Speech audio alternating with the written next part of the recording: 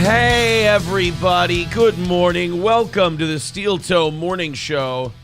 I'm Aaron. That's April. Good morning. It's Friday.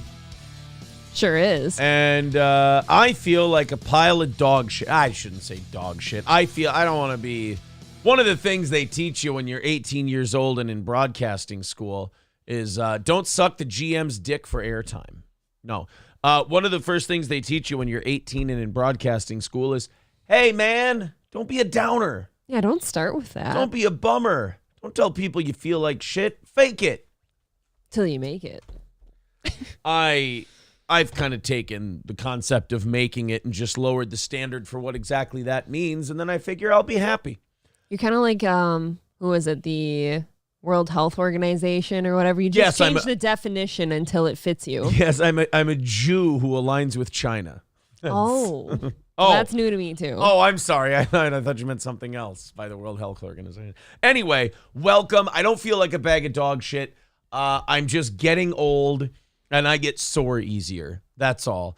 Sparring day yesterday, I just let a bunch of... Okay, that was going to sound bad. Now I have to say it because people are going to wonder what I was going to say. I let a bunch of young kids hit me. That sounds really gay and pedo-y. Where did they hit I don't you? mean young kid. Like to Show me, us on the doll. Like to me, a 25-year-old is a young kid because I'm 36. I get it. So it's 3 years younger than me, but whatever. You gotta let them when they're. Oh God, this is gonna sound bad too. I'm having a really gay pedo-y day today. No, I'm sorry. Retract one of those. I was going to say. When they're just starting out, you got to let these young guys hit you a bunch. Oh my God. That didn't sound good. Nope. Yeah, so they can develop Jesus. And then they can become good fighters so that you can actually spar with them. Like right now I can't throw punches at these fucking guys because they barely know how to throw punches themselves, so I can't go clocking them in the head or they won't get any better. Got to start slow when you're hitting them young kids. What I'm trying... Okay, look. I'm having the phrasing today is all off. Can I try again? Yes. I have to groom these young fighters so that I can work with them. No. Damn it. This is not working out. You've got this all wrong. All right. Well, anyway, I'm very sore. But I think we're gonna have a great day today. And I think we're going to have a wonderful, wonderful program. All right. I want to talk to some of the chat people. You and I had a very busy, eventful, newsworthy, noteworthy day yesterday. It was great. Yes. And we have a bunch of shit to talk about. Guys, April was off at her parents'. I had a couple of other things to do. April was at her parents' because we're having domestic fights, and she needed a break. No, April was at her parents' doing some raking with her mom. Alone, actually. Oh. Nobody was home when I'm home. Your mom was later. Yeah, she was out of town. Okay, so then she hung out with her mom and whatever. Got sodomized by a yard rake. I'm just kidding. Those Mexicans at your parents' house are uppity nowadays. Tiny. No, she went and did raking. I had some work-related type stuff to do. Okay, fine. I sat in the basement and edited for a couple of hours. Oh, so gay. So anyway, we had a lot of things happen. The new Compound special is out. Fuck You Dude said it was very good. I'm glad you enjoyed it. Compoundmedia.com. Go check out the third episode of Steel Toe. I was talking about something and I completely forgot. Oh, yeah. April was off in the wilderness raking yesterday. She probably doesn't even know about the Crowder thing. I do not know about a Crowder thing. You don't know. April doesn't know about the Crowder thing. That woke me up. Crowder's what? Okay, I'm sorry. Allegedly, in my opinion, Crowder's wife or wife's family has released some ring footage. Wait, why are we doing this? Just wait. You don't, if you take the wrapper off the chocolate in an unorganized fashion, you know you're going to get those little bits of metal in your chocolate. You know what? I apologize. I was hungry for the chocolate. Don't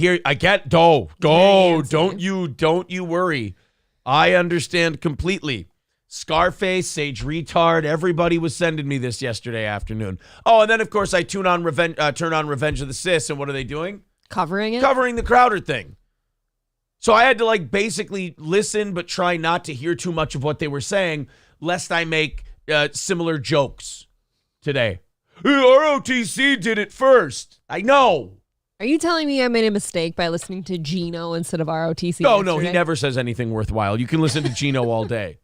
That gay F word was sticking earrings in his ear yesterday. He looked like a real pirate of the booty. I was going to say butt pirate. Yeah. So anyway, we have the Crowder thing. So apparently, April, and we're going to do this later. As Angelo Dundee said about Ray Leonard versus Thomas Hearns, we're going to wait till it gets good and juicy in here today. So share the shit out of this show. We're teasing. I believe, in my opinion, Crowder's wife released some Ring camera footage. Yeah. Audio, documents, text messages, a bunch of shit. And they are releasing it slowly. Kind of like the Mel Gibson tapes where they dropped at different times. Remember how Mel Gibson's wife at the time, or girlfriend, whatever she was? Yep. The phone messages, she released those nice and slow, Fucking difficult. You're a dishonest cunt. Those, golden. I need a woman, not a fucking little girl with a fucking dysfunctional cunt. Now, the difference between Crowder and Mel Gibson is that Mel Gibson's wife at the time, when we listened to them, we're like, oh, I fucking hate her. Oh, she's the worst. And obviously, every woman should be with Mel. She's a Russian robot, and Mel Gibson is really giving her the fucking business. Thing about Crowder is we all hated him before. We all thought he was a piece of shit before. And now it's nice to see confirmation this of all these things. Is what you're saying.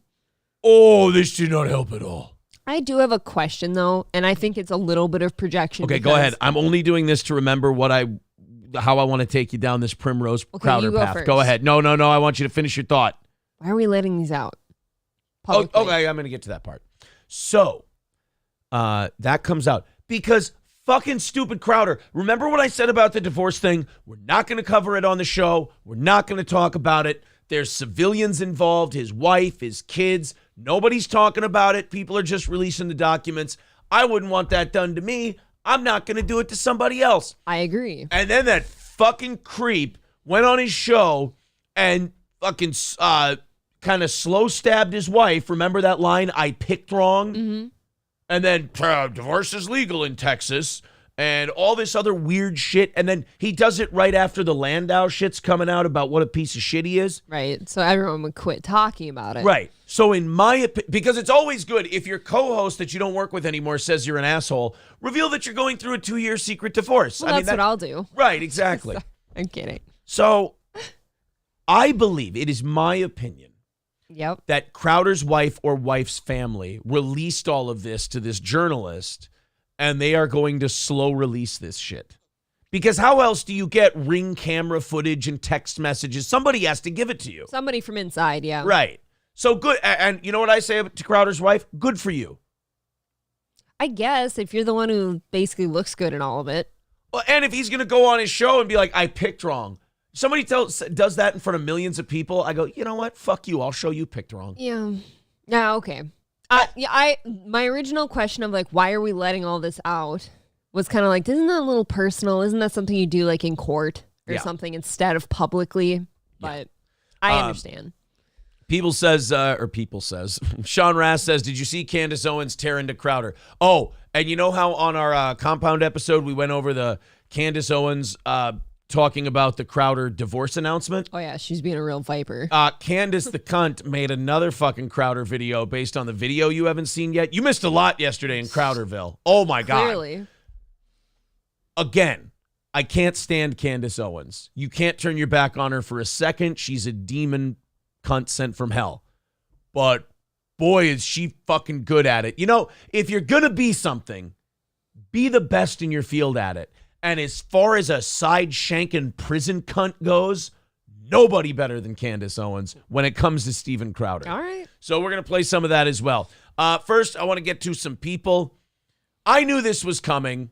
The Bad Luck Boys. But if I may, by the way, Mersh is on one this morning. Oh, he's on one? Oh, boy. Mersh Mersh got his magic carpet out, so to speak. Him and or the cats? He is flying over Agrabah and shitting on all the people. He even included you in it. Holy shit. Don't worry, you're safe. I was going to say, why? We'll get to it. What did I do? The Bad Luck Boys starting us off today with $20. Says, told you Crowder was fake and rainbow. That's fake and rainbow. Rainbow. You know what else I knew 5 years ago? Oh. Uh-oh, this is going to hurt, huh? Mersh, I have to ask you, do I have to? Do I have to? You and I just had a conversation about this. Aren't you supposed to be addressing Louie and Clarence when it's the Bad Luck Boys? Oh, yeah, that's We're right. breaking kayfabe here, it's you Louie guys. and Clarence. You're dead naming. Can I redact, please? You're putting me in a fucking spot here, business-wise. Oh. I would never do this to That is you. dastardly. But the Bad Luck Boys sent a very, very nice super chat. Some of it A is big one, yeah. Okay, I will say this. Some of it is very not detrimental. I guess detrimental is a word. Detrimental. To an individual we're currently in business with. I will do them this mitzvah. He is not writing anything that will turn up no results. Sure. How's that? Someone says, can you start the Rumble stream? I don't know why I got to tell you guys, I don't know why the Rumble stream isn't going. It should be. Well, check Oh, out no, it's going. the chat. Is the chat going? Yeah, the Rumble stream's going. Jesus.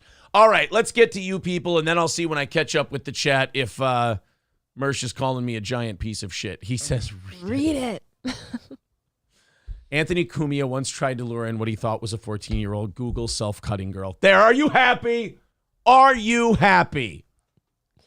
Now, is this where you say, look, we all make mistakes and evolve No, as human beings? it's where I say when I don't have a problem with anyone, I ain't trying to create a problem. Look, Aaron was not the 14-year-old, therefore he's not offended, right? I am not Mersh. I am not Anthony. They have their issues. Sure. I read it. Christ almighty. Thank you for the super chat. Thank Louie you, and Clarence. thank you, Louie and Clarence. You fucking shithead cats. You little devils. D Gulag says Cog said some nice things about Steel Toe yesterday. Oh, thank you. Anybody who says nice things about Steel Toe is okay by me. Yosemite Sambo says, fuck that. My back is killing me. Tell us about it. Oh, I'm way fucking behind. All right, guys, we're going to skip ahead just a little bit. Thank you to the Happy Plague Doctor for renewing his membership for a 5th month. Appreciate that, buddy. Papa Dan says, oh shit, April, you're in for a big surprise. Happy Friday. Yeah. Happy Friday. It's the Crowder video is going to be pretty good. The last statute says ROTC did it. You don't have anything original, do you? Oh, that one hurt. I'm sorry. It hurt me to say it. That wasn't appropriate. I really am just an amalgamation of everything. I'm a fucking broadcasting Cuisinart. I retract my, you're a lazy Susan of other people's work. I'm so sorry. I retract my statement. You know what? I think you're the greatest at what you do. You're a lazy Susan B. Anthony. Well, that's just offensive on many You know what levels. that was? That was a hurt man lashing out. Yeah. That's what it was. You'll get yours later. You gotta be kidding me, says Crowder secretly recording people antics are biting him in the ass. That's another reason that I feel morally not as bad about playing this shit. Oh, wow. I believe his wife's family released it, in my opinion. B, remember what he did to Jeremy Boring. Yep, he recorded the entire phone call. Fuck you. Without his knowledge. That's why you don't do shady shit.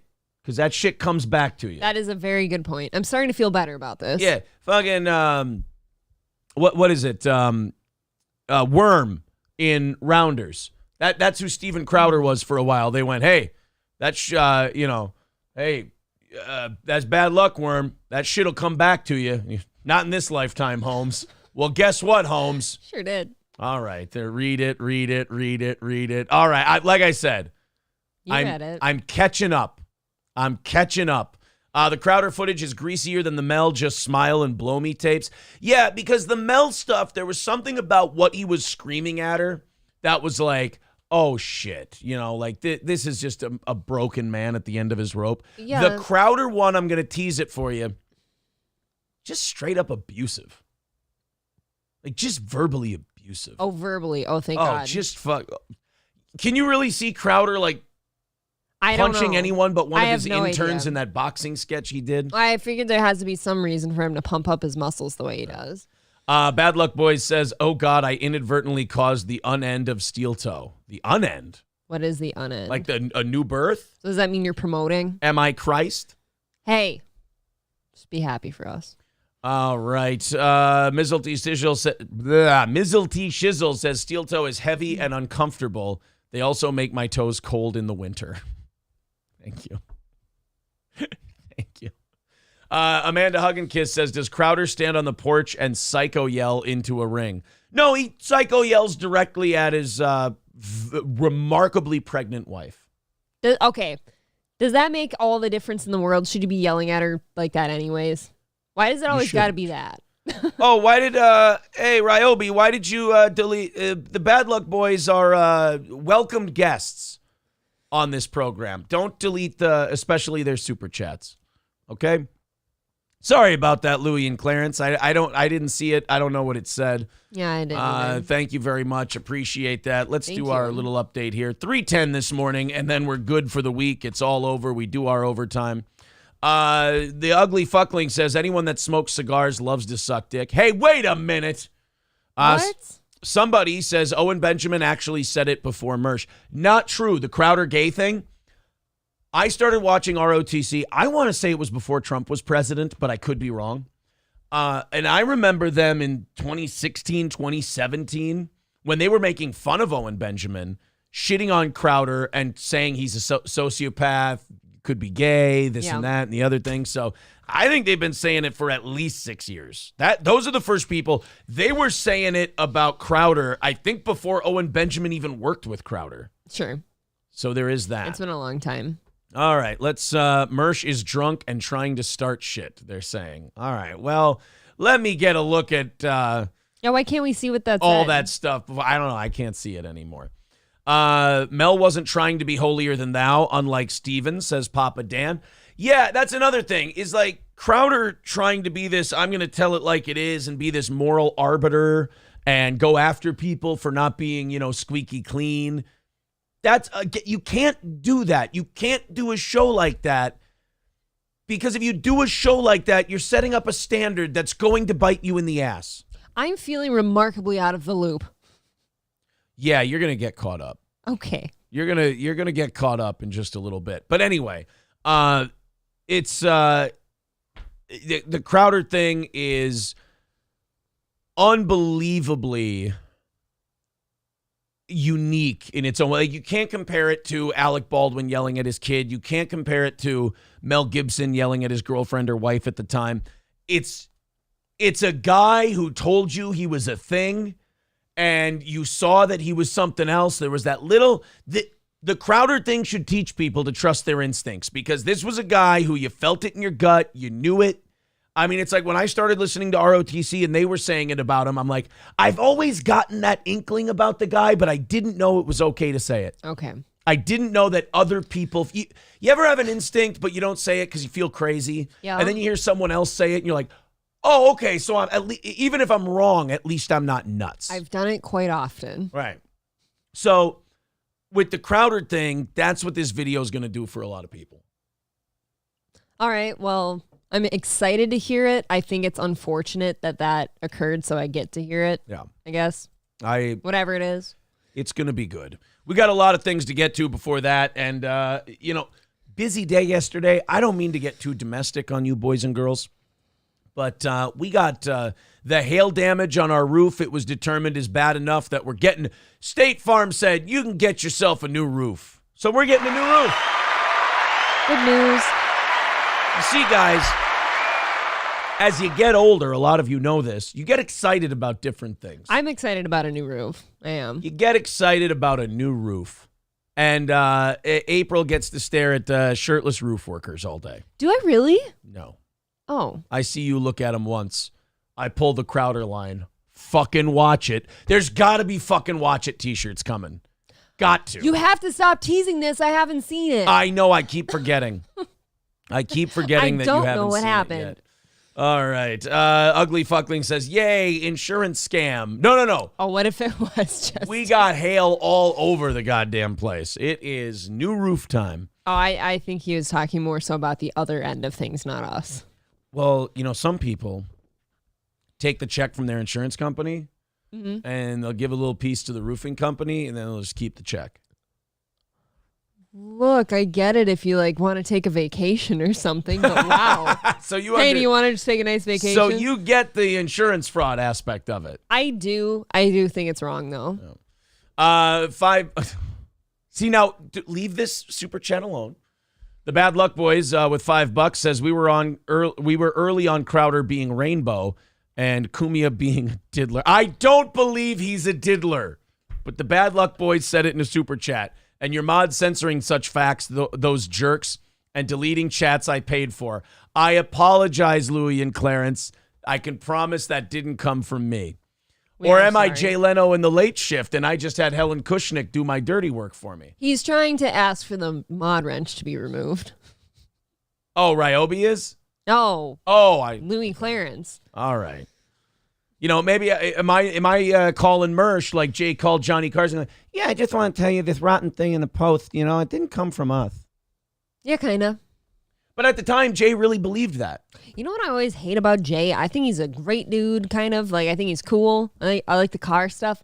His voice does bother me. Why is it so effeminate? It's a lovely voice. Why is it that way? Fired Ginger with $5 says April will just be staring at Mexicans on the roof all day. Oh, you didn't tell me that part.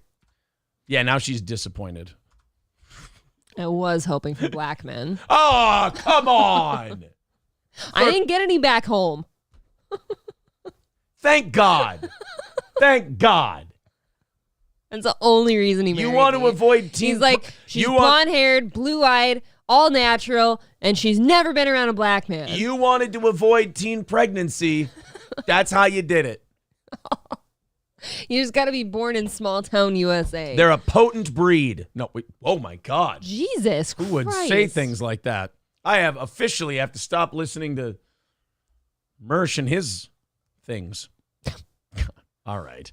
Bad Luck Boys with $2 says self-cutting girl. Now he's just putting self-cutting girl a bunch with $2 super drunk? chats. You know what, Mersh? I love you too.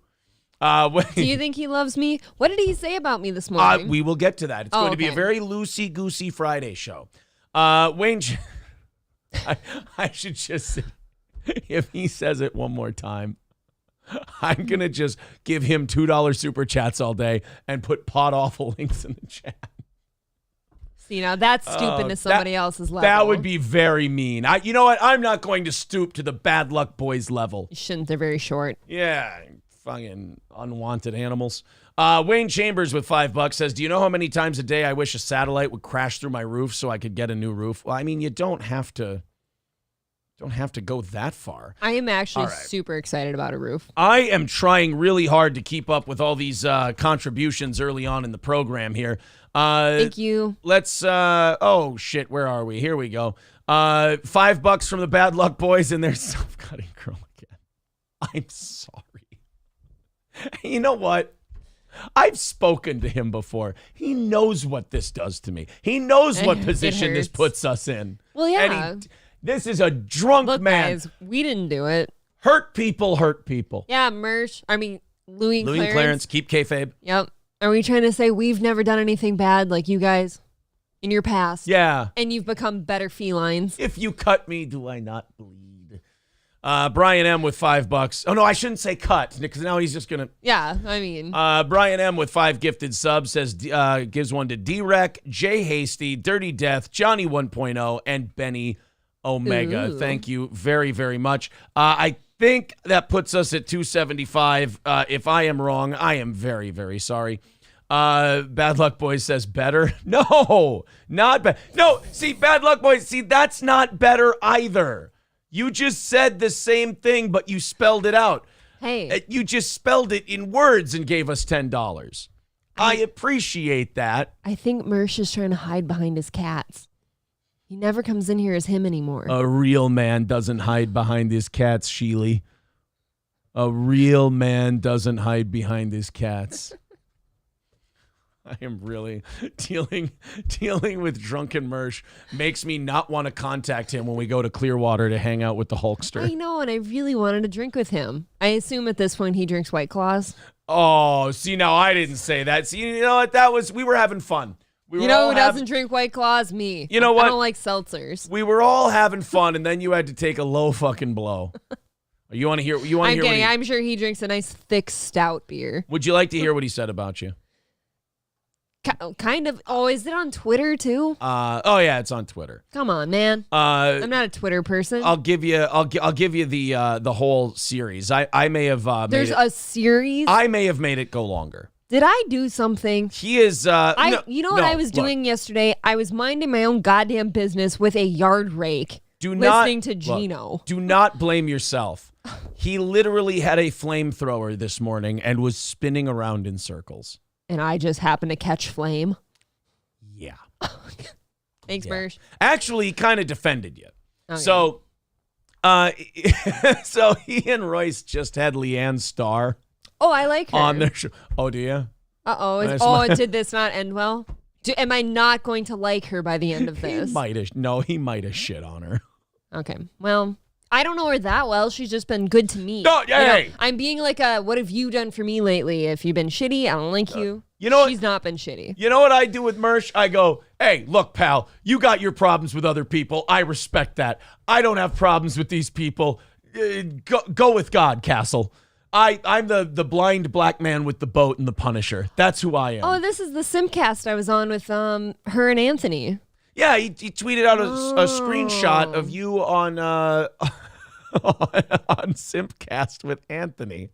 Why are we laughing? That is... He wrote, yes, you, Brittany Venti, Chrissy Mayer, Fair and Balanced, aren't generating rage clicks about predators while all coincidentally being childless and doing super chat bait streams with literal convicted woman strangling groomers, all while attacking Alex Stein. Are you kidding? All right.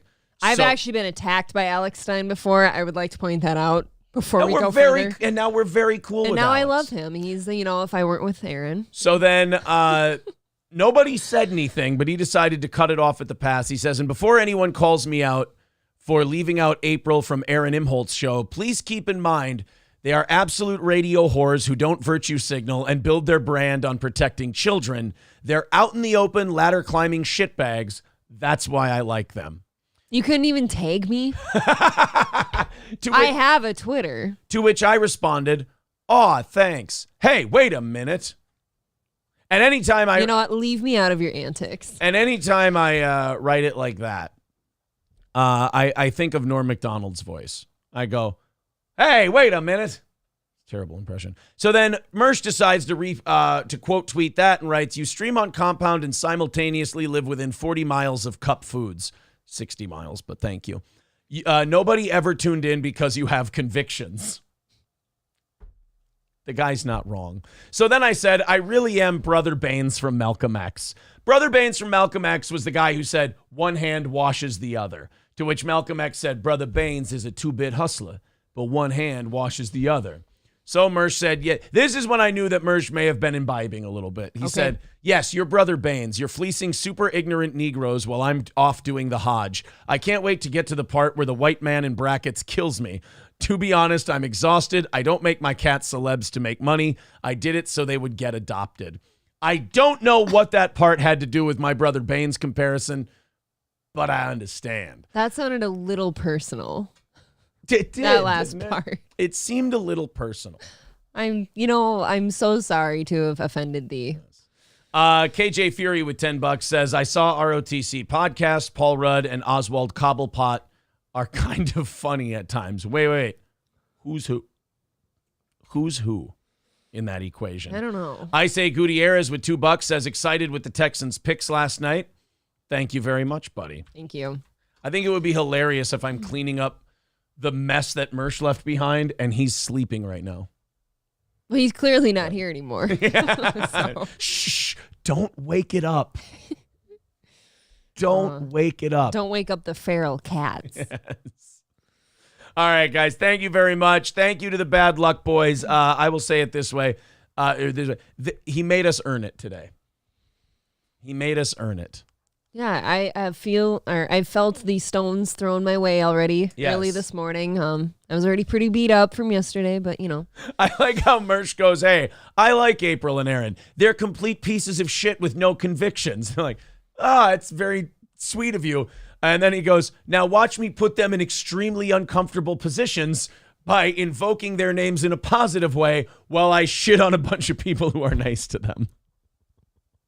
I have no convictions. I have to say, as a professional broadcaster, I can't help but appreciate that move.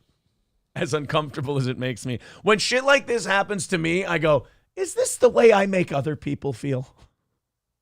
Is this that coming? Yeah, no, I would think that if I thought I did something to warrant such a thought. It's too early for this shit for me. You know what I do? I drink through my discomfort. I just looked over to you and I thought that was a seltzer for a second. I would never drink a seltzer. I put that on me and my dead homies. I'm sure there's some good ones out there. I just think White Claws are specifically gross. All right, boys and girls, let's get this show started with all the awkwardness and the wonderment that was the beginning. We have the Crowder thing to get to in a little while. So let's do, let's throw a bullshit number out there. Let's get to 150 likes before the end of this hour. You guys are already at 265. Thank you very much. Nightwave Radio says you blocked the Bad Luck Boys channel. No, we didn't. No, we didn't. Well, I know we didn't. Hold on a minute. No. You're not blocked. You're not blocked at all. Are you cursing in the super chat? Hold on, let me see. Yeah, if you were. Yeah, I'll hide you and unhide you, but yeah, right now it says you're not hidden. He's not hidden. If hide user, unhide user. If you tried to cuss in a super chat, it doesn't allow that. If that makes sense. Did you just say cuss? I did. I said cuss. No, I hit it and then I unhit it just now, so you should be fine. Nobody blocked the Bad Luck Boys. Oh, thank you for the $2. KF with $5. Where's KF's where's his thing? The man's got his own drop, for God's sake. And you've got 500. And here we go. Sage Retard PhD KF with $5 says, what kind of queer blocks the Bad Luck Boys unsub? They're not blocked. I agree. I'd unsub too. They are not. They are not blocked. I'm subscribed to channel. the Bad Luck Boys, and apparently they're none too keen on me. So maybe I'll take that back. Mersh is just causing problems this morning. What do you think what does he drink all night? What does he drink? Whiskey. Whiskey? Yes. All right. He says, I rewrote the next super chat 1,000,000 times, 1,000,000 rewrites, nothing worked.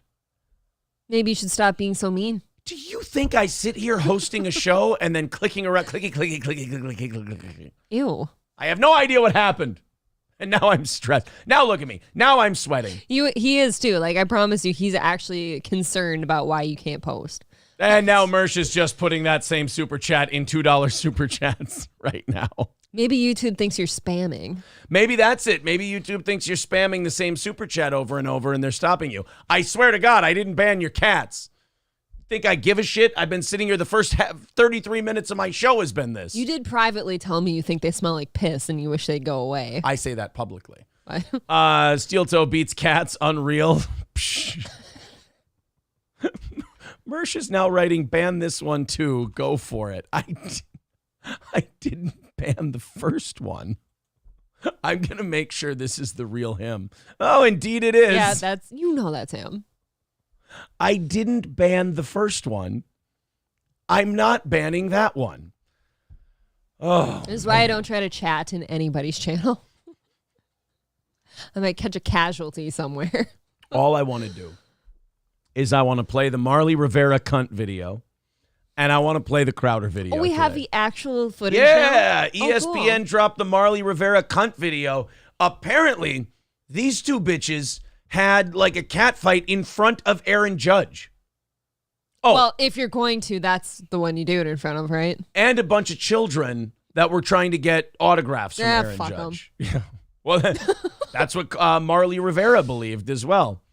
Freaky Deaky says, not surprising, Aaron is running away from the pussies. Well, have the Bad Luck Boys try to chat. Not super chat, just regular chat. I swear to God, I have not banned them. They are totally fine. They are here. I would never ban anyone. Guys, it shows for doing something funny. It shows up in the chat if we ban somebody, and it did not. We did not ban them. In fact, I hid them and unhid them to make sure they weren't hidden. Why does Steel Toe hate little kitties? I actually, ironically, have a big cat on my shirt today. I'm pro cat.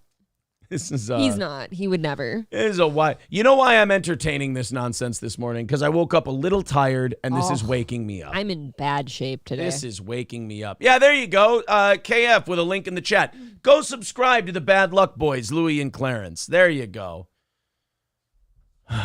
Subscribe to the pussies. Freaky deaky. I got 2 kitties, Aaron. You going to ban me too? No, of course not. I got bad news about a kitty yesterday, by the way. Oh, what's that? Cancer? Kind of. Oh. You know that little fuzzball that I kept trying to coax you into bringing home from hunting season last year? Right. Yeah, somebody didn't make it through the winter. See? Good thing we didn't take them. What if they had, if we took them? Not my pig, not my farm. That's what that I'm is saying. cruel. $2 from Dub. He says, White Boy Summer 07. There you go. All right. Let's get into some shit, because now I'm just reading super chats, and I'm Kevin Brennan now. I'm just reading super chats. Cats are gay. I'm going to have Louie and Clarence on the show to piss off Chad. Ooh, by the by, I couldn't help. Squirrel. You were a squirrel. You were gone, so I had to entertain myself. Jesus. I believe that we may be in the end game now for Chad Zumach. What does that even mean? I don't know this person. He was passing out on stream watching Kevin and Bob's show yesterday. Oh, boy. Yeah. Okay, well. I think he was on the verge of crying. Why? He was heavy breathing into the microphone like he was asleep. You have to give me what topic we were on. He does this thing now where he just restreams Kevin and Bob's show and yells at them the entire time. So what do those two usually talk about together now? Bob and Kevin now just have people that hate Chad and that Chad hates on their show as guests, and they read super chats. And then Chad watches it, and he gets really upset and remarkably shit-faced and, like, passes out on his stream. Well, you know what advice I'd give to Chad? What's that? Don't watch shit of people just being mean to you. Don't watch it. It's not worth it. It doesn't feel good. Take it from somebody who's been there. Cough, cough. It's just, it was... you piece of shit. It was fucking tragic. And then people are like, oh, I feel bad for him, and... oh, this is sad, and this is that. I'm like, I don't give a fuck if that guy dies. No, this is what I tried to say yesterday, because you're over here, like, teetering on, like, entertaining MLC, and I'm like, no, they have put me through fucking misery, and they could not give a fuck, but as soon as their phone number gets out there, God forbid, just a phone number, by the way, nothing personal besides a phone number where you can block people. That is very true. Suddenly, you're holier than thou, and... yeah. How dare you? And Chuli's a piece of shit for doing that. He should have unplugged the microphones. So the Bad Luck Boys. See, I want an apology. Bad Luck Boys, $10. They're back. Anthony Cumia likes kids more than he should. And all the women who go on associated shows don't really care about that topic. They just want rage clicks. Yes, I absolutely just want rage He's clicks. not going to be happy until we're banned from the compound. Stevie Lou says, have you guys seen Tukey? Would you like to see Tukey? I don't know what a Tukey is. Somebody had it right. I left for a few hours yesterday, and I'm inundated with your tism as soon as I come back. B Dabbler decided to start restreaming Chad, restreaming Bob and Kevin as the character Tukey. Tukey? Yeah. Tukey loves mud sharks loving misery.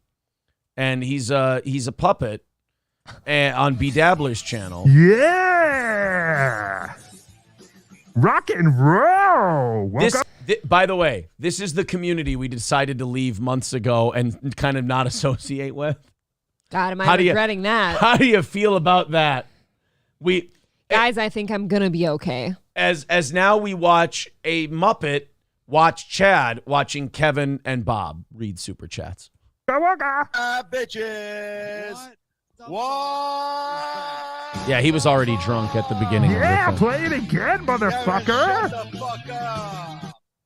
Shut the fuck up, Kevin Brennan. He's Why did doing- they? Oh, this is I don't comedy. need the mud shark. Why did no pause it? Uh-oh. Yeah. I need a quick reminder. Why did the band break up? Because Chad's a self-destructive drunk. Because to my knowledge, he was just best friends with them. I think it was the Calta giving the phone number away thing because Chad texted Calta, you should bury the hatchet with Kevin. And then Kevin's like, fuck Chad, he's a piece of shit. But it's like, dude, you brought the pit bull into your house. We told you he was going to bite the toddler. And then he's like, why did he bite my toddler? Who could have seen that coming?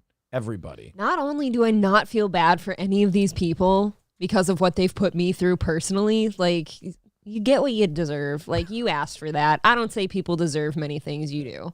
The Bad Luck Boys says, sweet segue. Thank you. I am getting my fucking balls destroyed by Mersh this morning. All right. What else would you like to deflect to? I Because- would like to now deflect to the Marley Rivera cunt video. I just want to do my program. Thank you very much, though. The generosity from the Bad Luck Boys is very, very sweet. We appreciate that. Of course. 2:45 from knocking it out this morning. Salud. All right. People are saying, did we bully Chad into buying a mic stand? Of course you did. Oh, I didn't even notice. So- Now, has Kevin Brennan ditched the drive-through headset yet? Never, not in a million years. It's a point of pride at this point. I can't decide if it looks more like a pilot or a McDonald's drive-through worker, which those people are very nice. Kevin is so into hate booking his show that yesterday he had Ray DeVito and Ski Mask on only because Chad hates them. I mean, that's the whole show.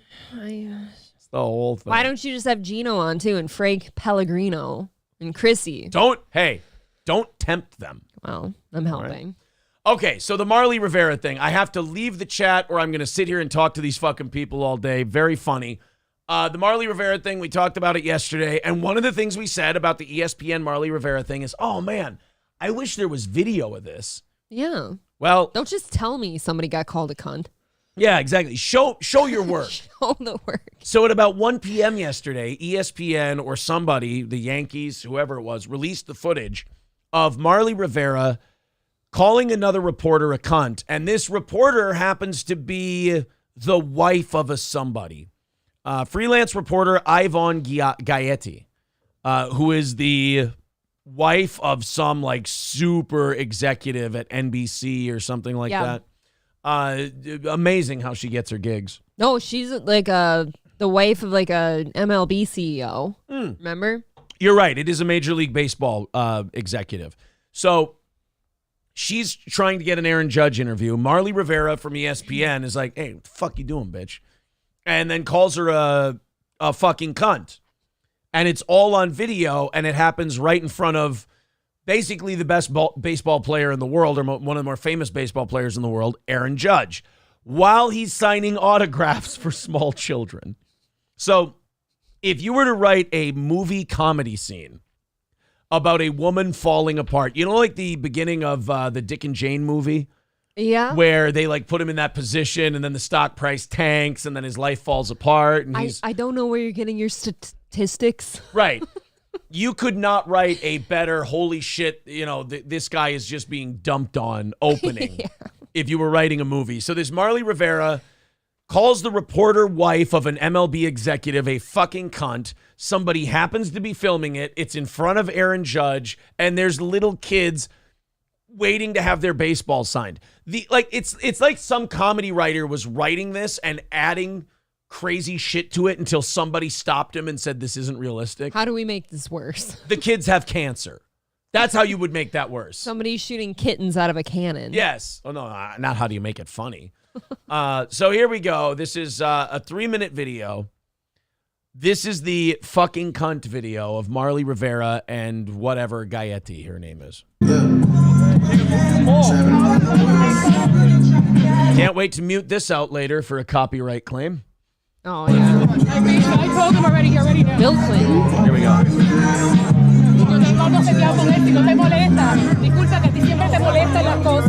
So she's already yelling at, that's Marley Rivera. She's already yelling at this chick for trying to like get in on her Aaron Judge time. Is it rude of me if I ask for English, please?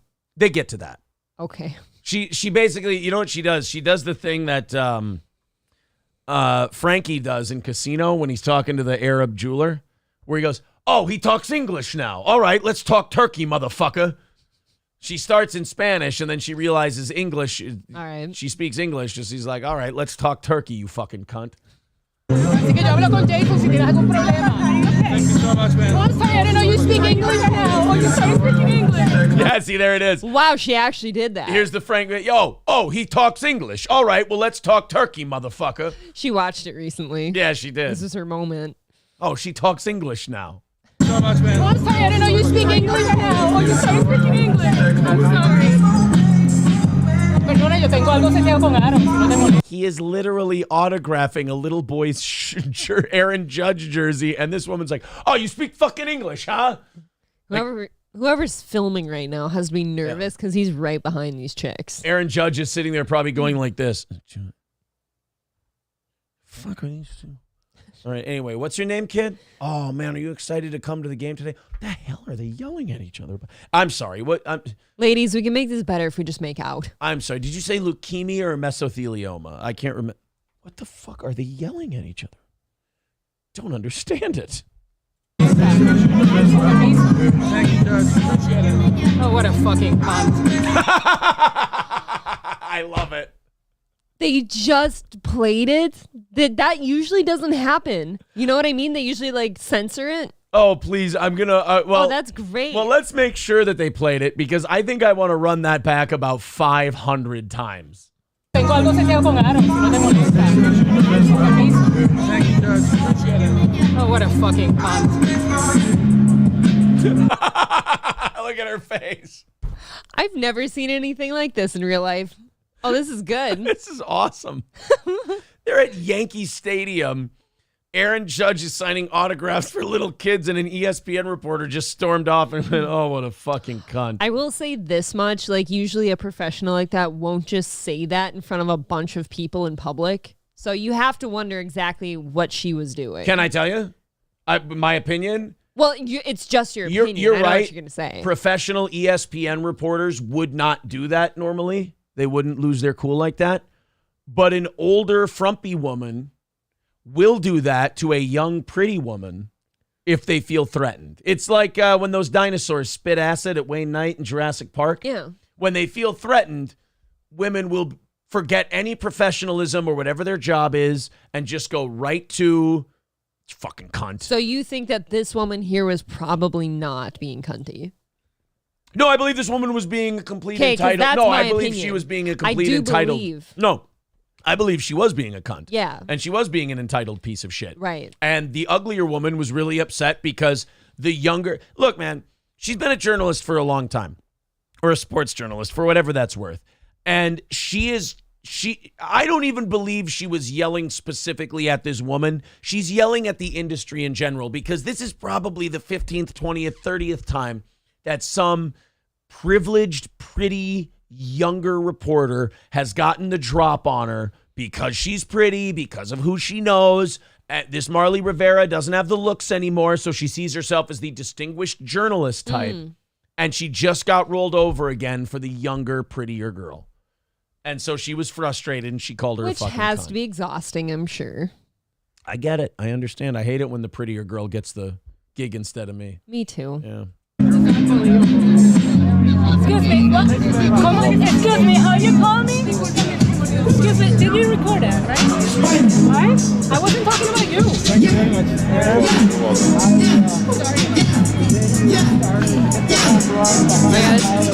This music's not good. Look at her face. Did you hear, though, in the background that Rivera's still back there after she said, "Oh, you guys are recording that, right?" And Yeah. she back there said, "I wasn't talking about you." Like, Yeah, she I tried did to hear. bury I herself. did hear her say I wasn't talking about you. It's like, oh, who are you talking about? Aaron Judge, the little kids, like. The little kids, obviously. Yeah, she was talking about that little kid. These little kids are taking up Aaron Judge's time.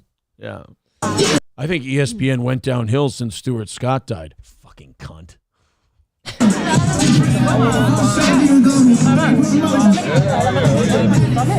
time. You got a pin, sir?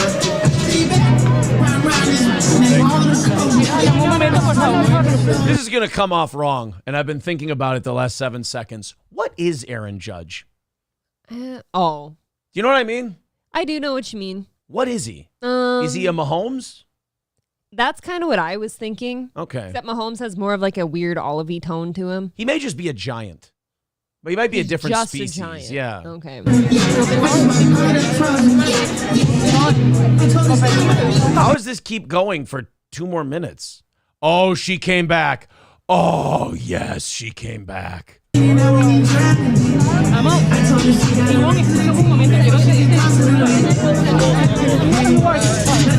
sorry, I'm working too. So these 2 women are fighting in front of Aaron Judge. Again, I'm going to point out, this is not God. something you see with dudes. You know, No. I talk about how if we were hiring based on meritocracy, ESPN would never hire a woman because you'd have to get through 200 male sports analysts before you get to a woman who's better than them. It's like tennis. Yep. Where, what was it? The Williams sisters got beat by the 300th ranked tennis player or whatever in one day, straight sets. That's the same way with sportscasting. Aaron Judge would never have to listen to 2 because guys would be like, we're not going to have this fucking throwdown in front of Aaron Judge, in front of the Yankees. I mean, it's unthinkable. I mean, the Yankees are the Yankees. It's the Coca-Cola of sports. Yes, it is. And you have to imagine Aaron Judge is just standing here trying to sign shit, and he's just like, could you women just go away? Like, what makes you think I want to talk to either of you now? Could you see a walking definition of, bitch, this isn't about you more than these 2? Right, And this is only about Aaron. I won't even say these 2 because this one's trying to mind her business. She didn't help either, though. Like, she did turn around and be like, you guys are recording this, right? Like, she definitely wants the drama to come out later. She didn't just take being called, a fucking cunt and move on. Latina Tyne Daly here does say that she tried to hone in on her interview time. So there is that. And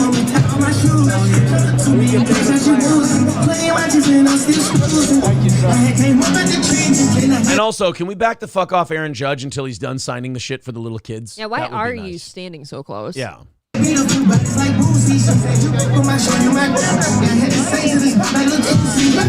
this it?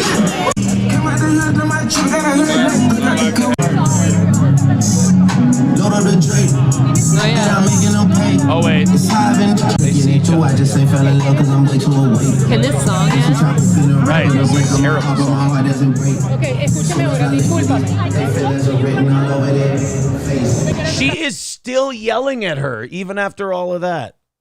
I really, honestly, TMZ did not need to make the video that long. I just needed the fucking cunt part. Right, that was enough. Yeah. That's all we needed to know. That's all I needed. Look. It is interesting to me that woman, Riviera, still stuck around to like keep talking to her in Spanish. And I do wonder if she was trying to talk away what she said, and apologize or grovel or something. I mean, I get that the other woman won't be canned because she's an MLB executive's fuck thing. Yeah. But like wife. Both of those. Oh, is she the wife? Yeah. Okay. Yep. Sorry. Well, still you're my fuck thing and my wife. Right, but I would prefer to not just be known as that. I get it. How people identify is important nowadays. I'm a creature from another generation. But still, both of them should be canned for being remarkably unprofessional. Yeah. No, I was thinking that too. I'm like, I don't know why you just let one of them go because the other one's still making sure that this drama gets seen later. You're fighting in front of Aaron Judge at Yankee Stadium. Mm-hmm. Cut it out. Knock it off. And again, this is what you get for hiring women to be sportscasters. No offense. Like, if they're an ugly lesbian, they're probably going to be good at it.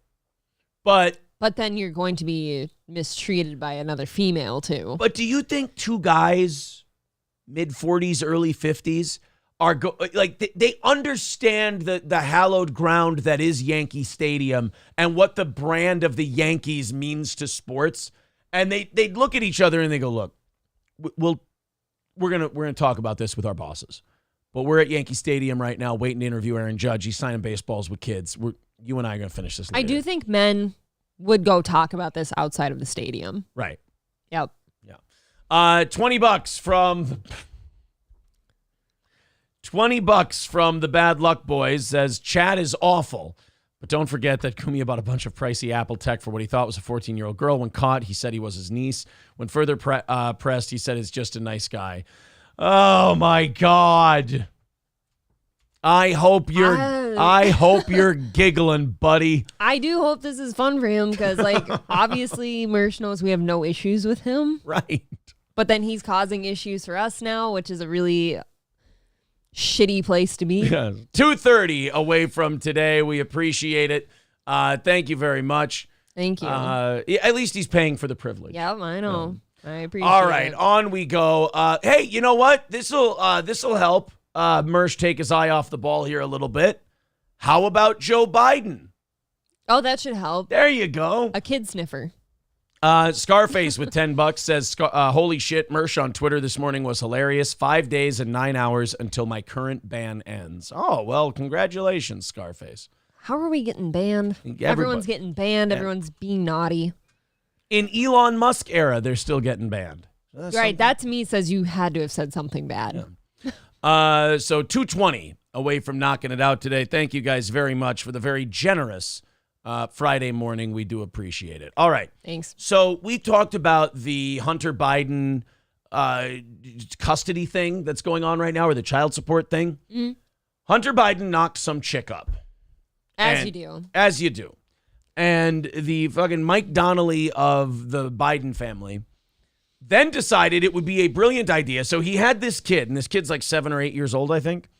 And when he had this kid, he agreed to pay a certain amount of money. Yep, that's how it usually works. He was writing the guy who eventually became either foreign policy advisor or defense secretary. They found emails now where he was like trying to get this guy during the campaign to help make this go away and help make this not a campaign issue, and talking about the laptop shit. Like, they have a lot of emails and texts of this now. And that guy did help Hunter Biden a lot, kind of smooth this thing over. And then he got a high-ranking position in the Biden administration. Yep. Isn't that remarkable? That's how it works. Hunter Biden, you know, we talk about unforced errors a lot on this show. This is an unforced error. All Hunter Biden had to do was knock up the chick, have the kid, pay the money, shut the fuck up. That was it. You know what this crackhead, by the way, I don't even have to say allegedly. You know what this crackhead went and did? What did he do? Went to court and said, could you guys lower my child support? Oh. Well, let me tell you what has to happen if you want to. Wow. If you want to, thank you, Bad Luck Boys. $5. Sorry, we stand for the truth. The truth is that Anthony Cumia has a well-documented history of being attracted to minors. All right. When are you going to let me out of this hellish leash that you have me on? I do have a question. You know, did he pay for it? Did he make good on it? Has he done it lately? Or is he, what is the word? This is from the old O&A subreddit from back in the day. It's, look, man, I don't get into anybody's skeletons as far as all of that stuff goes. And I'm definitely, and Mersh and I talked about this, I'm definitely a guy who, you know, if they're good to me, I don't, you know, if they're good to me, I'm good to them. Let me just say this. I understand the shortcomings of the people I work with. I understand. I do. 210 away from today's goal. Blair with 499. Good morning from Fort Benning, Georgia. Steel Toe. Keep up the good work. Thank you, buddy. Thank you. Hit like, hit subscribe. We appreciate that. So Hunter Biden goes and tries to change and lower his child support. For what reason, by the way? It seems you have money. For his bastard, too. Literally his bastard kid. Who's probably not around, right? He's not around. Sure. And this gets worse. So now the court goes, well, if you want to lower your child support, we have to see all of your financials. That's how that works, though. Yeah. Yeah. Okay. This is where Hunter Biden's the dumbest fucking guy who ever lived. This is going to get rich. What are his financials full of? Probably. Transactions for like Ukraine, China, and all these other countries. all this other shit that were given to him and given to his business in exchange for access to his father. Oh, this is great. Now, is Joe Biden or Hunter Biden going to face any consequences for this? Of course not. This isn't like, you know, it's like when everyone went, oh, they got Fauci, they're going to put him in jail. Fucking nothing's going to happen to Fauci. Nothing's going to happen to Biden. Nothing's going to happen to Hunter. Something would only happen if this were Donald Trump. It's just, you know, if you're Joe Biden, you're like, does my dipshit kid, fuck up crackhead kid, really have to keep creating headaches and start fires that we have to put out. No, I don't think Joe Biden thinks that hard about anything. Pay your fucking child support and shut the hell up. So now this whole big court thing is going on. And what we're also finding out about this kid. Now, remember, if this is Hunter Biden's child, that makes it Joe Biden's grandchild. Yes. Joe Biden does not acknowledge this grandchild. He doesn't acknowledge it in public. He doesn't acknowledge it in private. And that is a shitty fucking thing to do. Well, yeah, that's cruel. That is it's not the kid's fault. Right. Your grandpa is president of the United States, and he won't acknowledge you. It's this bastard grandkid. That is a real piece of shit thing to do. Joe Biden met with a bunch of kids today. Time out! No! Presumably to make his level of intelligence seem a little better by comparison. This is a Not the Bee article. And during the visit, he mentioned he has 6 grandkids that he's crazy about. Problem is, he has 7 grandkids. Oh. But maybe he's not crazy about the bastard one because it's fucking up his finances. Zaboomafoo, too, had 7 kids, and he only acknowledged 4 of them. So. Zaboomafoo was a real piece of shit. I'm glad he got fatty liver disease. Is that what it was? Whatever it was that knocked him out. Liver or kidneys? Which one was it? I think it was his liver. Fuck that stupid. He drank too much. Fuck that stupid tree swinger. What? Cruel. He was a lemur, right? He was a lemur. Oh, thank God. I was worried I was talking about like an NBA power forward. I'm like, I'm going to get in trouble for that one. I think even more concerning that Joe Biden takes his notions from a lemur. Yeah, well, I mean, you got to go with those at your intelligence level. So Joe Biden meets with these little kids. And luckily, the White House has said, look, to avoid any controversy, could you have these kids not use any fruity shampoos for 36 hours before they meet the president of the United States? That would be incredibly helpful to us. None of them little bottles with the big eyeball on it with the different fruits. Exactly. None of that. Right. And for some reason, no watermelon flavors, especially. He sniffs them and he goes, Barack. And it's really awkward for everybody, and they have to address it. No, he doesn't say Barack. He says Malia. Oh, how did I miss the joke? Yeah, how'd you screw that up? Bad luck boys are in my head. That's what it is. Scratching around. Damn you. All right, here we go. I have 6 grandchildren. Liar, whore, I'm liar, crazy whore. about them. I speak to them every single day. I bet Not you a do. joke. Matter of fact, I just got finished going through the calls, and only one of them answered the phone. Maybe it's because the other 5 know that you'll disown them at any point in time. No, they just don't want to talk to Joe Biden because it's an embarrassment. Right. But at least I got to leave a message. And my oldest granddaughter is named after one of my daughters who I lost in an accident a long time ago. Hey, you know what we should do when we talk to a bunch of kids? Talk to them about your dead children. My other one got brain cancer, and he's dead. And, it's really sad when you lose a child, when someone as young as, well, how old are you? I'm 9. Yeah, 9-year-old dead kids are a very sad thing. And I hope none of you die. It's like, look at this little dude in sunglasses down oh, man. He's so cute. And her little Morpheus down here. I know. Her name is Naomi. And then I have number 2. I have That's a weird name for a kid. He's just a pile of shit, actually. Yes. a daughter who works in the environmental movement, and her name is Finnegan, and named after my mom. And Your mom's name was Finnegan? Look at this little fucker. He's like, I don't care. You took me out of school for this. What the fuck is he talking about? These are girls I'm never going to fuck. Number 3, my granddaughter, I call her my all-American girl. She was a great little athlete, and she's about to graduate from college in about 2 weeks, and her name is He forgot his grandchildren's name. Please play that back. Well, he can't even remember how many he has, first of all. Can you play it back? He can't. We're actually giving him too much credit. It might not be that he cares that it's a bastard kid or whatever. He might have just forgot. He might not be failing to acknowledge the bastard kid. He might just not know how to count how many grandkids he has. Exactly. And her name is the nickname we call her is Maisie. Oh, he really doesn't remember her name. And by the way, Macy is not a nickname for anything. No. Okay, that's just a name. So his nickname for that one is Macy. What would the whole name be When then? he tried to say her name, then he choked. And when he walks up the stairs, he stumbles. And though he tries to hide it, it's clear.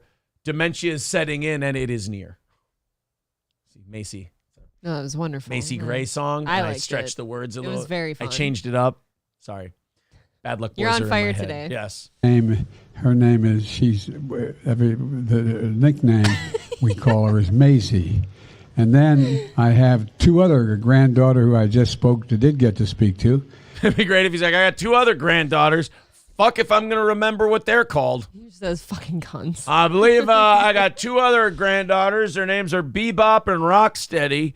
And they're wonderful kids. Then I got another grandkid that my kid's trying to fuck up my day with. All right. Bye, everybody. We got Thelma and Louise. Yes. Yeah. I believe I got two other granddaughters, and their names are Cagney and Lacey. Oh, wait. You know what? I think I just watched that on TV. Never mind. It's just... I got two other granddaughters. Their name are Andy and Gomer, and I love them all very, very much.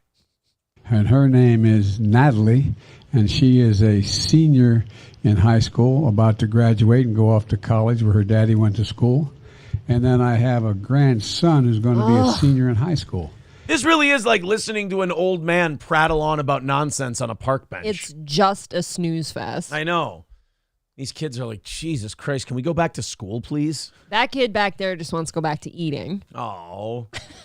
I actually saw one time there was a guy who owned a bunch of hotels, and he had a son who had to go back through all the grades again, and he actually grabbed that kid by the face, and he told him, you got to cherish it. You got to cherish it. He shook him by the face. The Twinkies. And then now I have a new baby boy. Oh, yeah? He's 3.5 years old. He has a new baby boy. And his daddy named him. Hey, time out. Did he just say he has a new baby boy, and then he said 3.5 years old? He did say Hold on. years old. And Go his back a daddy little named bit. baby boy. He's 3.5 years old. That's not even new if it's a car. That's not even no, your car's almost paid off. Yes. That's not new, sir. Sir, that is not a new baby boy. That has been around. That's an old-ass motherfucking kid. And his daddy named him after his brother, my deceased son, and he's Bo Biden.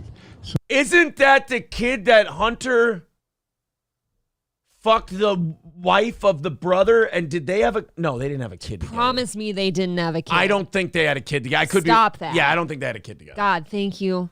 and guess what? They're crazy about me.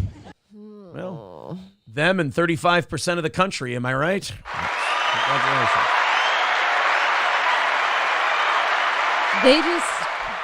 They just like being around somebody who has about the same mental capacity as they do. They like that, yeah. He feels comfortable with that Around crowd. the brand new 3.5-year-old. All right, let's go to KF. He says, good idea, Lucas R. $5 diddler hype train, toot toot.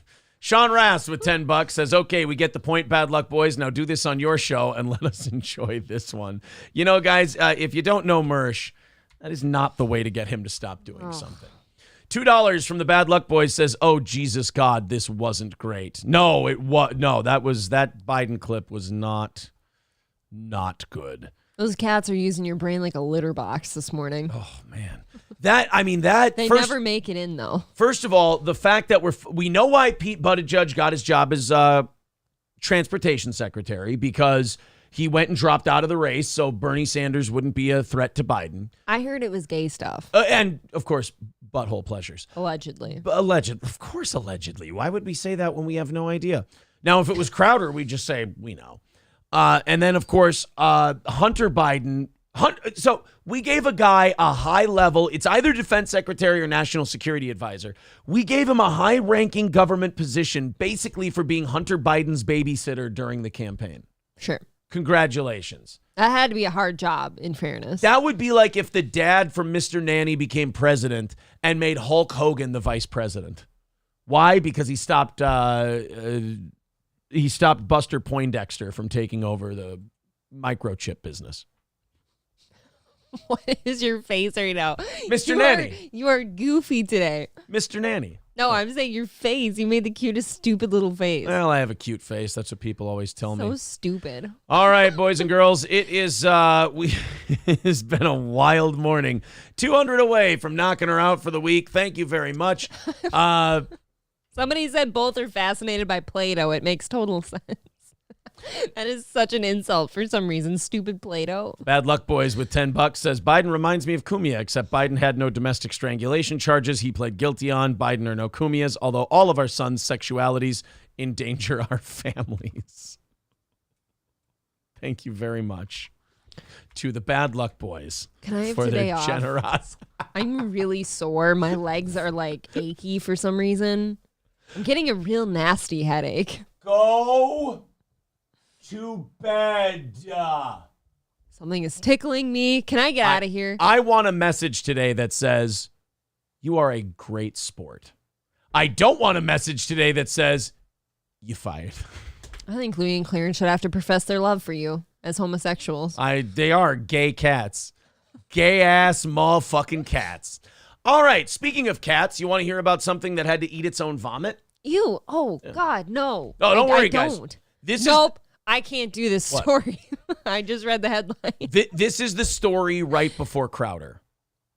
So we're going to get to the Crowder stuff right after we get to the puke eating story. God damn it. Look, you got to eat your vegetables.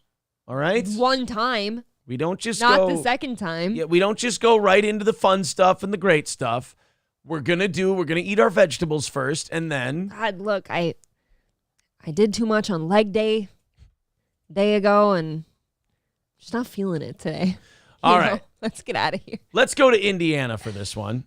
This was... did you ever have a day in school where some kid made a big mess? You know, it didn't mean anything by it. Just, made a mess, maybe a bathroom mess, maybe... No. No? You didn't have one of those? I Where had a kid who- the janitor had to come by and do, like, the sawdust thing and clean up No, I had a a kid little that accident? I had a kid that puked in our class in first grade. I remember that. It was traumatizing. Yeah, well, this is a puke story.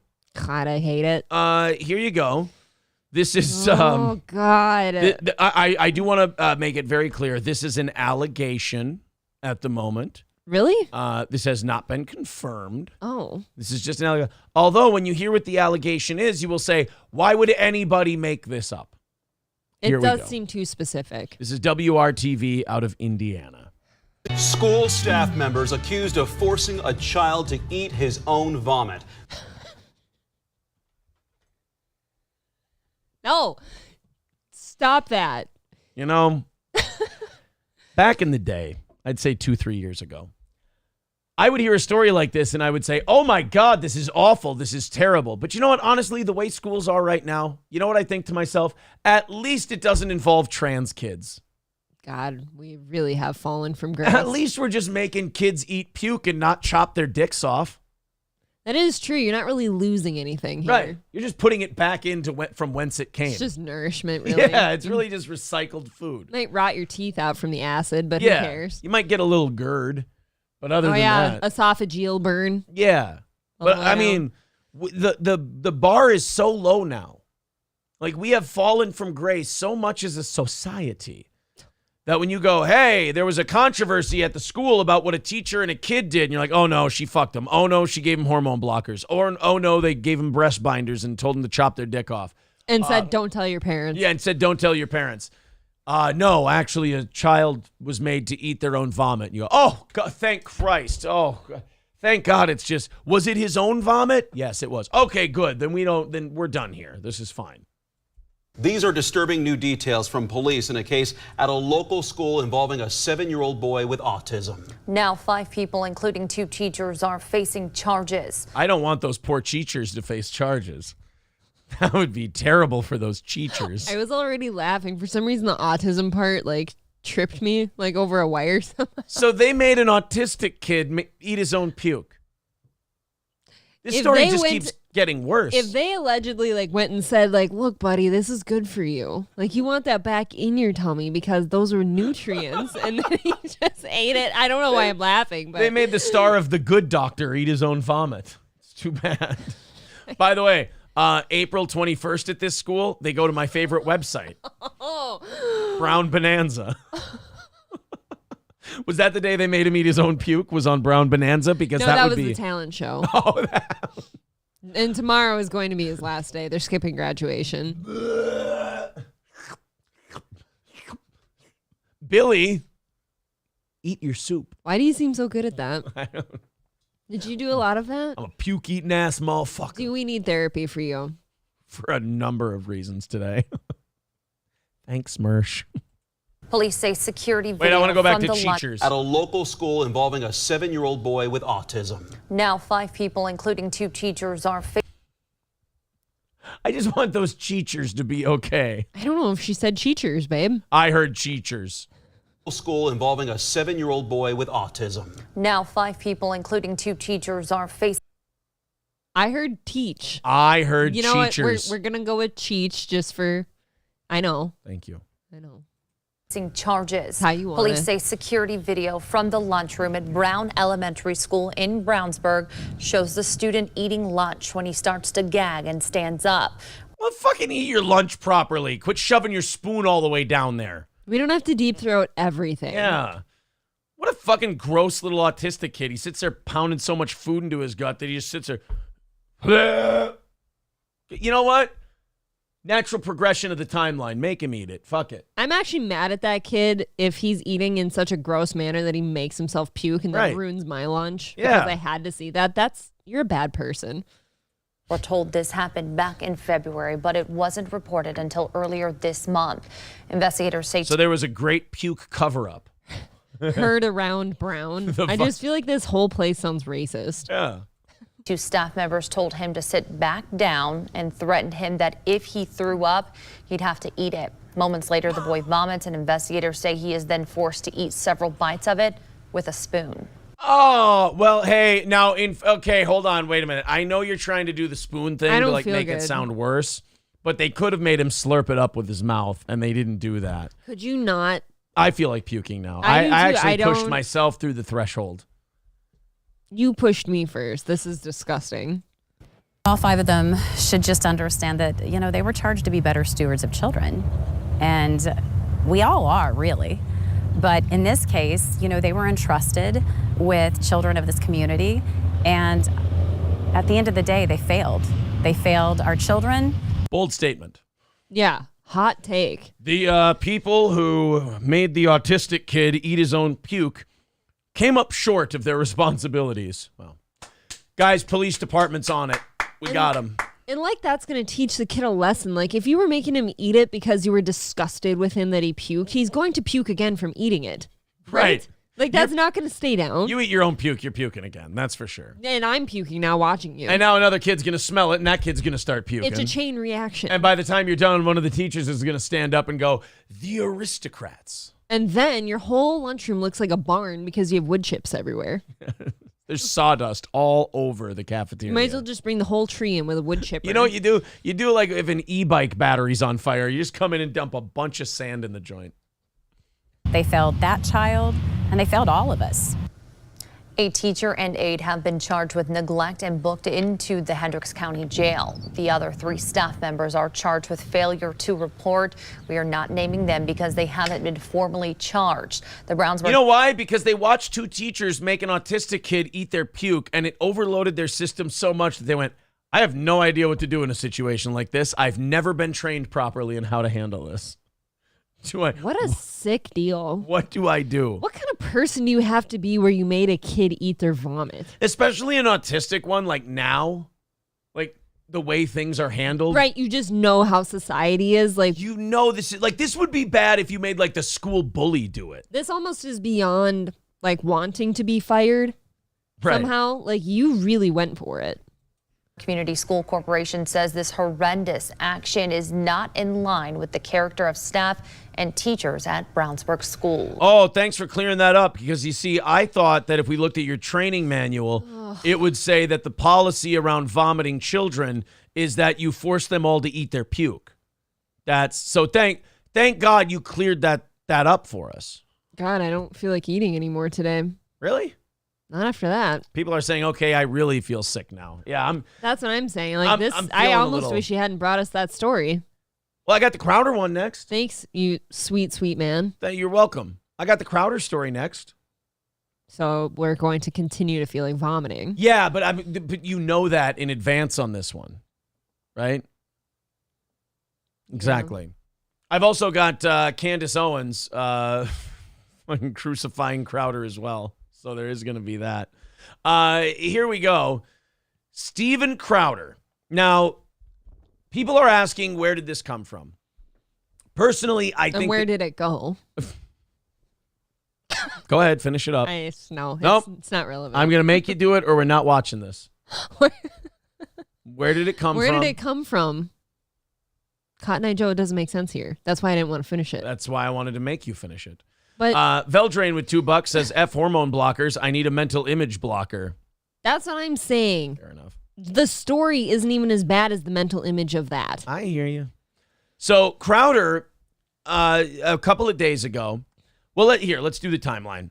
I think on last Wednesday, Dave Landau, former co-host of Steven Crowder, goes on Michael Malice's show and talks about, I wouldn't even say talks a whole lot of shit about Crowder. He just talked about his experience working on that show. And it seemed that Steven Crowder is kind of a sociopath, attention whore, limelight stealing, fame hog, who doesn't want anybody but him to be the funniest guy in the room. Michael Malice said things like he always has to have the last word. If he has a rant, they instructed Dave, let him have the last word. There was a shut the fuck up Dave light where if Crowder went on a rant, they would turn that on and Dave wasn't allowed to speak. Dave hated all the shitty sketches they did and called a few of them out by name. Crowder didn't pay him very well in terms of Crowder money, and then also wanted him to force his family to move down to Austin when Dave's wife has a job and insurance and he has a sick kid and all this other stuff. Don't go out and do comedy without me. Yeah, so, owned 70% of his special, so Dave Landau didn't want it released. Took a piece of all his comedy action, barely ever plugged his gigs, the whole deal. I mean, just really shitty, unnecessary stuff. I mean... Kept him in on Fridays so he couldn't travel for comedy. Yes. The other one, if he was 5 minutes late, fuck you, turn around, go home, and you're not getting paid. That's really... At that point, it's almost like, all right, day off, thank God. It just really seemed like such an overly structured environment that it was not conducive to comedy. Right? Yep. So that happens. Anthony gets a hold of it. Easy, Mersh. Anthony then has Dave Landau on his program. And Dave Landau goes into a little more information about Steven Crowder. After which, Crowder decides to address, in my opinion, and in many people's opinion, get the heat off of him for the Landau stuff. So he doesn't look like a piece of shit boss. Right. Go ahead. He's been portrayed in a pretty negative image now. Now, here's where, this is one of those situations where a guy's having a breakdown and every fork in the road, he takes the wrong turn. To take the heat off of the Landau thing, he decides to bring up his 2-year-old divorce that he's been going through. Now, what would you rather have people know about you? That a disgruntled ex-employee thinks you're a piece of shit? Okay. And that's the conversation? Or you open the Pandora's box of, hey, by the way, guys, my marriage is falling apart and I'm going through a really nasty divorce. I think I'll take the first option. I'll take the disgruntled employee who thinks I'm a piece of shit all day long. Yep. Over, hey, by the way, guys, I'm announcing my divorce, and doing it in such a piece of shit way that you're throwing shade on people, you're taking the onus off yourself. I mean, doing it in a very Crowder-like way. Using your kids as shields. Using your kids as human shields, and then the phrase, I picked wrong.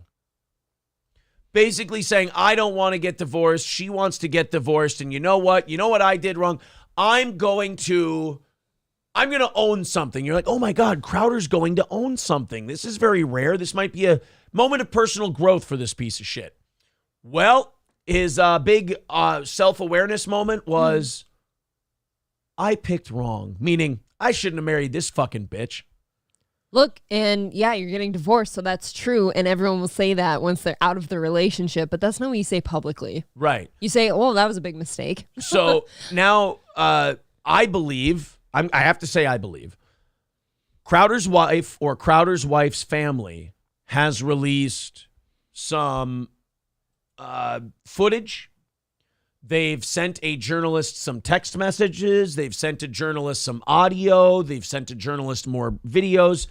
And this journalist has decided, this is so clearly a, hey, Steven, we'd better settle this fucking thing or else. This is the wife turning the tables on Crowder because now Crowder's brought her into the public. Yeah. Crowder's made this thing a thing, whereas you had shows like this one, and there's probably a million small shows like ours out there that were going, we're not going to talk about this. We're going to respect, we may dislike this guy, but we're going to respect the divorce and all of that stuff. It's private. He decided to bring it up. And this arrogant sack of shit brings it up because he thinks it's going to take the heat off a disgruntled employee who thinks he's a piece of shit. Steven, every disgruntled employee thinks their ex-boss is a piece of shit. Well, you know how many sad sacks there are. They're like, oh, I'm so sorry to hear that you're going through a divorce. Right. He's going for that angle. All he had to do was let the Landau stuff die down. People are going to find your divorce documents and they're going to talk shit about it. Yeah, but eventually someday you could have just said, yeah, things didn't work out there. It's over. So Crowder, and by the way, Crowder wasn't looking good in the Dave Landau thing because all of Crowder's ex-employees think he's a piece of shit and a sociopath and everything else. So Crowder's wife or Crowder's wife's family hears, oh, I picked wrong. And they go, oh, yeah? You want to see how fucking wrong you picked, you piece of shit? Now, the whole thing about a divorce is you want to settle it as quickly as possible, quietly as possible, do what you do. A lot of times, guys will bend over backwards. They'll say, you know what? I'm going to give up more than I need to so we can just get this thing over with. Seen that. Just want to be done with it. Yeah. Crowder seemed like maybe he was on that path of quietly taking care of this. For 2 years. For 2 years. Yeah. Look, when there's millions of dollars at stake, it's going to take a long time. Lawyers are going to want to pick through stuff. But you could have handled it quietly. That's a long time, though. Wow. Right. Instead, now he decided to make it public. So now the wife's going to fight dirty. This is what you don't want because a vindictive woman who wants to divorce you already, now you've given her a reason to be pissed off and shitty. You better make sure your closet is squeaky clean, my man. Right, you bleached it. And April, let me ask you something. Do you think Crowder's closet is squeaky clean? Not for a second. No. Revenge of the Sis with $5 says the Bad Luck Boys are right. Acknowledge them. Landau's former co-host tried to bang self-cutting girl. Mersh, is it every account? Is it going to be every? Thank you for your generosity today, sir. I appreciate it. I hope I get lots of credit for being a good sport. Yes, thank you for paying for our pain. Yes. So, Crowder, Hillary. This is, and thank you, Sage Retard, for making this a YouTube clip instead of the embedded Substack clip. This is Crowder and his ex-wife. She is very, very visibly pregnant. They are in their backyard on the patio area. Crowder's sitting down. Some people have said this might be during a time where he was recovering from an elective surgery. And no word on whether or not it was a cockendectomy. But she is very pregnant. Crowder is sitting down smoking a cigar, and he is berating this poor woman. Let's check it out. And again, April has not seen this yet. I drew a boundary. I drew a boundary.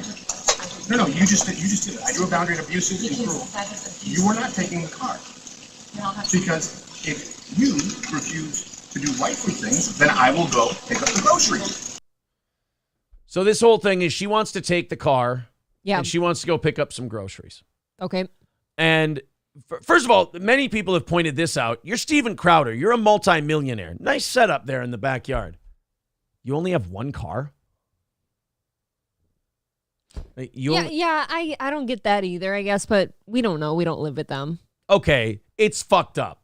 It's weird to only have one car. I don't know why you would only have one car, but I guess that's not enough for me to go off of like, oh, it's nefarious that they only have one car. Okay, because I've heard a lot of people say it. Now, you didn't hear any like analysis of this yesterday. No. I've heard people say it, and I've heard it from a couple people. Of course, the lovely and talented Mersh was one of them. Control. If that's true, that's shitty. We don't know that, though. If you have one vehicle, now you can I have control. been in a home before where we only had one vehicle for a while, and we had to share it. Okay, but why? And it because you couldn't afford a second car. At the time, it was money, yeah. Right. Does Crowder have that problem? I don't think so. No, he doesn't. Never came to grocery store. I'd be happy. Steaks, wood pellets, my grill. I know it's an unreasonable request, but I'll go do it. How about you first? Hillary, how do you respect the men? Yes. How do you respect the men? I don't know, maybe by giving him children? That's a good one. You know, the fact that he's berating her like this, and we're only 30 seconds in, and the woman, like, he's trying to get all biblical tough guy on her, like, how do you respect the men? How do you honor the husband? Motherfucker, she's literally barefoot and pregnant. She is the literal embodiment of what you Christians want. She has no shoes on, her stomach is hanging out, and she's carrying your twins. I don't know how much more she can be an honorable, doting Christian wife. Obviously, his behavior here is less than savory, but I will say, like, she did marry him knowing that that's who that was, right? Wait a minute. He was not... if you're a big-time sociopath, the bigger you get, the worse you get. Okay. So she married very young Steven Crowder when he was not, you know, he wasn't the Blaze and CRTV. And it was before it all. Right. He was like Breitbart media underling, I think, when they got married. Yeah. And then he became... And also, think about it, they got married very young. There's a chance she was into all that, you know, Christian shit and this and that, and then she grew out of it. And he clearly didn't. My thing with Crowder is he always seems to behave like an idea of what he thinks he should be. Yeah, that's true. There's nothing it's about... not good. Yeah, there's nothing about Crowder that screams authentic to me. Like, a lot of it screams to me, oh, this is what a man should be. The cigars, the guns, the God, the Christianity, the how do you respect the men, all of that shit. I feel like we've seen him before. Right, right. We all know somebody else like this. This seems like if this were a video game, Steven Crowder would be a template that you build your character off of. Yep. Other than man, receive love and respect. No. Other than man, no, you're not taking the car. Steven, you're not taking the car. Steven, you are not. Then I will ask someone to pick me up. Would you like me to ask? Oh, that's right. It's not about Steven. He seems very confrontational, just about everything. He seems like a piece of shit. He's confrontational, yeah. Insecure. About what here, though? If you have one car... His manlyhood? Yeah, or, you know, he's got a beautiful wife. Maybe he's threatened by that. You have one car... That doesn't make any sense. Are you threatened by me? No, I'm also not an insane sociopath. To me, like, having a beautiful wife is not something to be insecure about. If you are a crazy, psychotic sociopath who doesn't know who the fuck you are and you're trying to live up to this idea of whatever Louder with Crowder is, this guy's in over his head. But he's just in too deep. Aren't we just talking about her going to get groceries, though? She's not going to a club or out to dinner. Like, that would be one thing if he's insecure about his beautiful wife going out to a dinner with somebody. But sure. But April, that's what we're all screaming. We're going, what the fuck is this all about, dude? She wants to go to the grocery store. She's barefoot and pregnant. Take it easy, pal. And this gets worse. Get an Uber. Okay, Steven, I can't. Feeling some constraints? Steven. Like, I can't go. Listen to me. You want to walk out right now? Listen to me. I can't go to the gym. I can't go to my parents. I can't call my friends. I can't be home. You're going to take the car and leave me here. Hillary. He's not making any sense, obviously. Like, he doesn't want her to take the car, but he tells her to go get an Uber. Honestly, I'm really confused. I don't know what's going on here. He's about a piece of shit. Right. He is a piece of shit. I feel like something's missing from this conversation. Like, we missed context of something. Like, why can't she take the car? Why does she have to take an Uber? Something's not making sense. Because he's an old school Christian guy and the woman should be at home, but then he wants steaks and he wants pellets for his grill. So old school Christian guys tell their wives to take an Uber instead of the car. None of it makes sense. But yes, you never heard like old school Christian guys talk that way. Like, oh, how does the woman honor the husband? And why aren't you doing your wifely duties? Like, you grew up in a small town. Those people are everywhere. Believe it or not, people don't talk like that where I'm from. I've not heard that before. Well, then Steven Crowder's even worse than a crazy small town Christian. But like, we have one car. You can't take the car because then you'd leave me here and I can't go to the gym or this, that, and the other. Hey, then stupid, get another car. How about that? You're going to take the car and leave me here. Hillary, just think of how boxed in you've made me. What do you...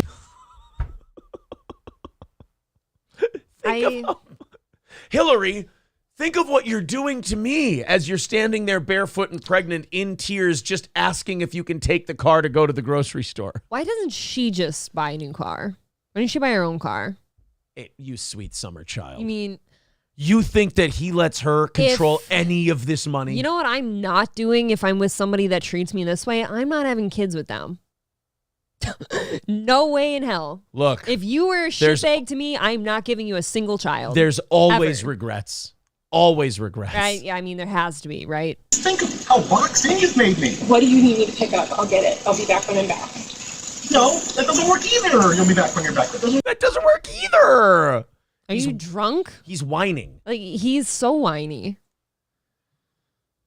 He's just bitchy. I don't get any of this. This is a really weird conversation. Either. Do you understand the difference between my life being set to the second and you going, I'll be back when I'm back? Maybe stop being such a high-strung retard and stop setting your life to the second.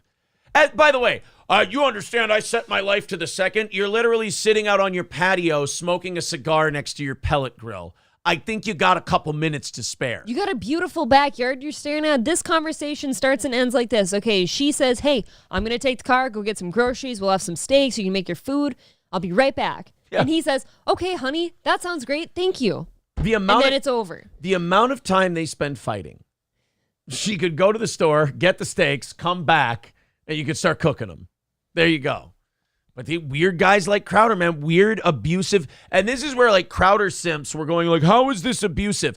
If you don't think having one car, keeping tabs on your chick, telling her where she can and can't go, and mind fucking her like this, if you don't think this is abusive, you got to read up on what abuse is. This woman is almost in tears.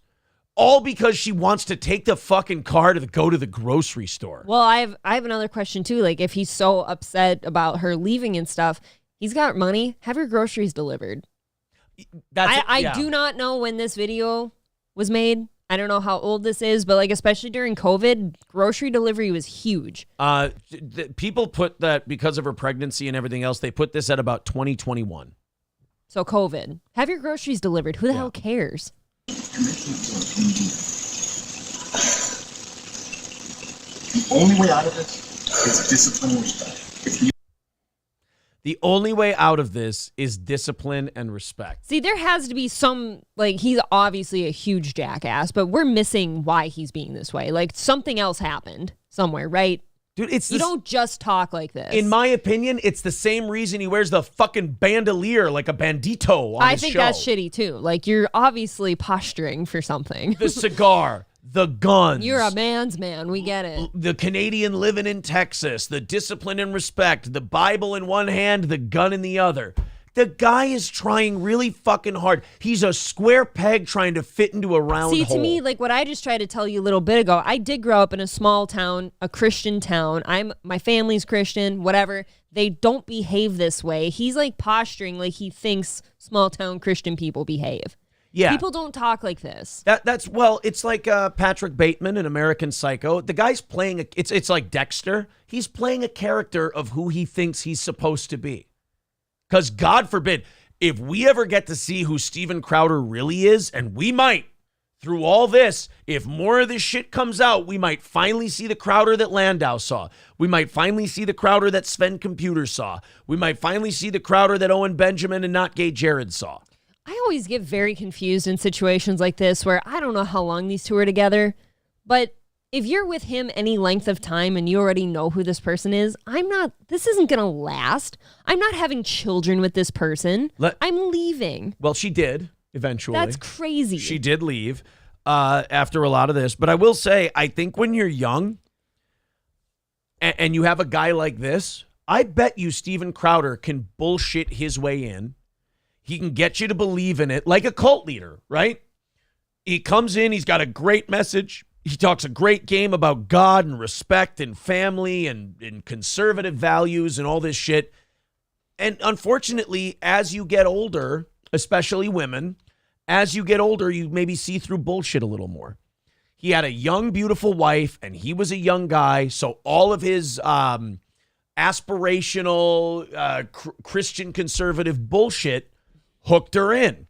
And then after children and the browbeating and the erosion and wearing her down, she started to see through it, and she went, I gotta go clear. I gotta get the fuck out of here. Like getting out of Scientology or getting out of the Westboro Baptist Church, you know? She got old enough, she got smart enough, she listened to her family, and she went, I gotta get the fuck out. You know, we all learn lessons on our own time, as it were.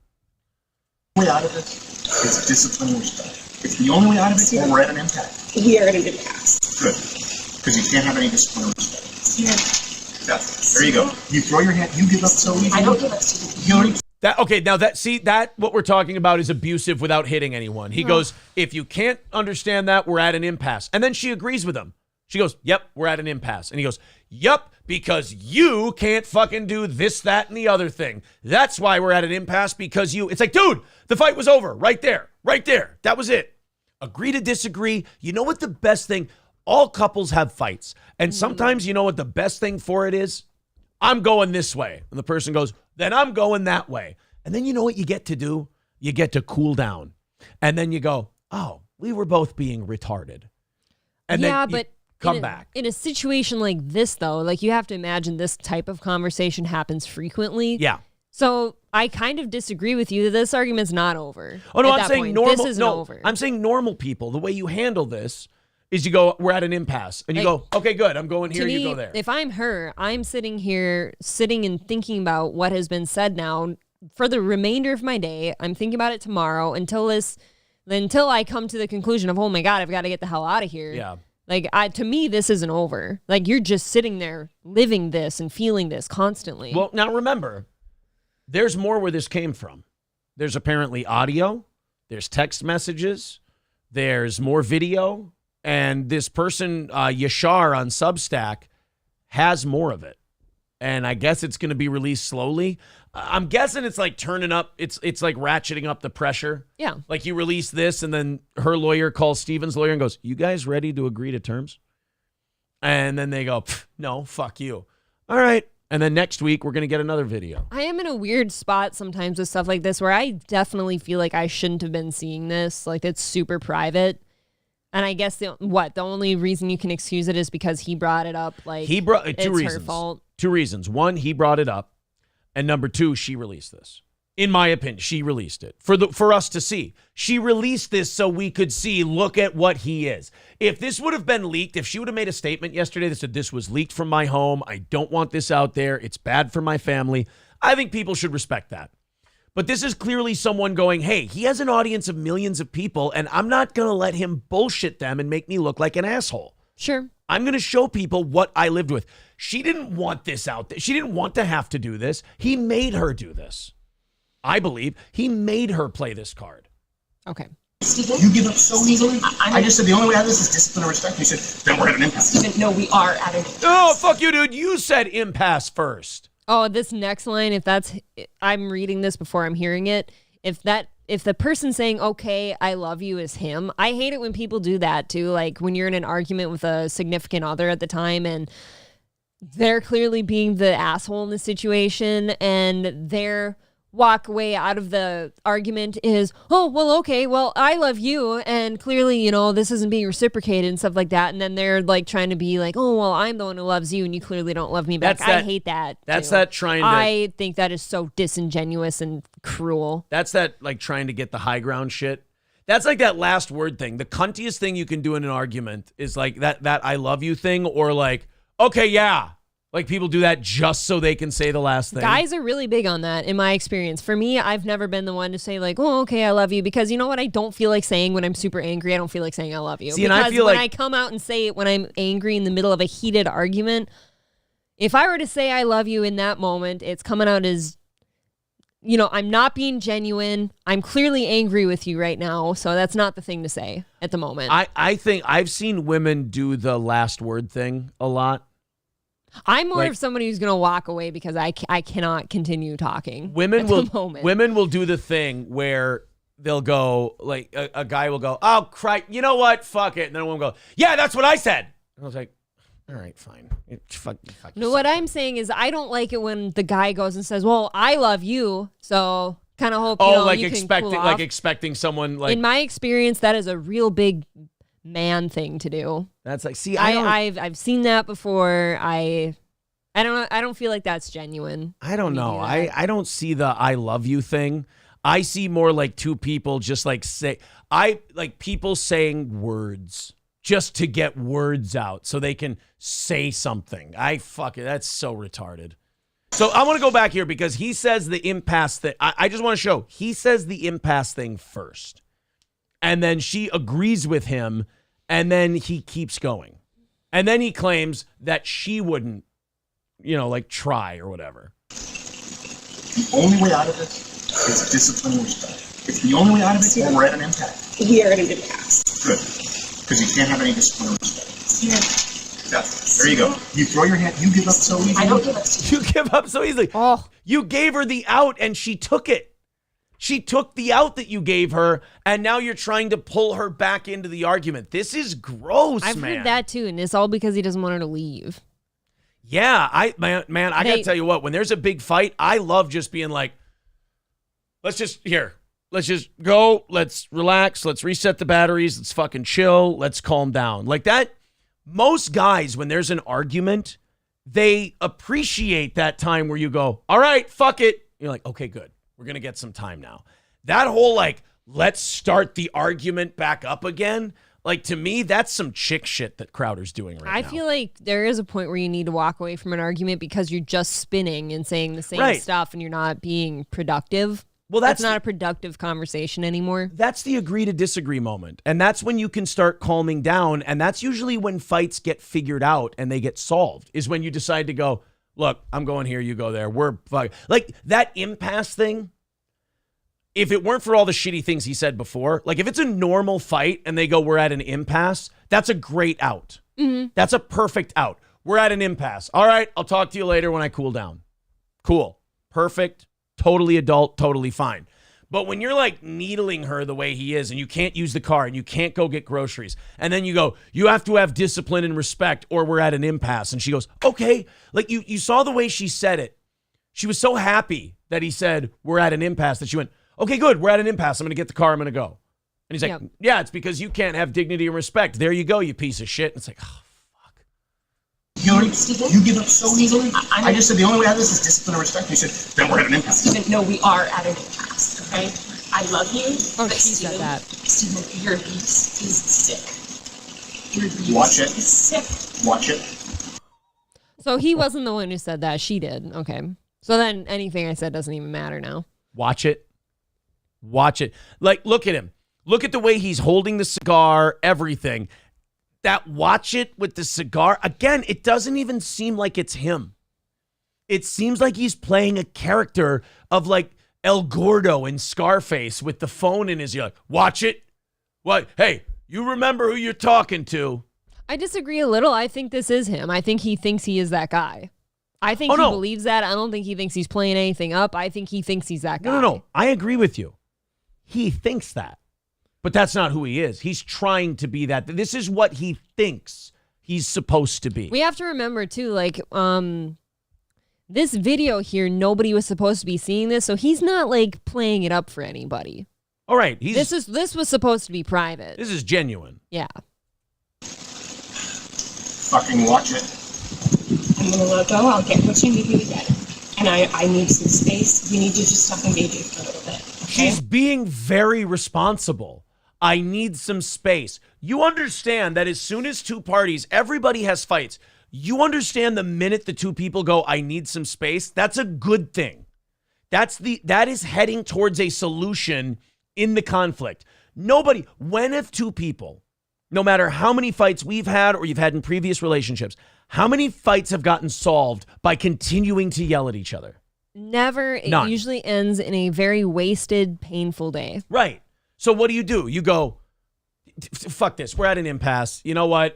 I'm going here. You go there. We'll figure that. And that's when the shit starts to heal and you start to figure shit out.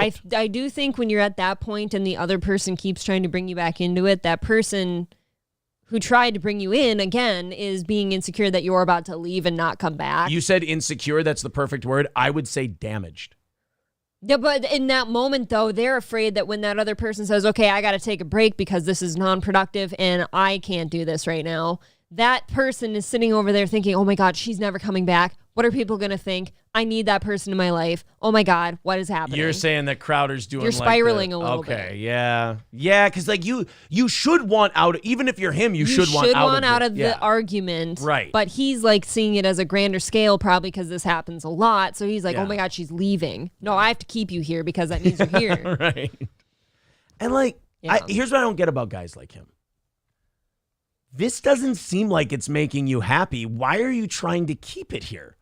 I've always wondered that when you're so angry and clearly miserable in a relationship, why do people continue to try to hold it together somehow by like strings that are barely, they're so taut it's going to snap? It's like you don't seem happy. When you're not happy, you can just stop doing that thing and probably go be happy somewhere. But they're always afraid. You know what people do, why they stay in like bad marriages and stuff? They're truly afraid that once they leave that thing, at least they had a marriage, and they're afraid that that's never going to happen for them again. Hey, wait a minute. Who are you talking about? Oh, sorry. You've better things now. It's okay. I promise. I love you. Everybody through our analysis of this is going like, wow, Aaron and April have been in some fucked up relationships. That's not untrue, but I'm not just talking about us, Like, we've seen our friends stick around in really bad situations, too. That is, once you get through it, you always see that it can be better, whether you're alone or not. You can breathe again. Yeah. I love you very much. I don't love you. That's the big problem. I've never received love from you. Oh, God. I don't love you. I've never received love from you. Can I point another thing? Can I point this out again? Oh. April, what is she right here? What is this I'm circling? She's what? Barefoot. Okay, what is this? Pregnant. I've never received love from you. She's carrying twins inside of her, which I'm sure at this point she's going, I hope they aren't his. I would. Oh my God. Honest, I mean it from the depths of my soul. If I had a man who treated me like that, I would never give him children, and I mean it. I would never do that. I would hope. Those children will not see you. If I were her, I would be like, I hope these things come out looking like a shooting guard. I hope they don't come out looking like a Canadian cunt. Okay. That was a turning point for me in this conversation here, where clearly he's being mentally abusive and like there's been a pattern because people don't just out of nowhere talk like this. Right. When this is you're all sitting there just straight up saying, I don't love you, okay, get out of the relationship then. Please stop this. Yeah. I don't know why you stay. People, when in you fairness, come to a point where you decide you don't love somebody, this is not a new video. They stayed. No, I'm saying she didn't. Well, first of all, I mean, look at, they're kind of in a weird. You're going to say that being pregnant means that people can't get divorced? She can't even, but wait a minute. She can't even have a fucking car. I know that. That is a huge red flag, and you shouldn't be in a home like that. I'm sorry. What I'm saying is, like, for someone like her who's become accustomed to that life, again, Scientology, all these religions, Westboro Are you saying Baptist brainwashed? Church. Bingo.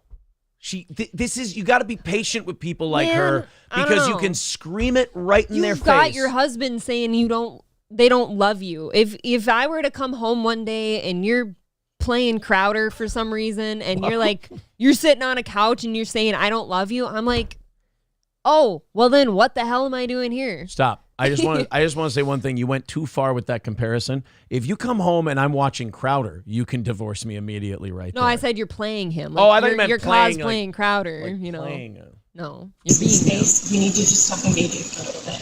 Okay? I love you. I love you very much. I don't love you. That's the big problem. I've never received love from you, and the fact is, when I go, look, I need you to do A, B, C, and D, you just be disciplined about it, you go, no. But I love you more than life itself. Okay. Put on some gloves. No. But I love you more than life itself. That's not fair. That's not fair, and it's disingenuous. Hillary? She's literally holding the belly that contains your children, and you're telling her she doesn't respect you, she doesn't love you, she doesn't have discipline.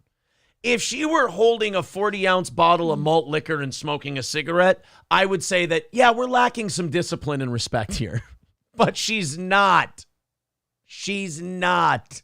I don't know. I always think that, like, people have, like, children all the time. I don't necessarily think, like, that is the definition of I love you. I'm being respectful of you because I'm having children. Because children just happen sometimes. It is a sacrifice but she's it is putting a her body sacrifice through. she is doing. Okay, but I don't know much about her either. I don't know how they got to this point. But he is being a ripe piece of shit. I can see how they got to this point. She's with a fucking sadistic, controlling cult leader mentality lunatic. I'll ask again because I didn't hear an answer the first time. How long have they been together?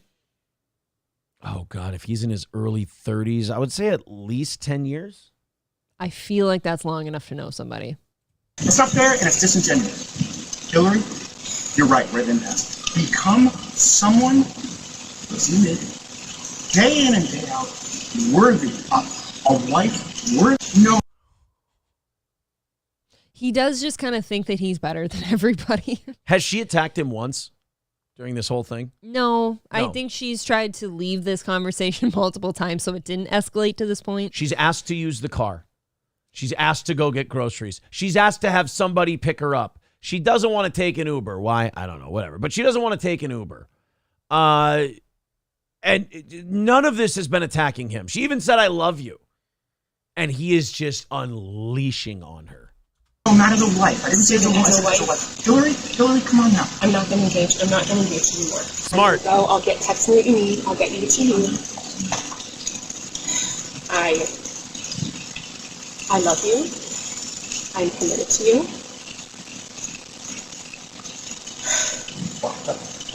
Put on some gloves. Are you committed enough to do those things? I'm not going to. Are you committed enough to do those things? You're not. Wants her to put on gloves. I don't know. What's if he the put on means- gloves I thing feel mean? like he's meaning like esoterically, like a grander fight for something.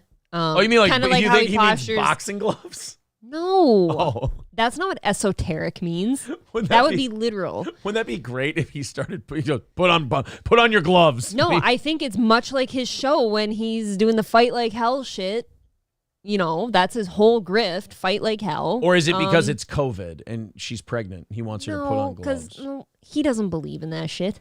Maybe. He doesn't believe in putting on gloves and a mask. That's not him.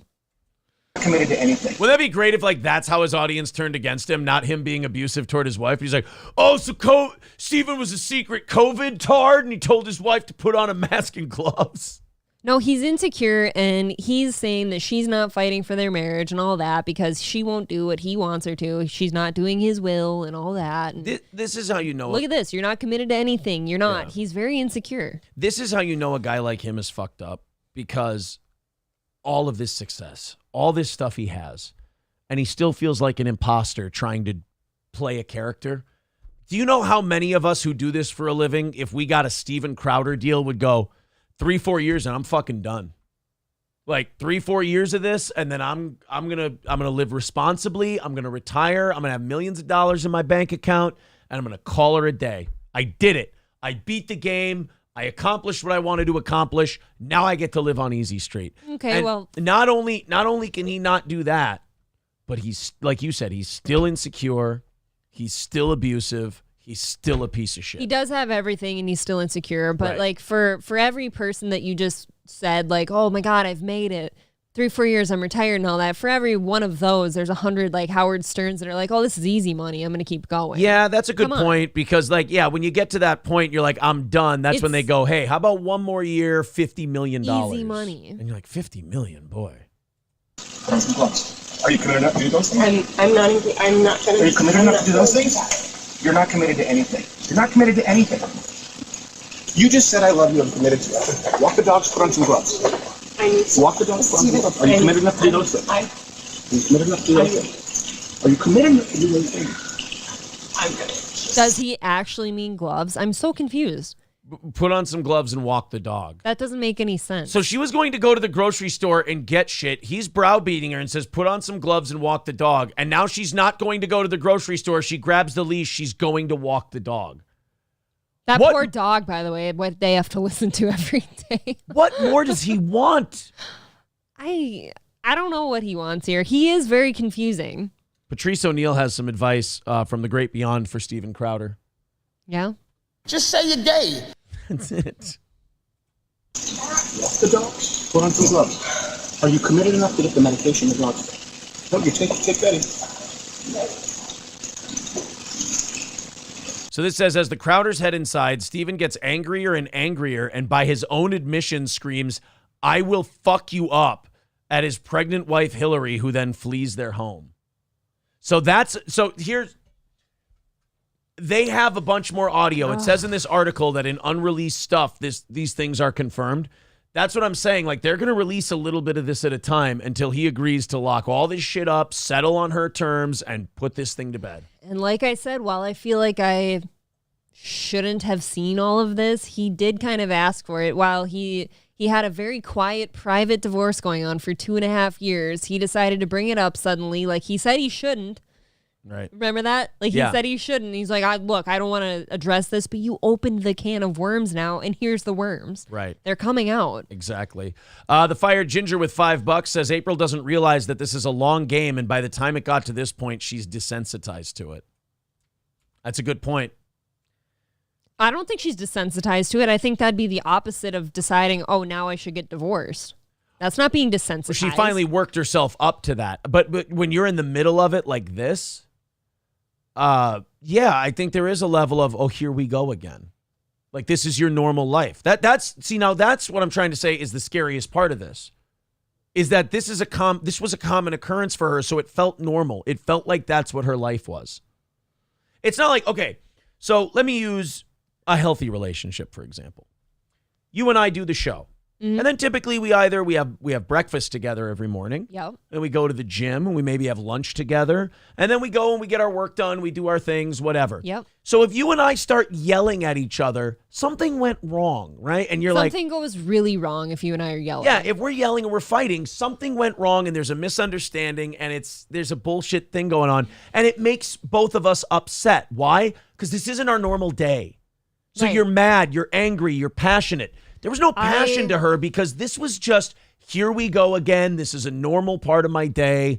I've got it. I'm trying to figure out a way to get around because here comes the beast again. Let me see if I can olay him a little bit and get the fuck out of here. Yeah, for me, like, my whole day is really, really fucked up. If we got to a point where, like, we're yelling at each other, my whole day is kind of thrown at that point because we do have a good life and that's not normal for us. So if you're her and you're responding that way, I'll ask you this, and these aren't leading questions. Did she seem like someone who was surprised by this? No. Did she seem like someone who felt this came out of the blue?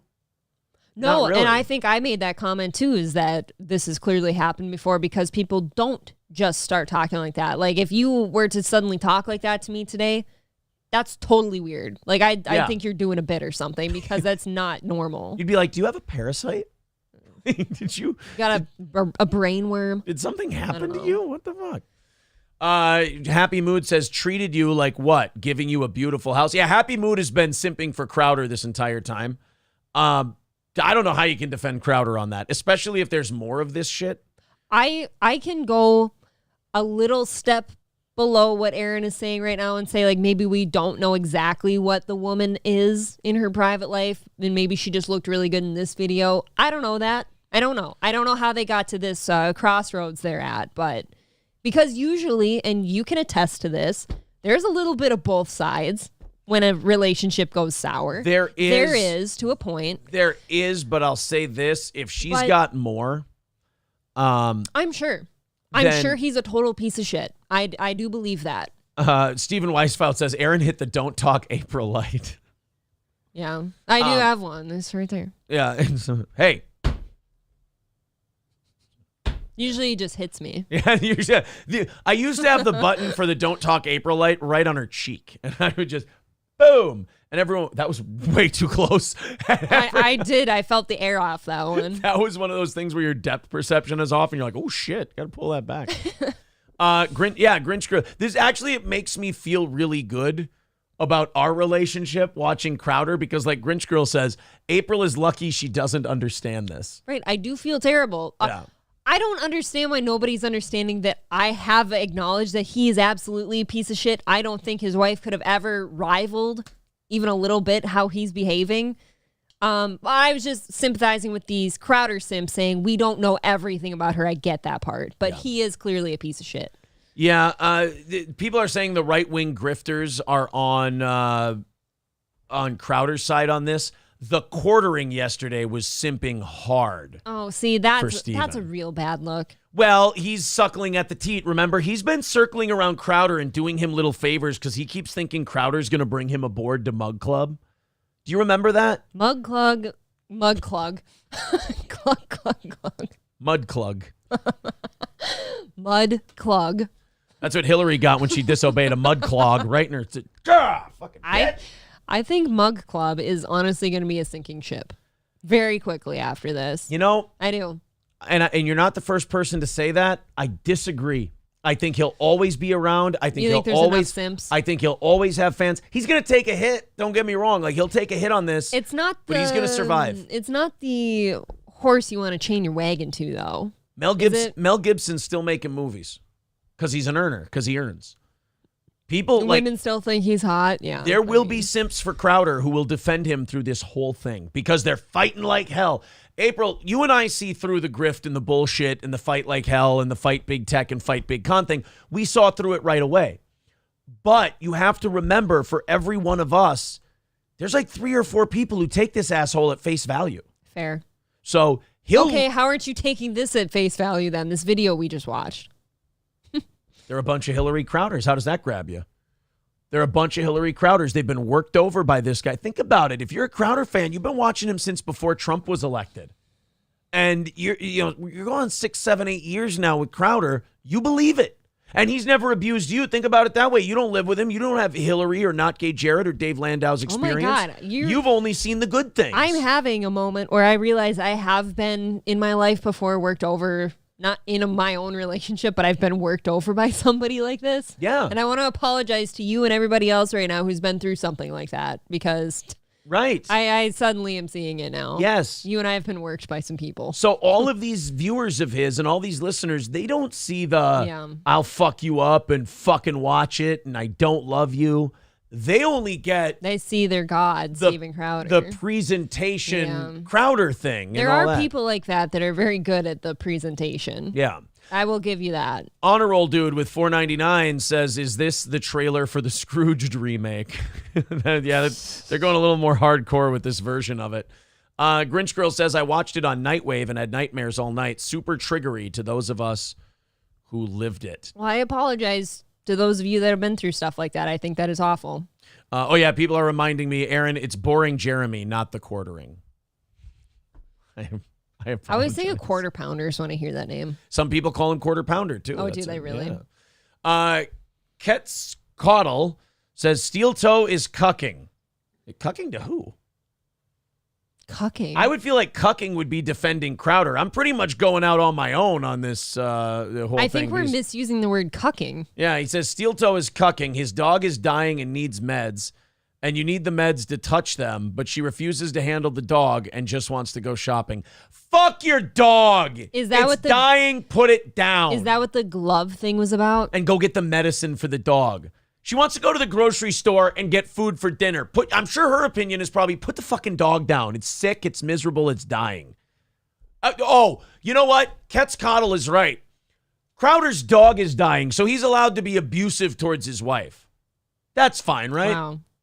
Aaron would rather just end all things with that dog first than blow his marriage up. I would, if my dog is so sick that I have to put gloves on to handle his medication, it's time to put the fucking dog down rather than yell at my wife and tell her you don't love her and all this other terrible shit.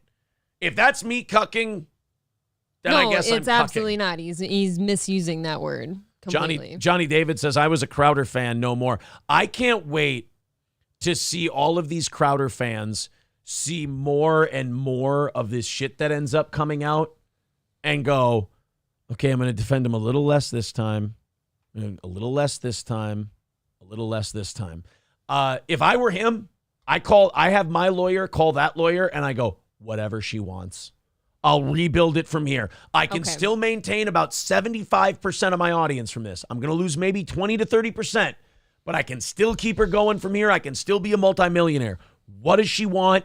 Give it to her. I didn't know she had all this stuff. Let's lock it down, because with every one of these texts that comes out, videos that comes out, audio that comes out, he's going to lose more. And to that Cat's Coddle guy is saying like, oh, the dog needed meds. It was dying. Tell Steven to go get the fucking meds then. Like, she's getting groceries. He can go get the meds later, or he can go get the meds now. They can have the meds delivered. They can have groceries delivered. They have money. There are plenty of workarounds. This was not the only solution. Original Owl says, what if the 3-minute clip was peak abuse from Steven? Does that change anything? I brought that up because you don't know. But that still doesn't excuse the behavior. I'll say this. It doesn't seem like he was out of control or that was an abnormal thing for him. That's all. Even let's give him the benefit of the doubt. Let's say he was out of control. That was not his usual behavior. Maybe he's usually doting and loving.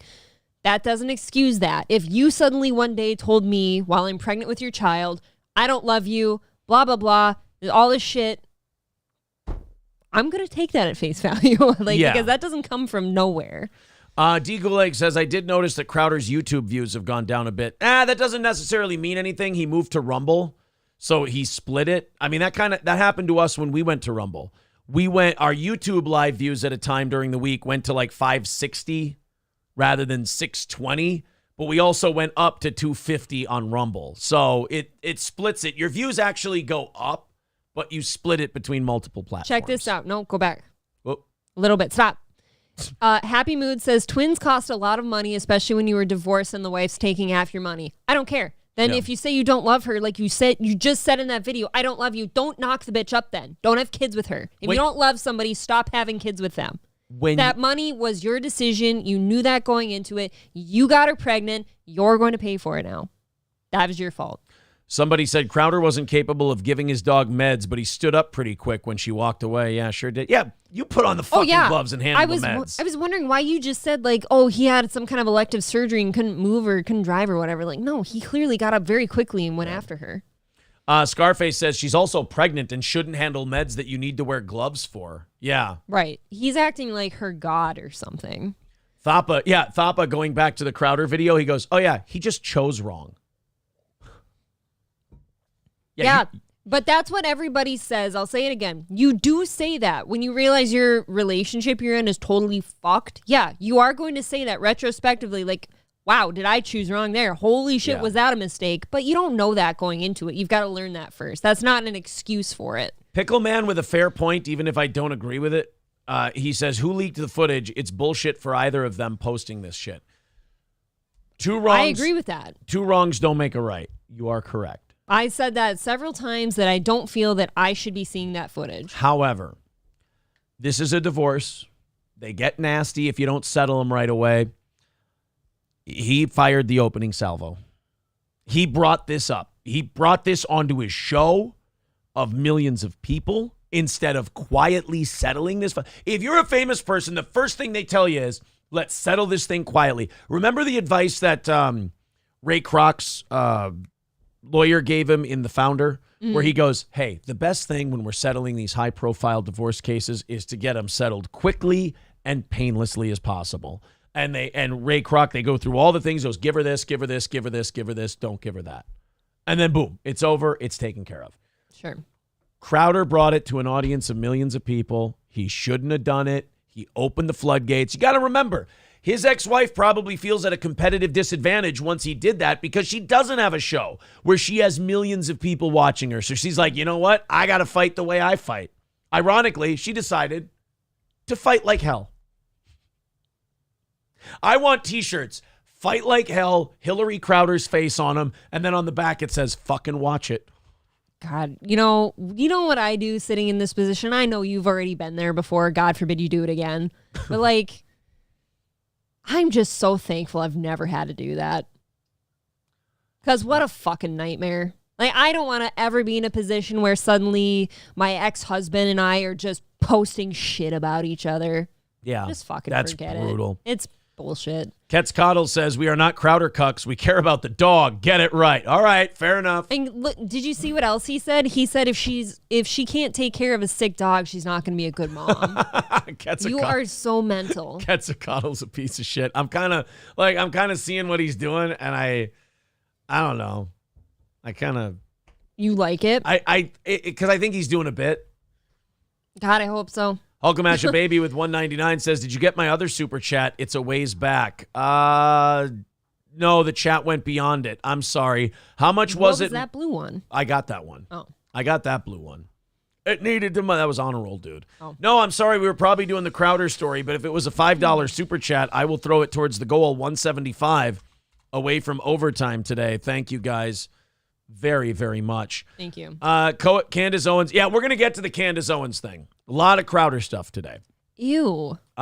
She invited Hillary on. Candace Owens was a dirty, dirty, dirty, dirty bitch. See, I don't like that either. Why can nothing be handled in-house? Okay. Why can nothing be handled in-house? Let me ask you this. And I mean that on both sides. You say this about Hillary Crowder. Why would she leak that video? Why would Crowder leak his phone call that he recorded with Jeremy Boring from the Daily Wire? I totally disagreed with that when it came out, too. And I'm pretty consistent on that shit. Who does Candace Owens work for? The Daily Wire. David Boring. Jeremy Boring. Jeremy Boring. Yeah. Or David Boring. David. Maybe she does. Maybe there's a David. I don't know. You'd all be dead now if it wasn't for my David. Jeremy Boring. She works for Jeremy Boring and Ben Shapiro. We have found out about Candace. We know Candace Owens isn't a real conservative. We know she had a website that would dox people if they were mean internet people. And, she's another grifting phony. But, like we said on our Compound show, she is a nasty bitch.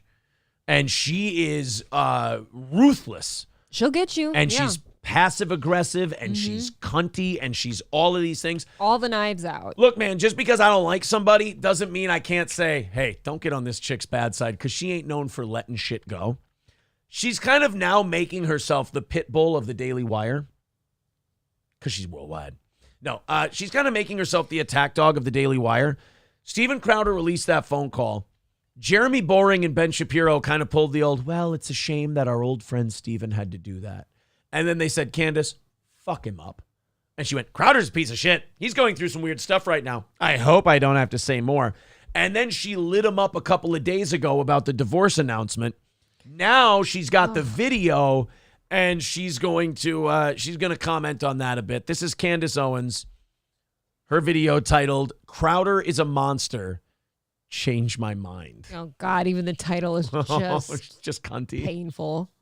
So a bit of breaking news that just happened. And before we get to it, I just want to back up and tell you why we are discussing this breaking news, because it's occurred to me that there are some people out there who believe that to be a conservative, what it means is that we become tribal and we defend other conservatives even when they do things that are wrong.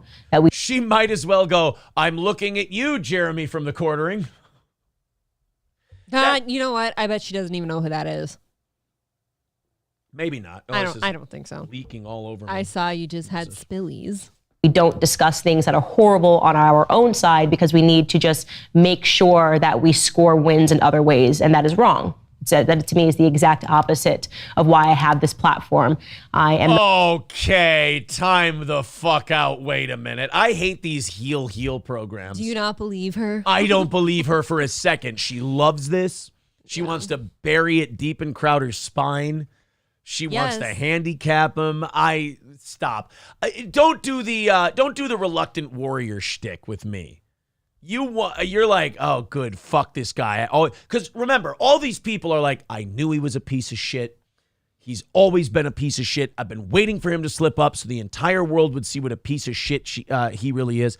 That's why I don't get the moral posturing of people on the internet. That's why I don't understand the holier than thou attitude. The I'm going to stand for this and I'm noble and It's so much easier to just go, hey, look, man, I'm a piece of garbage just like the rest of you. I'm just trying to entertain you and do a good show. Because the more you climb up that tree of morality, the thinner the branches get and the longer the fall gets. And everyone's going to see your ass. And Crowder held himself up there as a shining moral example. And now, like, Mel Gibson didn't get hit as hard by that wife thing because people were like, oh, yeah, Mel's a drunk and he's a psycho. Right. And then he got to keep making movies. If you build yourself up as moral and then something like this happens, you're fucked. Your fall from grace is going to be a lot farther. Yes. Boy, do you think that Jeremy Boring feels like he dodged a bullet by getting that $50 million deal turned down? Well, I do kind of wonder if he knew about some of this. And that's... Do you think? Well, no, then he went to give him an offer. He didn't know about it. Do you think Glenn Beck knew and he went, yeah, I'm tapping out of the Steven Crowder business? That could be because that wasn't a mutual thing. Right. Remember when he left the Blaze, we all went, what is Glenn Beck doing? Why is he letting don't like his big dog go? We don't like Crowder, but why is he letting his big draw go? Maybe we're finding out. Right. Maybe Glenn knew. Not tribal. I want to expose things when they are bad on the left, and I will also expose things when they are bad on the right. All right. How about when your boss releases a grifting candy bar? Did you call that out? A grifting candy bar. No, you didn't say anything about that, did you? Miss Honesty and Integrity. No, we're not. You're going to do a shock jock thing, like invite someone's future ex-wife on your show, you piece of shit? That I don't like. Stop it. That's dirty. That's what I'm saying. Like, stop it. Stop pretending you're the moral arbiter of truth. Moral arbiter of truth.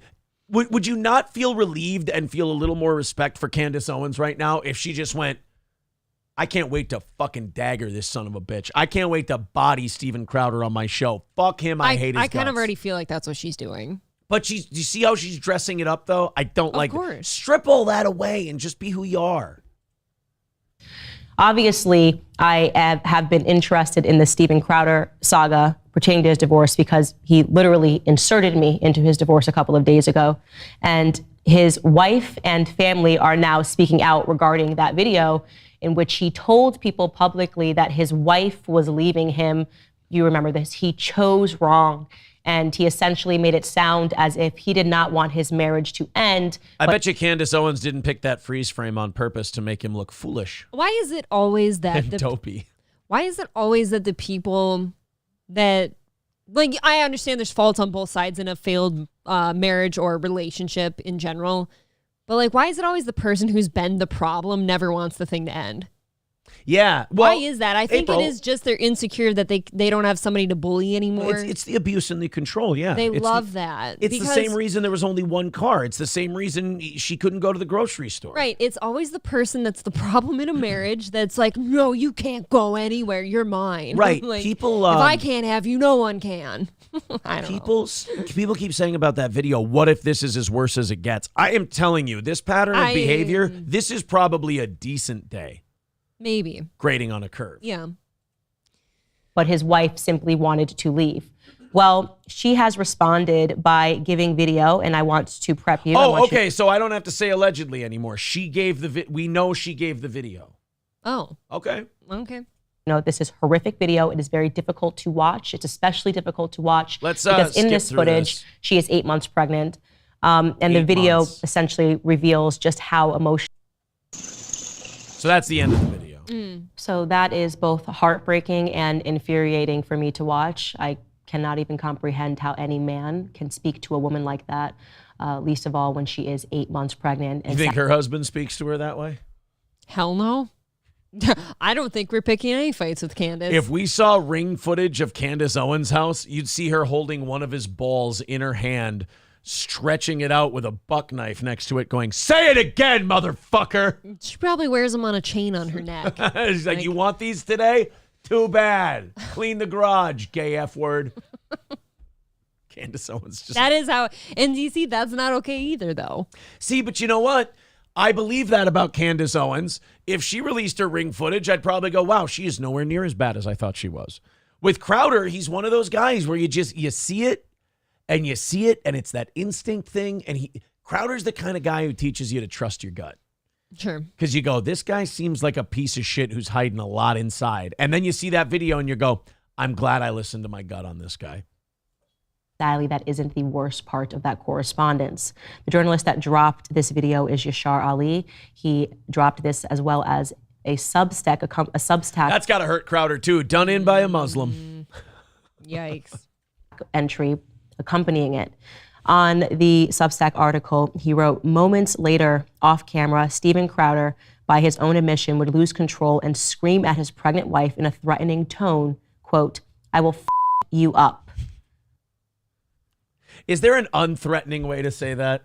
Classy. Yeah. Hey, April. Yeah. I will fuck you up. Ooh. Yeah. Dude, That's how actually, much I trust that. In our house, when I say that to April, she goes, ooh, try it. I'm like, whoa, come on. She actually gets verbally abusive when I try to be tough. And then I just go, I'm sorry. He comes and asks for hugs and pats on the head, tell me I'm pretty. April, I will fuck you up. She goes, not with that dick you won't. And I'm like, oh, why would you say something so hurtful? That is a terrible thing to say. End quote, which led his wife to flee their home. She then sent a statement, which I want to be very clear. This statement I knew was going to come out. I didn't know any of this information. I had no idea there was a video or there was any evidence. I did know that their family was thinking about issuing a statement, and Hillary Crowder did issue a statement, and I'm going to read you that statement. Ooh, I haven't heard this yet. Yeah, I haven't heard any of this still today. I also have a new piece of information I got that shows that there were probably more warning signs. What's that? The one vehicle the Crowders own, April? Yeah. White Bronco. Ooh. No, that has not gone well for people in the past. Oh, no. It would be great. Crowder gets 2 new advertisers. He's like, get your new Ford Bronco. My preferred color is white. And our new sponsor, Ginsu Knives. Oh, no. Crowder, don't. What was the glove company? Hey, Who made hold the on. gloves? Let me turn this off. Hold on 1 second. Yeah. No. No. Okay. Oh, well, I can't do it. Bowie knife? I'm sorry. I fucked it. Guys, I'm not man enough. I don't even know what you were trying to do. I don't know knife companies. You know what I asked April? I go, does Hoyt make knives? Because I would do a Hoyt reference, but. Old timer. How's that? You got an old timer knife. Not with that dick, you won't. Its entirety, because it's important. I think it reveals a lot of the lies that Steven has been telling publicly to his audiences. See, this is where he fucked up. He woke a sleeping giant. He made that fucking comment. And God, you fucking idiot. All to get the heat off of what? The Dave Landau interviews? That shit would have come and gone. You would have lost maybe 2%. Maybe. That would have been a nothing burger at some point. And right. To me, the really tragic part of this is it's been 2.5 years. I've got to imagine his divorce was nearing being finalized at that point, and it had stayed quiet that entire time. He was probably damn near to the finish line, and he had to do this. It reads, Hillary is currently living alone in Dallas, apart from her family and support system in Michigan, and is focused on taking care of her young children. She is not prepared at this time to speak about her divorce becoming public or the misleading statements made by Steven about their relationship. The truth is that Hillary spent years hiding Steven's mentally and emotionally abusive behavior from her friends and family while she attempted to save their marriage. She was the one who was asking to work on their relationship to keep the marriage intact for their unborn child.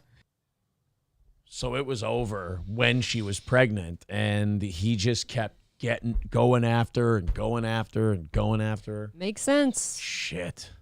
In June of 2021, Steven left their home to pursue elective surgery. That's very important. I want you to remember that. I'm going to come back to that point. Hillary urged him to get the help he needed to address his abuse with the hope that their marriage could be saved and they could peacefully live together as a family. Instead, Steven refused to do so and chose not to be with his wife during the birth of their twin children. You'd like to think nothing surprises you, but there it is. I mean, my God. That's great. Holy shit. After the birth, Steven bought a townhouse and left their home permanently. Hillary was not aware that Steven hired a divorce attorney and asked his assistant to cut Hillary off financially. There is significant documentation substantiating these facts. So he not only lied about the I picked wrong, he lied about who initiated this fucking thing. Right, it was him. I hadn't seen that statement yet. I'm I don't do this very often. I'm speechless. I have no commentary on that. Yeah. That is Well, he's a bag of shit. fucking terrible. That's You know too what? bad. I mean, she's going to be better off. Like, at some point in her life, she'll get to the point where she's like, you know what? Thank God he left. I didn't need him around for that shit anymore. She was pregnant and he's saying he doesn't love her. I kind of don't want that guy there while I'm giving birth to his children at that point if he doesn't love me. You're just about a pile of shit. Not gay Jared can't say much because of the NDA he's under with Crowder. Fuck those, by the way. Yeah, yesterday he tweeted, he goes, my heart goes out to Hillary Crowder. I support her. She's always been great to me. I hope you're doing okay. And it's like, well, that tells you all you need to know about not gay Jared's situation. I do feel kind of bad for her in the fact, though, that all of this is public now because, as we just read, she's not prepared to talk about her divorce becoming public. She didn't want to. He did this. I think that's really unfortunate. I think it is terrible today that it seems like with most private events, no matter what it is, nobody can handle it in-house. It's never quiet anymore. Why would he address this knowing how much shit is under lock and key? He's delusional. He believes he is a god amongst us. You have to understand that about him. There is nothing more insulting than a really fucking dumb guy thinking that he can outplay everybody. I know it. Oh, he is a big, dumb Canadian ape. He thought that releasing that that recorded phone call was a good look, too. Nobody thinks that's a good look. That is a great point. No, he thought that releasing the Daily Wire secretly recorded call was a good idea. He always thinks that whatever move he's making is going to be a big own to somebody, and it's never good for him. I want you to remember that portion as well, because that's another lie that Stephen has told publicly. We hope that Stephen will cease from speaking publicly about these personal matters in an untruthful manner. We also look forward to there being full transparency in the legal process so there is fairness and accountability for the actions that caused the divorce and to ensure the outcome is what is in the best interests of the young children. She's getting those fucking kids. Oh, that's never a question. Most fathers don't get as much custody as they should in most situations for a normal person, you know. I mean, there's no question there. I will say this, we get quite a bit, but we're not Steven Crowder. Holy shit, this guy is toast in that regard. First, I'd like to go back to that portion where she says Stephen left their home to pursue elective surgery, because I know exactly what surgery she's referring to. She is a rotten little bitch, isn't I was kind of speculating to myself, and your mind goes to both really childish ideas of what that might mean. Bottom surgery? Right. Really childish, of course. Goes to bottom surgery, and then she's like, look, can we just live peacefully as a family in our home? And no, I need to get my dick removed.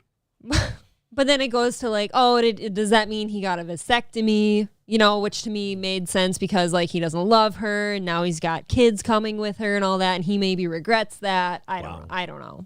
Because during my first backstage here at Daily Wire, we actually prayed for Stephen and this surgery. So before I show you a clip from us on backstage, here is Stephen describing. She is a nasty bitch. Boy, none of this shit stops. I don't agree with anyone putting anything out there ever. I think it's wrong. I think that's probably just how I got brought up in a small town where when you've got problems, you don't broadcast it to everybody. But Candace Owens is just shitty. She's a bag of shit, but it's shitty on all accounts. I don't ever want to fuck with her.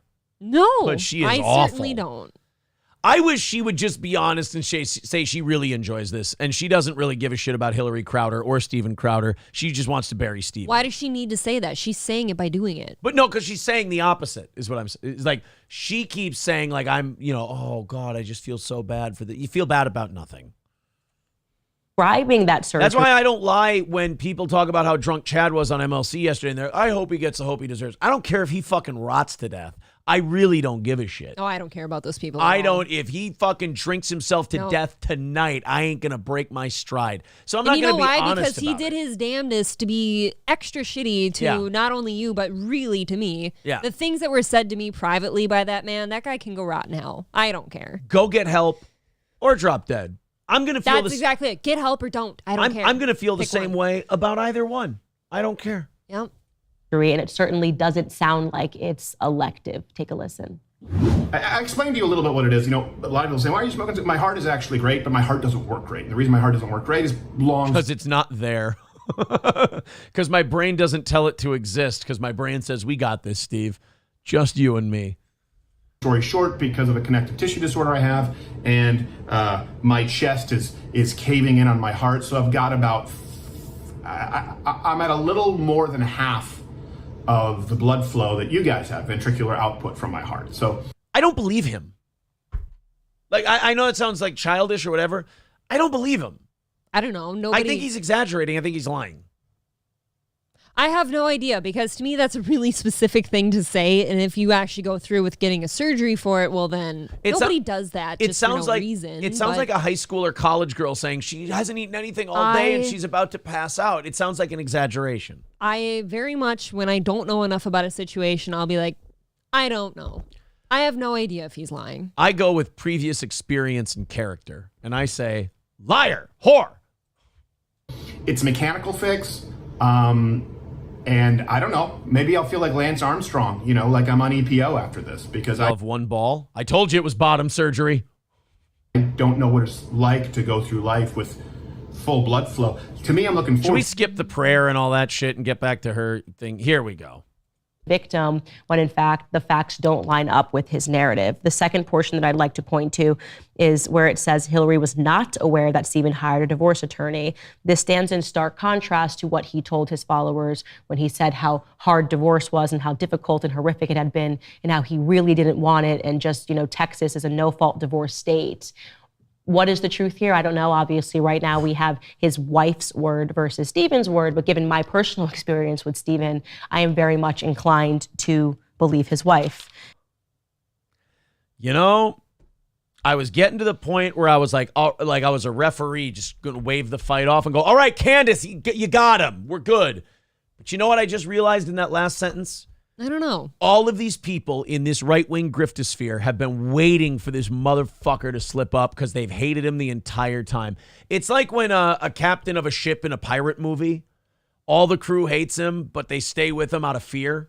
But then the minute there's a little vulnerability in the captain, they all turn on him in mutiny. Yeah. They've been waiting to turn on this motherfucker for a long time, and now the knives are out. And I think this right-wing griftosphere is going to collapse in on him like his chest before his surgery.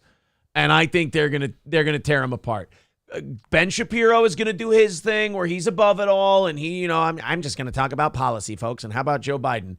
But he and Jeremy Boring are gonna email Candace Owens and do, hey, great fucking show today, good job, like what you're doing.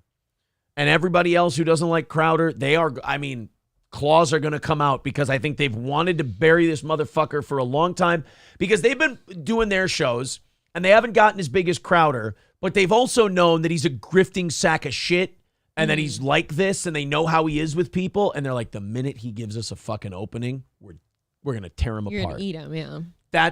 I was about to wave this off and go, Candace, enough.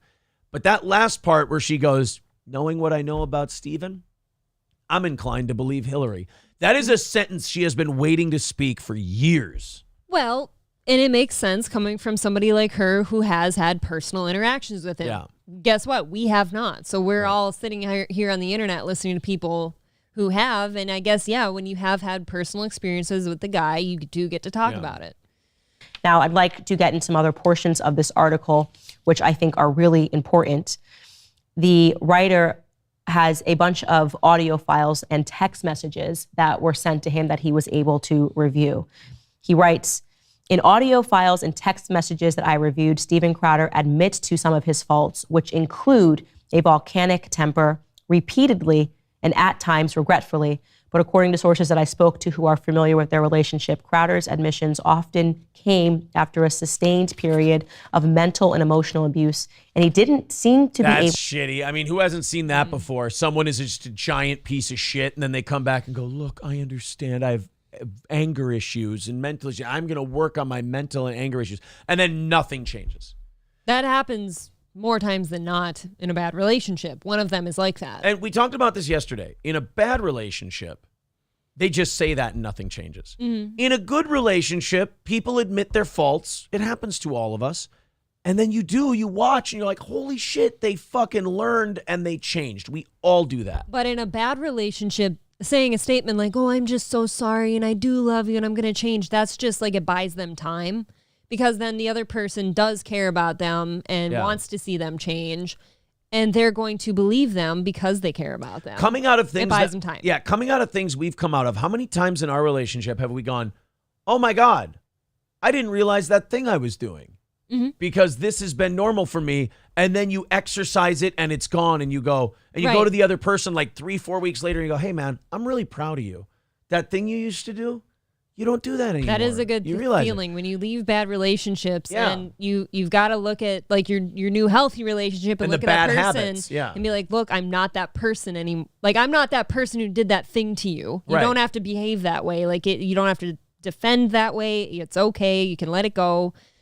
And yeah, you do. You grow, and a couple weeks later, you're like, yeah, I'm proud of you for not doing that. That is really great. April and I do that. We've done that a lot, where we've gone to each other and been like, hey, you know that like thing that you used to do that you said you had a problem with? Like, you haven't done that for like a year.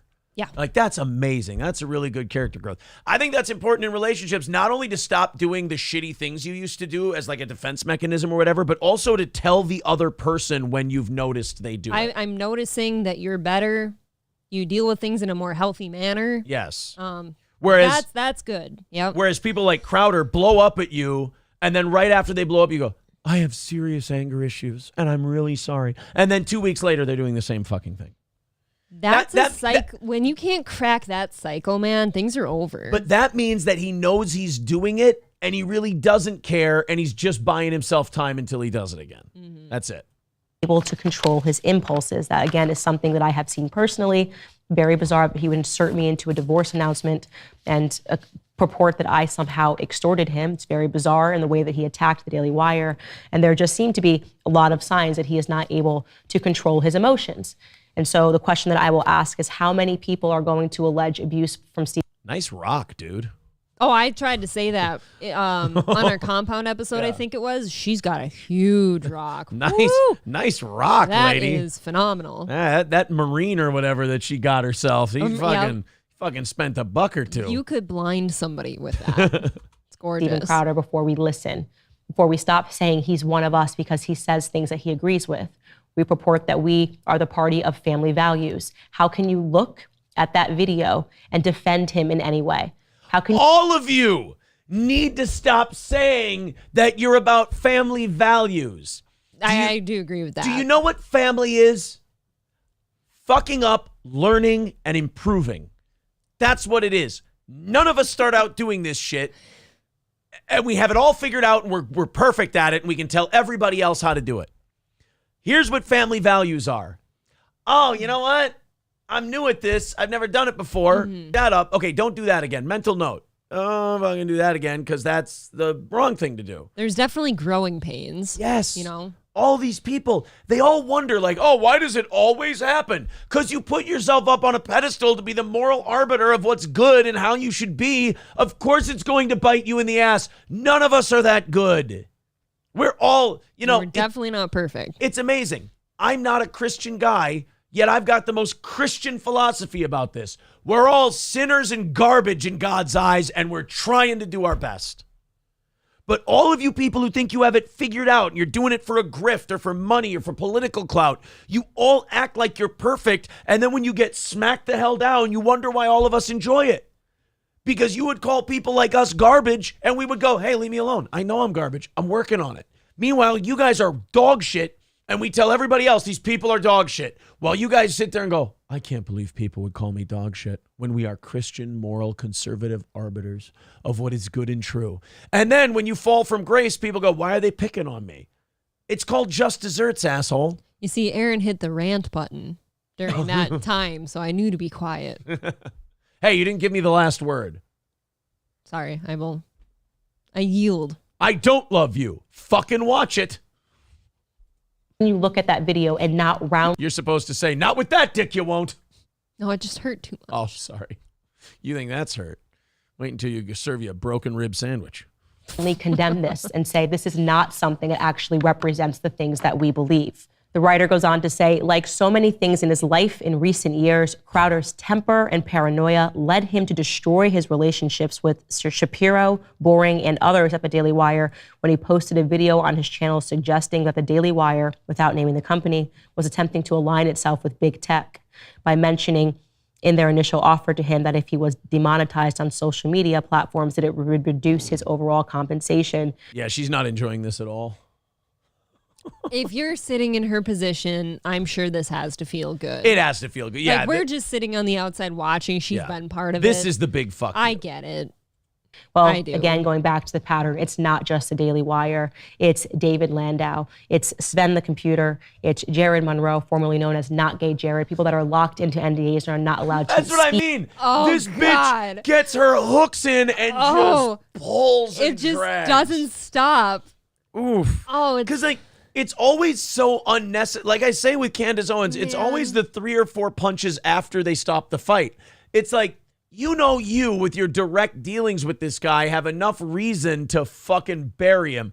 But then she goes, oh yeah, but I'm also doing it nobly for all these other people. It's like, you cold, cold bitch. Ugh, this is so gross. Speak about the abuse that they endured by Steven Crowder. It's Owen Benjamin. It's now his wife. Now we're simping for Owen Benjamin? Oh, how bad do you want to bury this dude? This to me, like, do you know, I know you didn't grow up on a farm. What? But do you know those big hooks? It's like a big ass thing like this with a little handle on it that you dig into a hay bale so you can pull it. I just see her every time she hooks into Crowder, drags him for a few feet, and I'm like, God, that one had to hurt, didn't it? Like, but then like the she longshoreman. yanks it out, yeah. and she goes higher up on him and really yanks him across one more time. No, you know what she's every doing? time. She's taking the hook from Braveheart that they tore open his guts with, and she's just, come on, Steven. Just say Ben Shapiro is king, and we will lop your head off and end this thing. And this is brutal. You believe that all of these various different parties, the majority of them who have never spoken to each other. I've never spoken to Sven the Computer. I've never spoken to David Landau. I've never spoken to Hillary Crowder. I've never spoken to Owen Benjamin. Do you believe that all of these people... I can't wait for the Candace Owens Owen Benjamin video. Yeah, I was going to say, she's now got all of her new guests lined up already for the next forever. Yeah. She thinks that she's going to have Owen Benjamin on and he's going to be a friend. You talk about bringing a pit bull into your house. Owen's going to be like, yeah, Crowder might be gay, but Ben Shapiro's also a Jew who's trying to manipulate you. It's like, Owen, what the fuck? It's Guys, ugly. I've been saying Crowder's gay for a long time, but Candace, you're just a black foot soldier in Ben's Jew army. You're like, oh no. What did I do by having Owen Benjamin on my show? You guys, you're marching to Talmudic orders. Like, shit. Good luck. Guys, we spoke to Owen Benjamin for 6.5 hours. We can air 3.5 minutes. And here's that 3.5 minutes. And that was the time he went on a bathroom break, actually. Yes. This is just Owen Benjamin taking a shit. People, as is the paranoid narrative that Steven Crowder is presenting, are working maybe in collusion with big tech to try to destroy him? Or do you believe it's plausible that Steven Crowder is just a monster? I personally believe that he is a monster. And that is, by the way, Steven, if you're watching, I'm not trying to extort you. I am just simply telling the truth.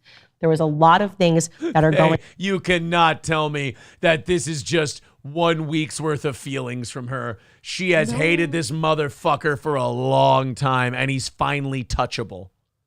Yeah, he is extra vulnerable. And also, they need to separate themselves from him because they're running the same grift he is.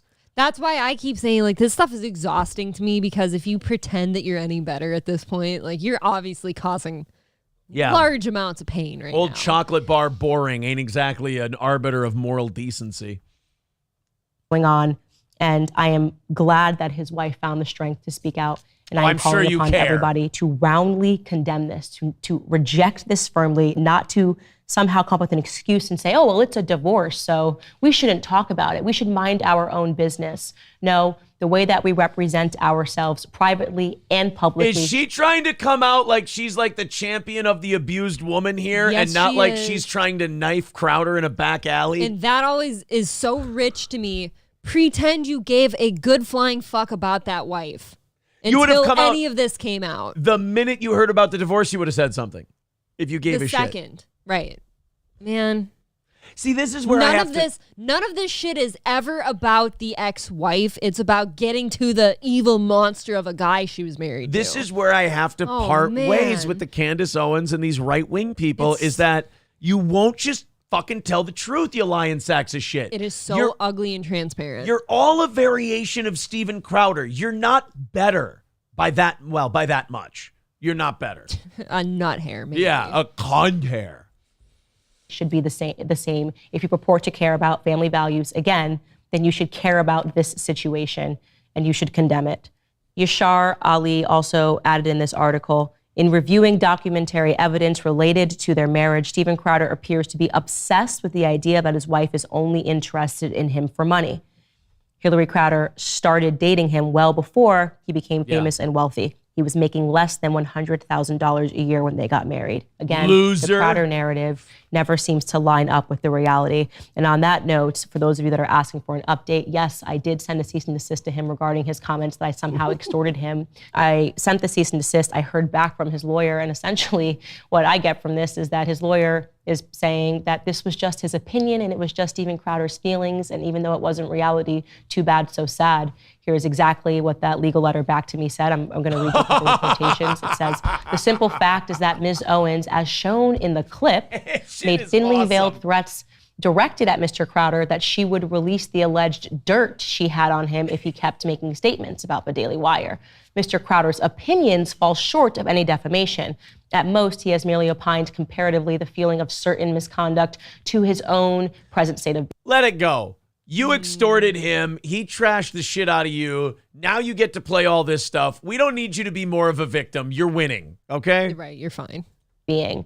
Then the subsequent use of the word threats is not in and of itself an accusation of crime, even within the larger context in which it was used. The most reasonable implication is not an accusation of crime, but that threats have occurred that fall short of being a crime. Again, at most, they are simply reminiscent in Mr. Crowder's personal opinion of the specifically referenced type of misconduct. In short, these are his feelings, they are not facts, and his opinions are protected. And to make it clear for those of you that thought there was something going on in the background or that someone had secretly threatened him, his lawyer is alleging that's not the case. He was simply referring to the exact clip that he showed you of me. Nothing else happened. He just wanted you guys to think that he was under duress in some other capacity. In short, Enjoying this a as little? I have Is she said, enjoying this a I believe little? Steven Crowder is an absolute monster, and I encourage all of the other people that In case you didn't get that before, she wanted to mention again, she does believe he's a monster. In bold letters. Yes. Monster. They have a light now in the Daily Wire that says Crowder is a monster, and they hit that when she's ranting. he has victimized to find their strength to speak out now. By the way, his lawyer offered to me that we could both agree to a ceasefire if I agreed that I would never speak about Steven Crowder again. And to him, I would publicly like to say, your client doesn't have that kind of money to keep Candace Owens from speaking out about things that I find to be absolutely despicable. And that's all I'm going to say about that. All right, guys, if you... All right, man. Oh, no, I did Carl from Sling Blade instead of Forrest Gump. What the fuck? Well, guys, there you go. Holy tits. That is the latest. That's the newest shit we have on the Crowder saga. Owie. That one hurt. These are some rotten bitches. That was fiery. All right, guys. 175 away from today's goal. If you'd like to contribute to our program, Streamlabs, PayPal, Super Chats, memberships, Rumble Rants, gifted memberships. 175 away. You guys had an amazing first hour. Oh, my God. It's almost 9 o'clock. I know. I don't know where the time went. I know that was a lot. It was a lot. It was a lot. Yeah.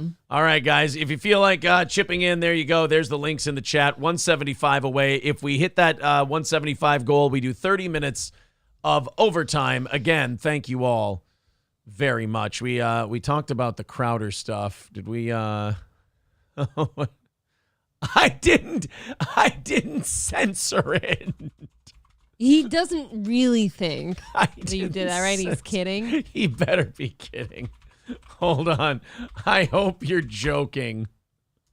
I don't even know how to do that while I'm on. I have 0 censored words. Oh, man. Mersh is, he's on the warpath today, boy. Why? Jesus. I don't think either of us have a problem with him. Oh, man. Oh, no. Link to the Jake. Just put the...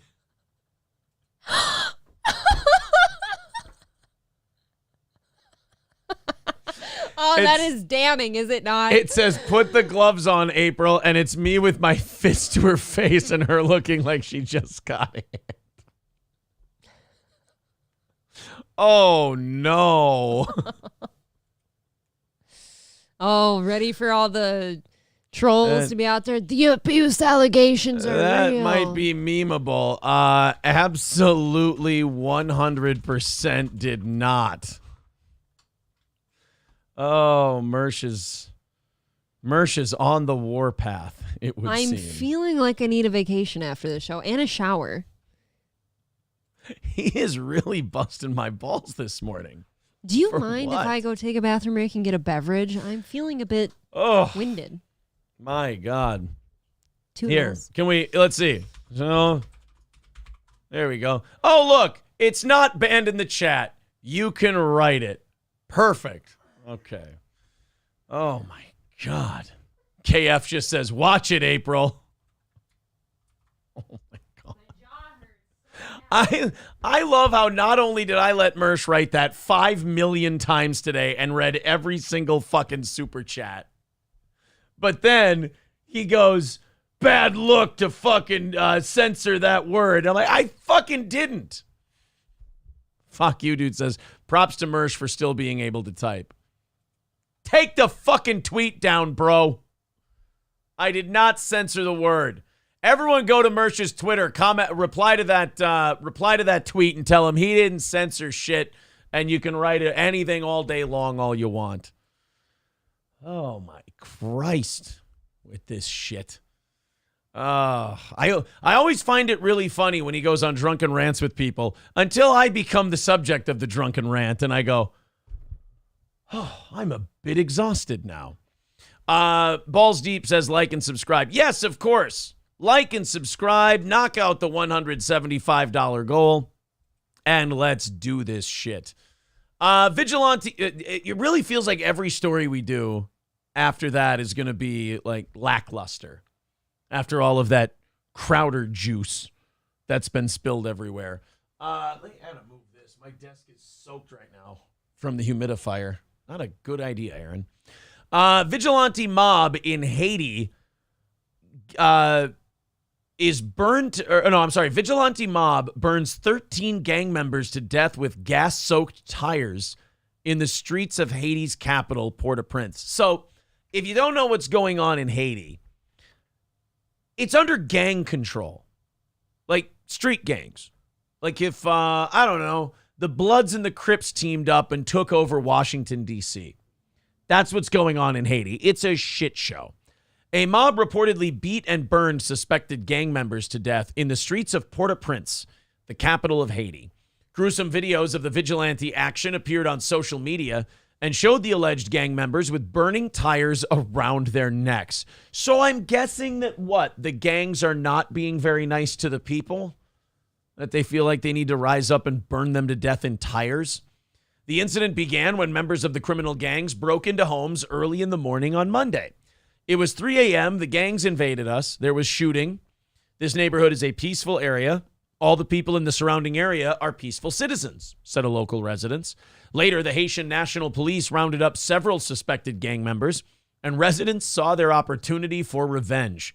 They pulled the suspected gang members and beat them and then burn them to death. More than a dozen individuals riding on board this vehicle were unfortunately lynched by members of the population, said a statement from the Haitian National Police. Do you really think that they believe that it was unfortunate that happened? Do you really think that the Haitian National Police felt, oh man, that's absolutely terrible that these people just, I mean, we had them in our custody, but there were just so many innocent people around. We felt swarmed. We didn't know what to do. And then, they just burned all those gang members to death for us. I mean, on us. It's just a terrible thing how that happens. I don't buy it for a second. Fuck you, dude, with $25. Thank you very much, sir. About 160 away from knocking it out today. You. Thank you, pal. Yeah, so we just we had what I would like to call a cool down story. Yeah, I needed a good stretch after all that. From all the Crowder stuff. Thank you very much. I got to go to Streamlabs for this one because that's where the comment was left. I needed to go ice my jaw for 5 minutes. From the punch. Yeah.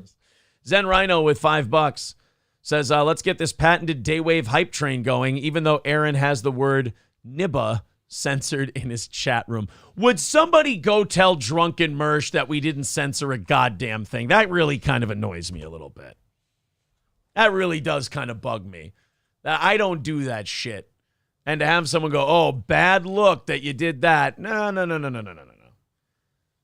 I would like, here's all I need. I would like a DM back that says, oh, my bad, dude. I didn't know you didn't do that. That's it. You're talking to a drunk person.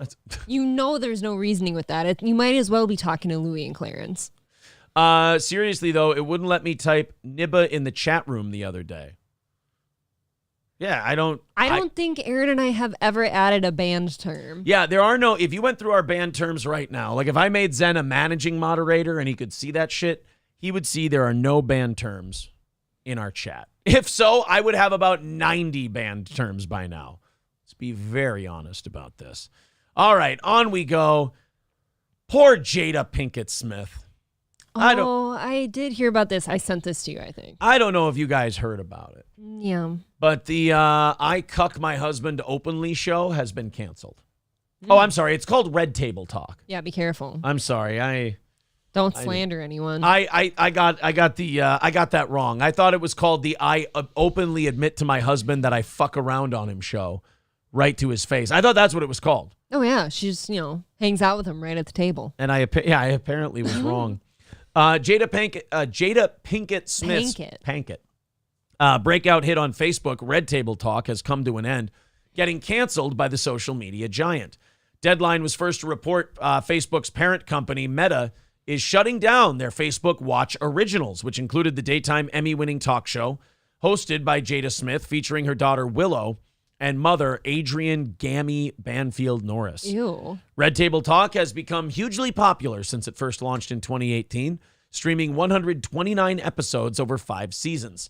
The show also netted about 11 million followers on social media. So is Facebook just shutting down the streaming part of what they do? That's what they said. So it had nothing specifically to do with Red Table Talk. They were removing their original shows. Okay. Section. So what happened was they got rid of the original shows, so therefore her show had to go. It wasn't that we're keeping some stuff and we're getting rid of Jada Pinkett. We're just eliminating the entire thing. Part of me would like to think that they eliminated the entire thing to get rid of Red Table Talk. That they just burned it down. But they just didn't want to look that way. Now, in addition to Red Table Talk, Steve Harvey's talk show Steve on Watch is also getting canceled.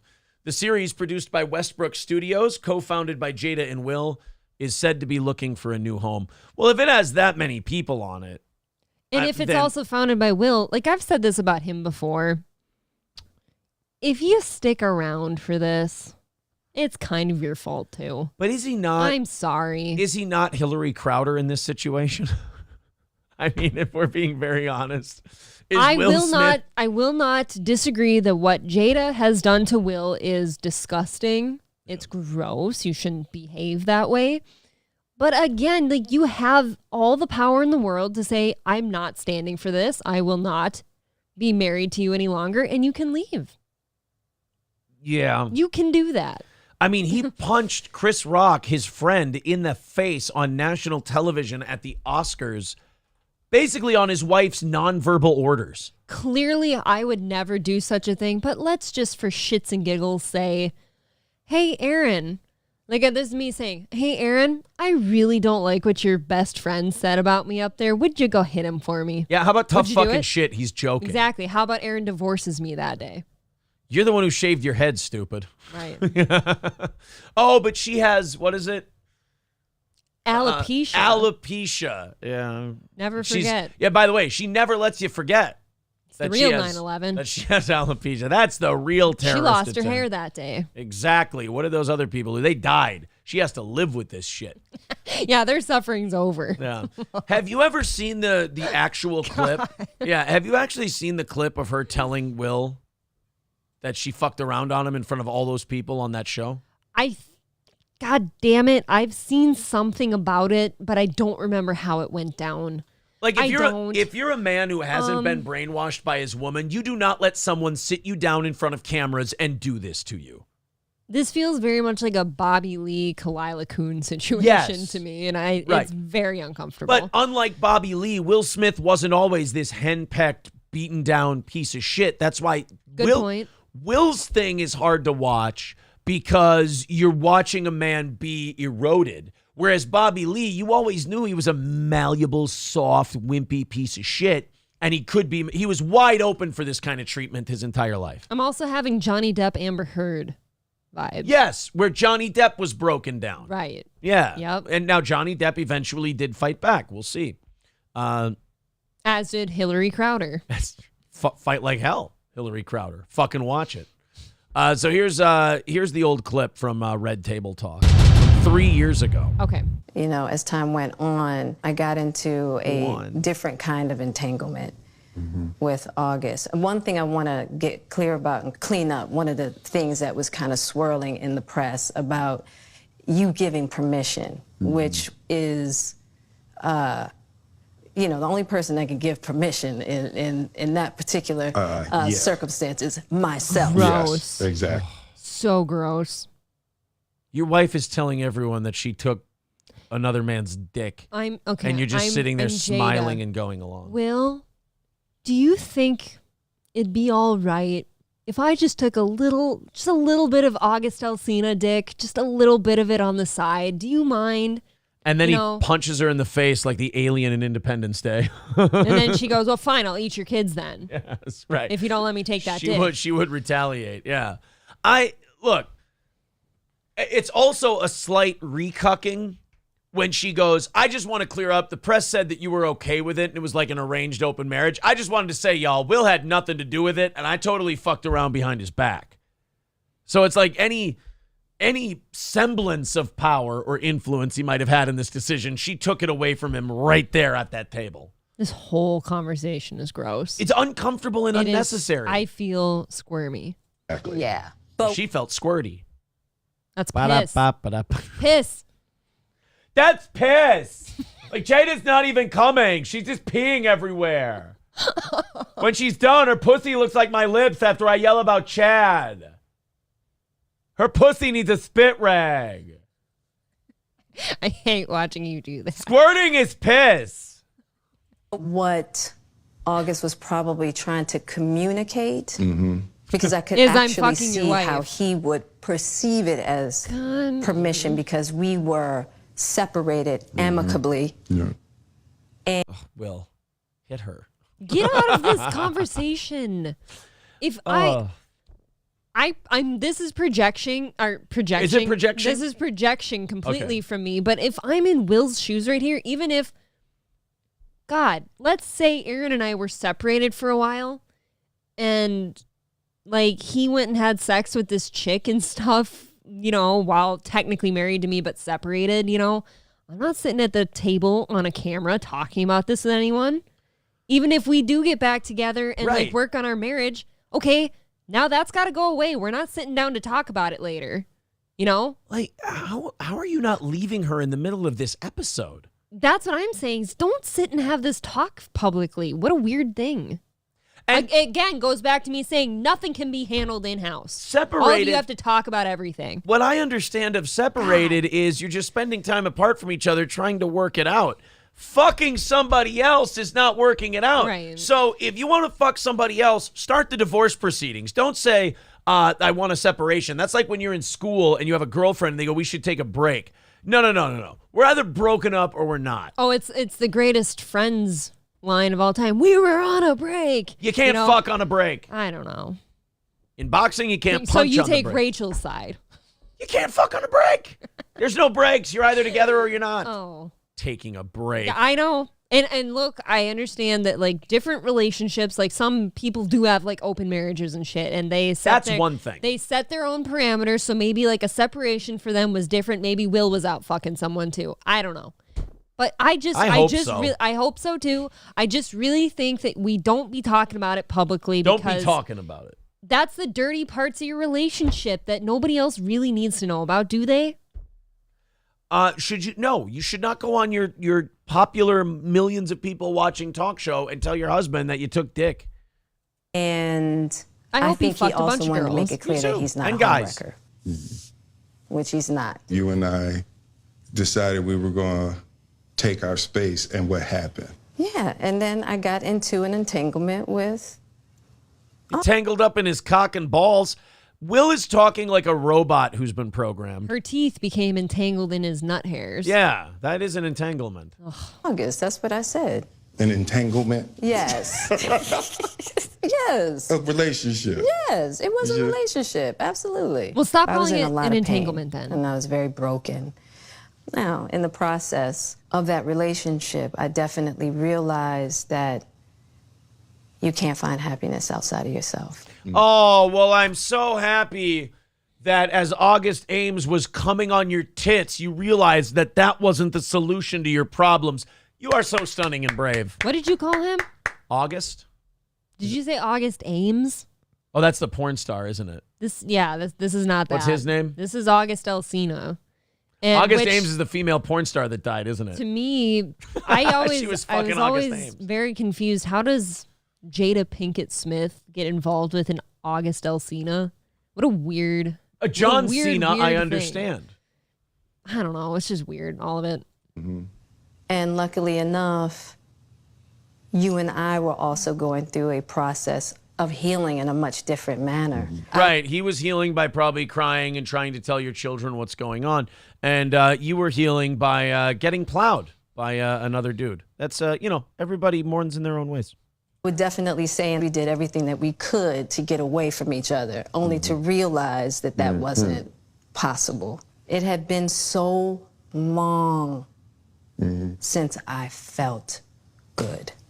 And it was really a joy to just help heal somebody. Yeah. Oh, I'm glad you're smiley and happy. I'm glad you could help drain his balls while Will was there wondering, if his life was falling apart or not. This is, in my eyes... This is fucking terrible. How this should have gone down if they were going to still do the same physical things that they did. And again, I don't know what Will did while she was off with August, whatever. But if you're separated, okay, her way of healing was, okay, I haven't felt good in a while. I'm going to go have sex with this guy because it makes me feel good. Okay, fine. I hope Will went and did the same thing, whatever. Everyone heals differently. But when we decide to get back together, please then... let's not talk about that part anymore, because that's not typically something somebody should be proud of, right? That's like a dirty, sad like moment in your relationship where you're like, wow, things were really shitty and things really went off the rails. Let's probably not focus on that. Let's focus on fixing these things and hope things get better. This seems gross. Will Smith should have flipped the fucking table over like Jim Everett did with Jim Rome. Like I said, definitely don't sit down and talk about it. Watching your wife sit there and smile. Well, I tell you what. It's so weird. It looks like that show is over for now. It's not going to be on Facebook anymore. But they'll if they have as many fans as they say they do, then they'll land on their feet. They'll get another another show somewhere. I mean, that Yeah. show will go somewhere else. Part of me does have to believe that if Will Smith sticks around for it, he's got to be fine with it on some level. He's probably just kind of ashamed that it got talked about. Right. I think I'm sure he's fine with it because clearly they stayed together and he's willing to hit his friend over her. Yeah, right. But I again, this is probably just projection. I just really feel like some things don't need to be talked about publicly. Johnny David with $5 says, on the road with my son in Western Australia, kids make great roadies. Thank you, and take care, you crazy kids. Thank you, buddy. Thank you. That knocks us down to 150 this morning. We're only 150 away from knocking out the entire goal for the week. Thank you guys very much. There's the links in the chat. Streamlabs, PayPal, so on and so forth. Oh, that is. But you know, again, I'm not saying he's like the most to blame, but you let yourself get into that situation. Like I said, we don't know them. That's the worst part. Like all of us people just watching these things, nobody knows them personally. He is clearly fine with it or he wouldn't be there. That's always my take on it. I'm like, he's got the power to leave. He has the money to leave. He's fine. Yeah, and nobody needs to stand up for, Will Smith. Nobody needs a white knight for Will Smith. He'll be fine. These people are exhausting. Very much so. This is a strenuous show you've given us today. Now, in fairness, it has gone remarkably quickly. Yes, I do believe that once these cameras turn off, I'm going to feel it. I will say this. I'm going to skip any Fauci stories today just because I can't. You just can't even. I just can't. I'll keep the story about the clit enlargement surgery. Ooh. But wait, no. Why are you doing that? No. April's torn on it already. See, this is a very divisive issue. Why are we enlarging it? Isn't that just a penis? You know, that really is the philosophical question that we need to get to the bottom of on this morning's program. Oh. 150 away from knocking it out, or what we call striking distance here on the program. 40 minutes away from rattling the cans and seeing if we can knock that out. But if you want to knock it out beforehand, God bless and thank you. Streamlabs and PayPal, the best way to do it. Then Super Chats, memberships, the whole thing. Cockdiff says, let's talk sports, please. I'll say this. The more I read, the happier I am about the Vikings first round draft pick yesterday. I was going to ask you, because I was trying to decide this morning for myself how you felt about it. I don't know. Did Will Levis end up getting taken?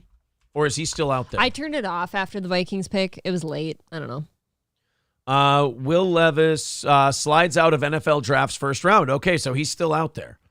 That has to be really uncomfortable when you kind of thought you'd go, Dude, right? Every mock draft had him going in like the top 10. And that to me, if you're Will Levis, you're kind of scared now. To me, I'm really scared. I'm like, shit, I was supposed to be gone by now. What is going on? Where the fuck am I going?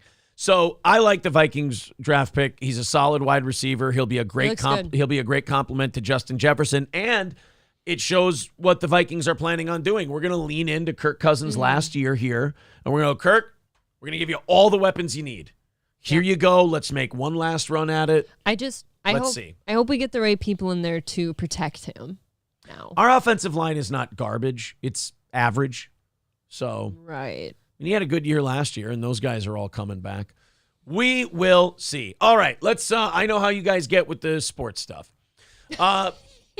Apparently, whorish loose women are getting throat cancer as a consequence of all that dick sucking and cum swallowing they've been doing. No. Yes. Oral sex is the X-rated culprit behind a wave of throat cancer cropping up in the U.S., fueling a so-called epidemic. According to Hisham Mahana, a professor at the Institute of Cancer and Genomic Sciences at the University of Birmingham, the human papillomavirus is to blame. But I know it's my own damn fault. For oropharyngeal cancer, the main risk factor is the number of lifetime sexual partners, especially oral sex. So sucking dick can kill you. Remember when Michael Douglas said that eating pussy gave him throat cancer? Yes, I do remember that. We had a really big conversation about that once. Everyone thought he was crazy. Then all of a sudden he had a tumor in his fucking throat. And Catherine Zeta-Jones' pussy had to release a public apology. So you can get oropharyngeal cancer by contracting the HPV virus. Well, HPV. Yeah, cases Basically. of HPV-linked oropharyngeal cancer, a type of throat cancer, rose annually by 1.3% in women and 2.8% in men from 2015 to 2019. So eating pussy is a way bigger risk, or more men eat pussy than women suck dicks. So That there you seems go. backwards, though. I feel like more women are inclined to suck dick because they think that means that the man's going to like them. You would and stick believe that around. because you're a woman. You're being very, very selfish. Am I projecting again? Yep, absolutely. The past studies have shown that multiple sexual partners could increase the risk of catching HPV and, in turn, developing mouth or throat cancer. So it really is God's punishment for whorish, loose behavior. It's kind of great how that works out perfectly, right? Gardasil is the shot that prevents HPV, right? Which can then lead to cervical cancer as well. It's the leading cause of cervical cancer. HPV is, yep. Yeah. All right. But they didn't say anything about, shoving a cock down your throat Yeah, and so- having it come a tumor down there. So Things like this do make me nervous because I'm like, there's no way, right? well, there's only one way to find out.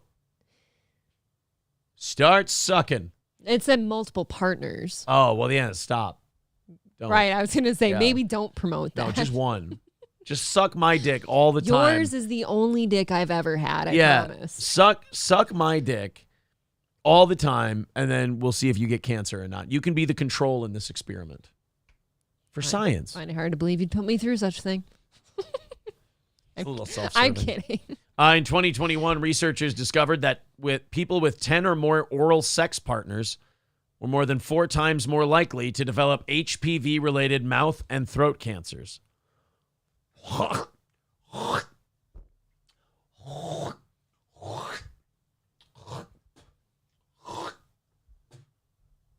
Sorry, I had a hair. I am thankful to know you've had more than 10. Oh. I didn't say that. I had a hair stuck Why in my else throat. would you be spitting? The dog sheds a lot. Why are you sucking on the dog? I'm not sucking on the dog. I'm saying that there's hairs in the air. And they're Really? waving like they just don't Oh, God. care. Yeah, oh, God, there's one for See, me, too. exactly. Yeah. You whore. According to data from the Center for Disease Control and Prevention, 41% of teens from 15 to 19 participate in oral sex. Young people ages 15 to 24 were responsible for nearly half of the 26 million new STDs in 2018. God, I feel that's so gross. I do not want to think about 15-year-olds doing that stuff. Well, the other half was caused by senior citizens. Oh, that's Remember? right. Yeah, they get a lot of Oh, gonorrhea and those shit. Goddamn nursing homes. Those disgusting Those nursing horny homes. old people. They just are sucking and fucking all the time, giving each other the clap and Well, all they're kinds kind of of other lucky shit. because they get to take the dentures out. That is true. You know, there's no teeth involved. In fact, it's so prevalent, according to the CDC, that nearly all sexually active men and women get the virus at some point in their lives, HPV. Well, have you had your Gardasil shots? I have not. I have. Wow. I had mine, I think, when I was 18. Typically harmless, many people clear the virus on their own with no complications. The virus can lead to cervical or oropharyngeal cancer in some cases. However, a small number of people are not able to get rid of the infection, maybe due to a defect in a particular aspect of their immune system. So if Johnny gets HPV, Or he's getting, APV. or APV, he's getting throat cancer and he dies. God really is shitting on him. It really is.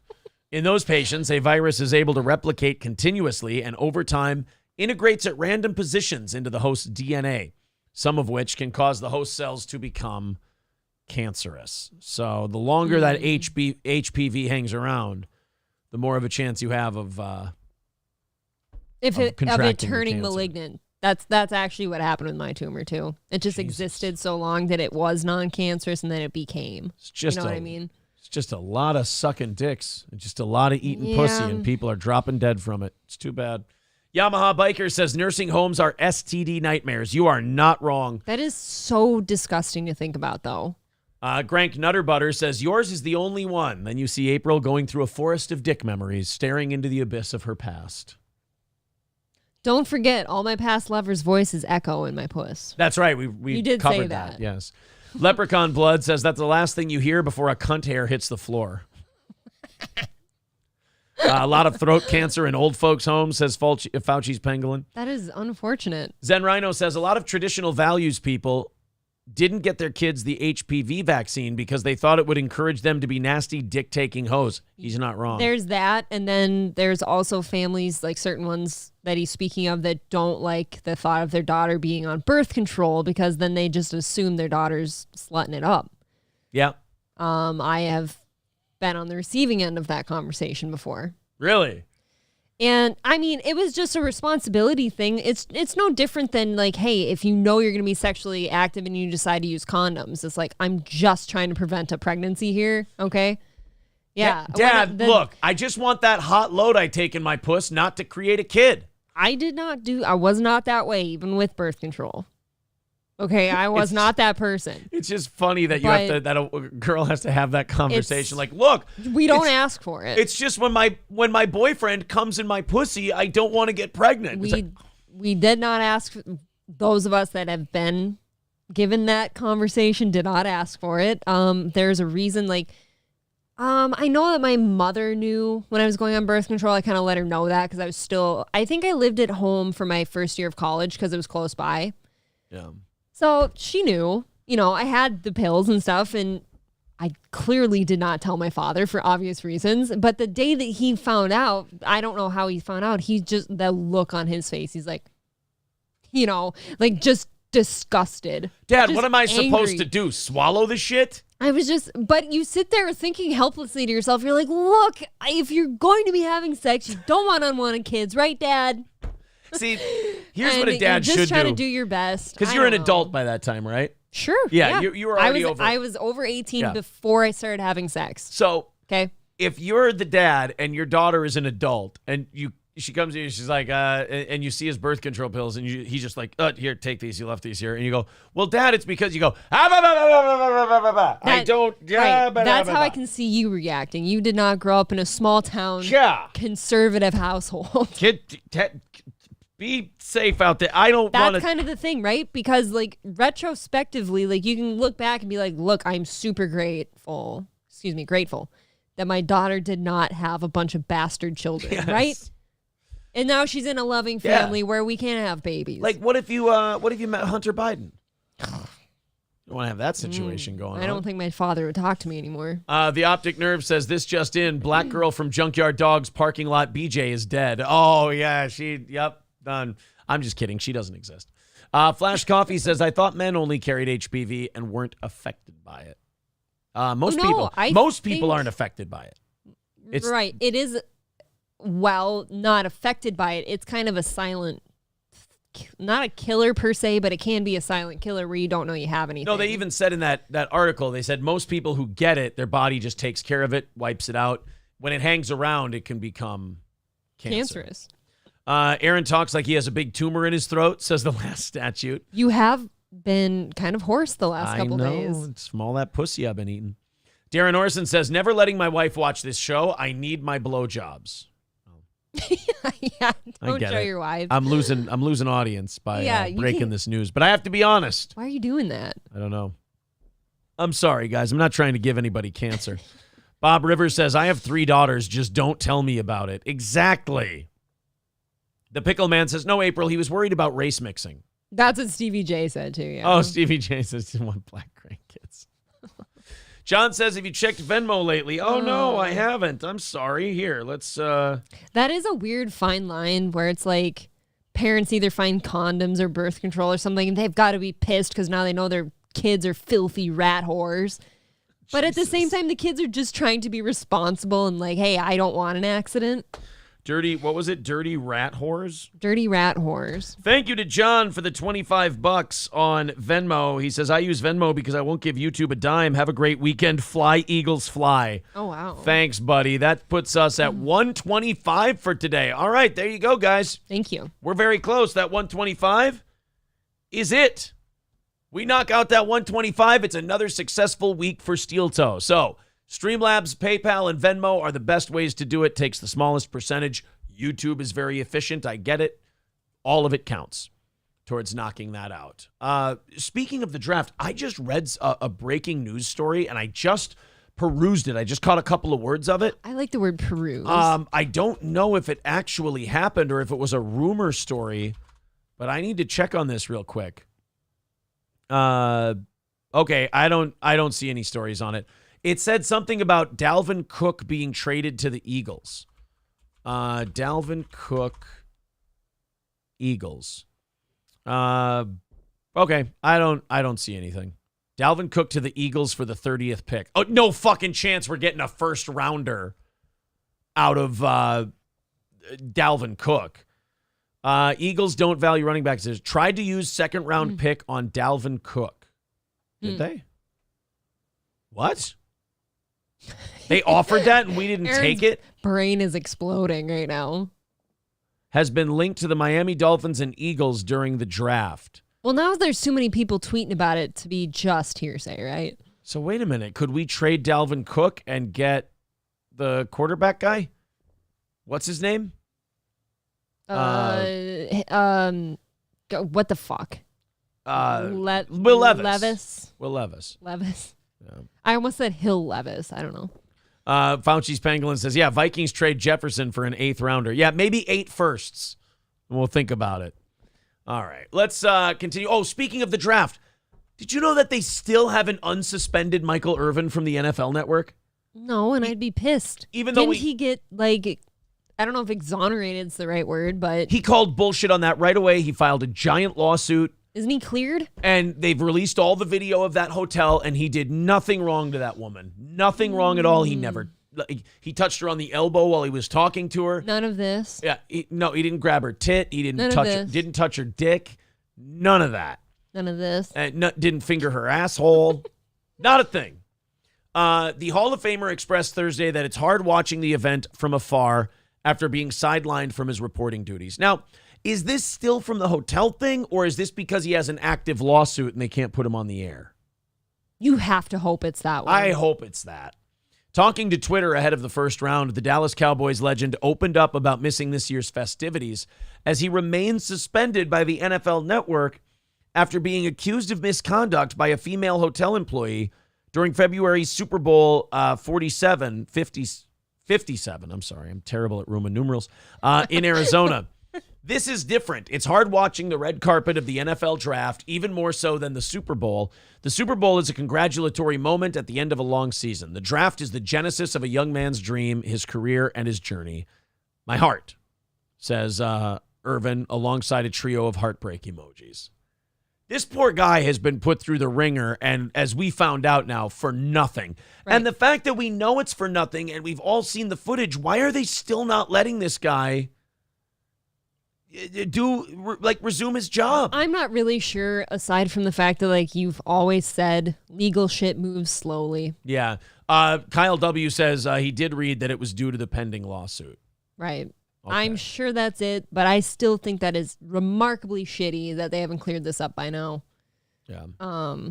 God, yeah, to be involved and to miss all the biggest festivities of the thing that you're involved in just has to suck. Honestly. Yeah, and it's if it is because of the lawsuit, I guess it's not too bad because... Do you then sue her for everything that you've missed? Well, he's suing the hotel for $100 million. So if he wins, I mean, you can pay for that heartbreak a little bit. Sure. Not that Michael Irvin needs... There's a difference between needing the money and adding $100 million to your bank account. Like, Michael Irvin's the kind of rich where, yeah, he doesn't have to work again. But he's not the kind of rich where $100 million isn't a giant deal, you know? What kind of rich is he? No, wait a minute. No. That is not what I'm saying. No, that is not. What? No. What are you freaking out about? No, you are referencing something. I don't know right what now. you're talking about. No. That is not what I'm saying. He is the kind of rich that where you got enough money to be fine. Which is comfortably rich. Okay. Thank you. Thank you for clearing that up. Yes. Optic Nerve says, good one, April. Dexter Morgan says, April, can you please ugly up before you get on camera? You make my morning coffee harder than it needs to be. Ooh. Of course. I like that. 125 from away from knocking it out for the week. 20 minutes away from rattling the cans and seeing if we're doing overtime today. Never mind, we're 120 away.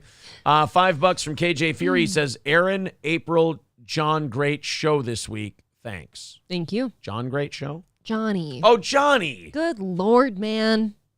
I know Johnny. I don't know John. You need to recuperate this weekend. I don't know if you got hit in the head last night or something, but...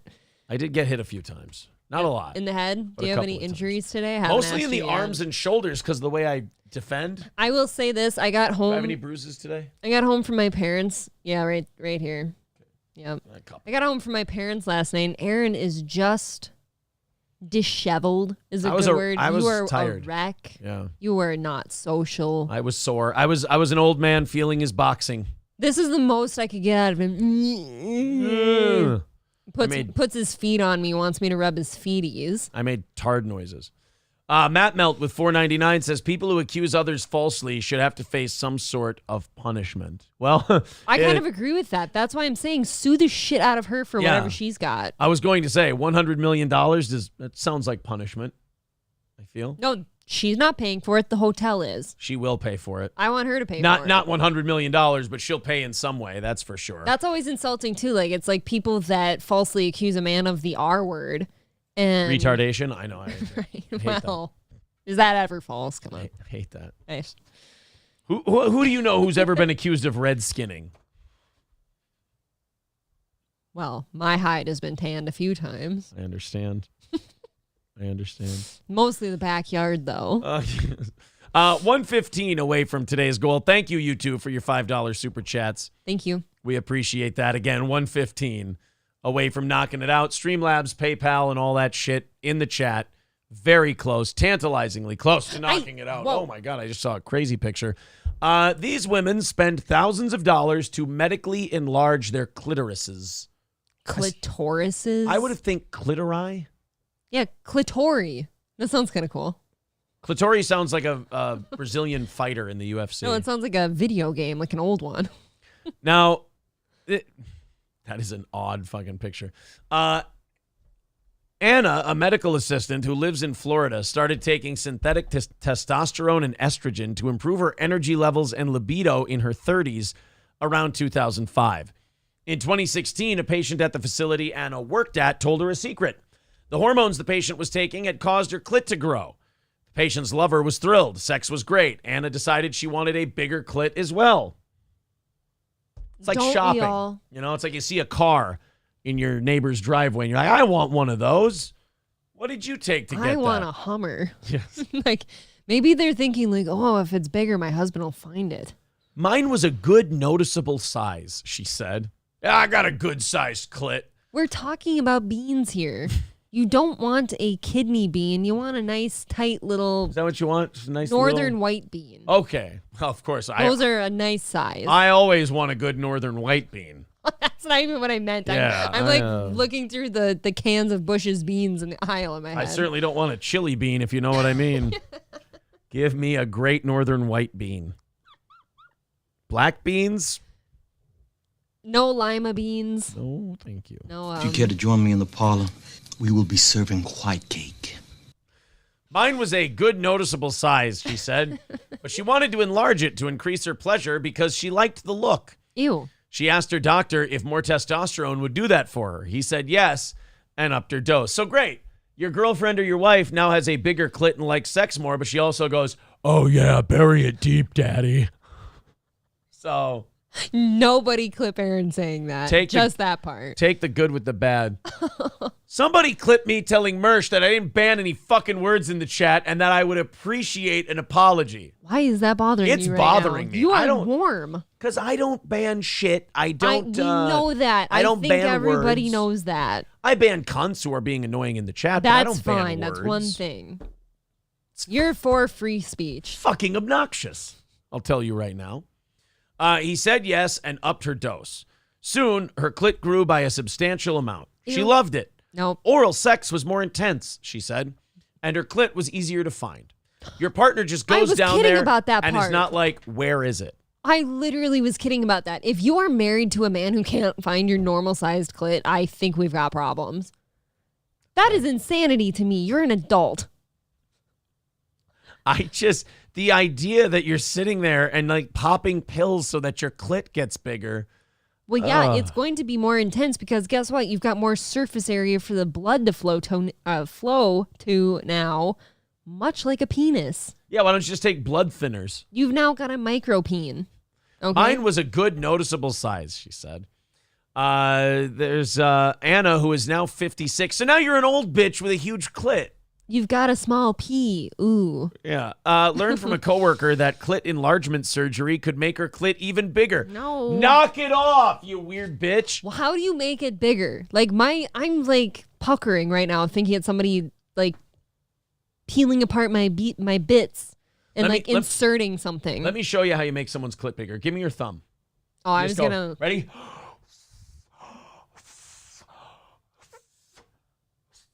You blow it up like I feel like getting bigger. Yeah, you blow it up like a beach ball. You just blow into their thumb. It has to be their right thumb. Oh, now I'm all wet. And then, well, see, I told you, it works. God. Just blow it right out of her thumb.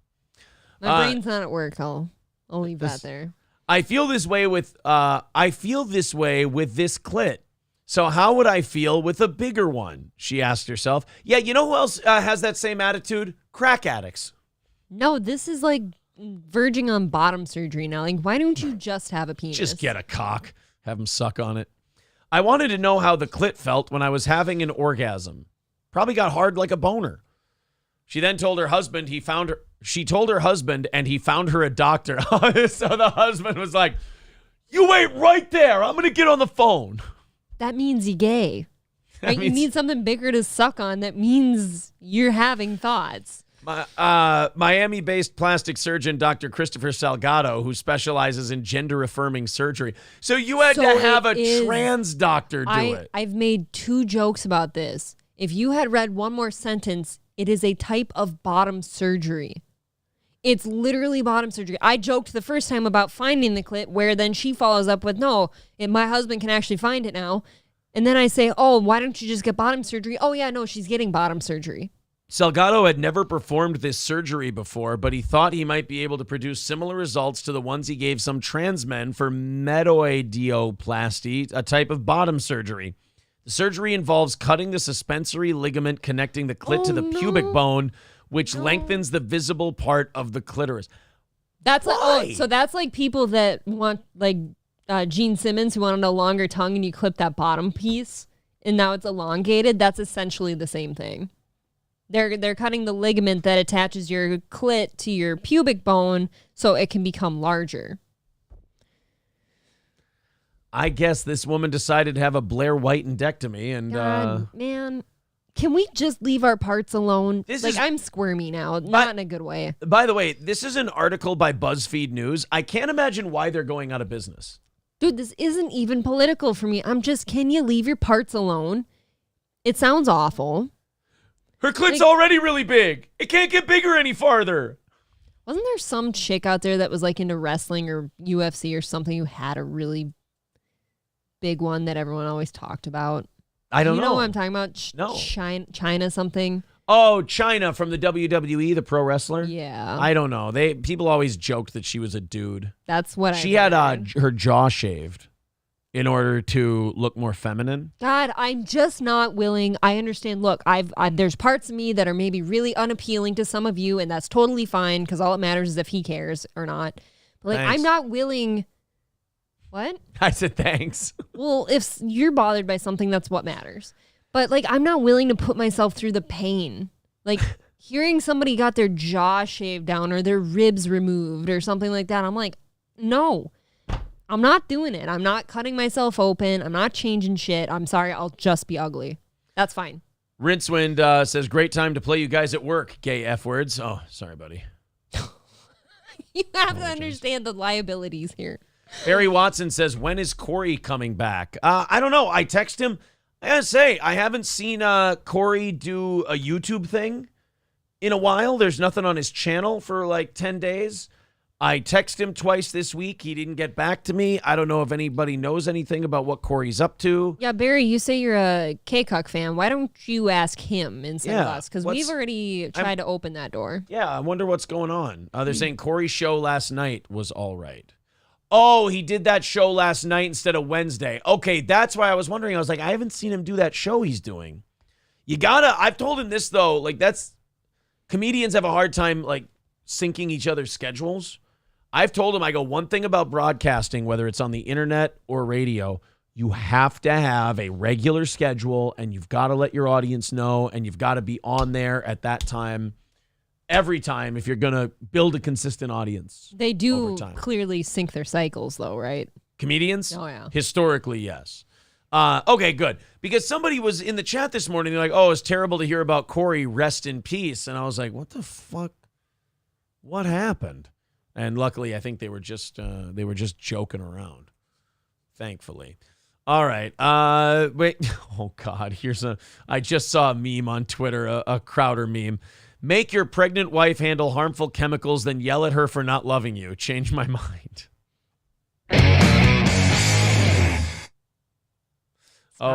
What's this one? You don't love me if you don't do what I say all the time. Change my mind. Oh, no. Why did they superimpose his face? That's just him. I don't know. That was just, you just. It kind of looked like Blake Shelton. You just have it be his face. Where are there more? I want to see more of these Crowder memes. I'm starving now for Crowder memes just that I search didn't know for Crowder. existed. Well, that's going to be hard because there's a lot of people writing about Crowder. Go to photos. Oh, good point, April. That is very smart of you.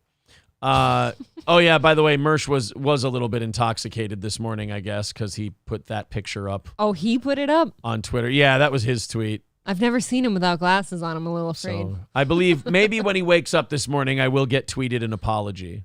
Okay. For not doing any of that.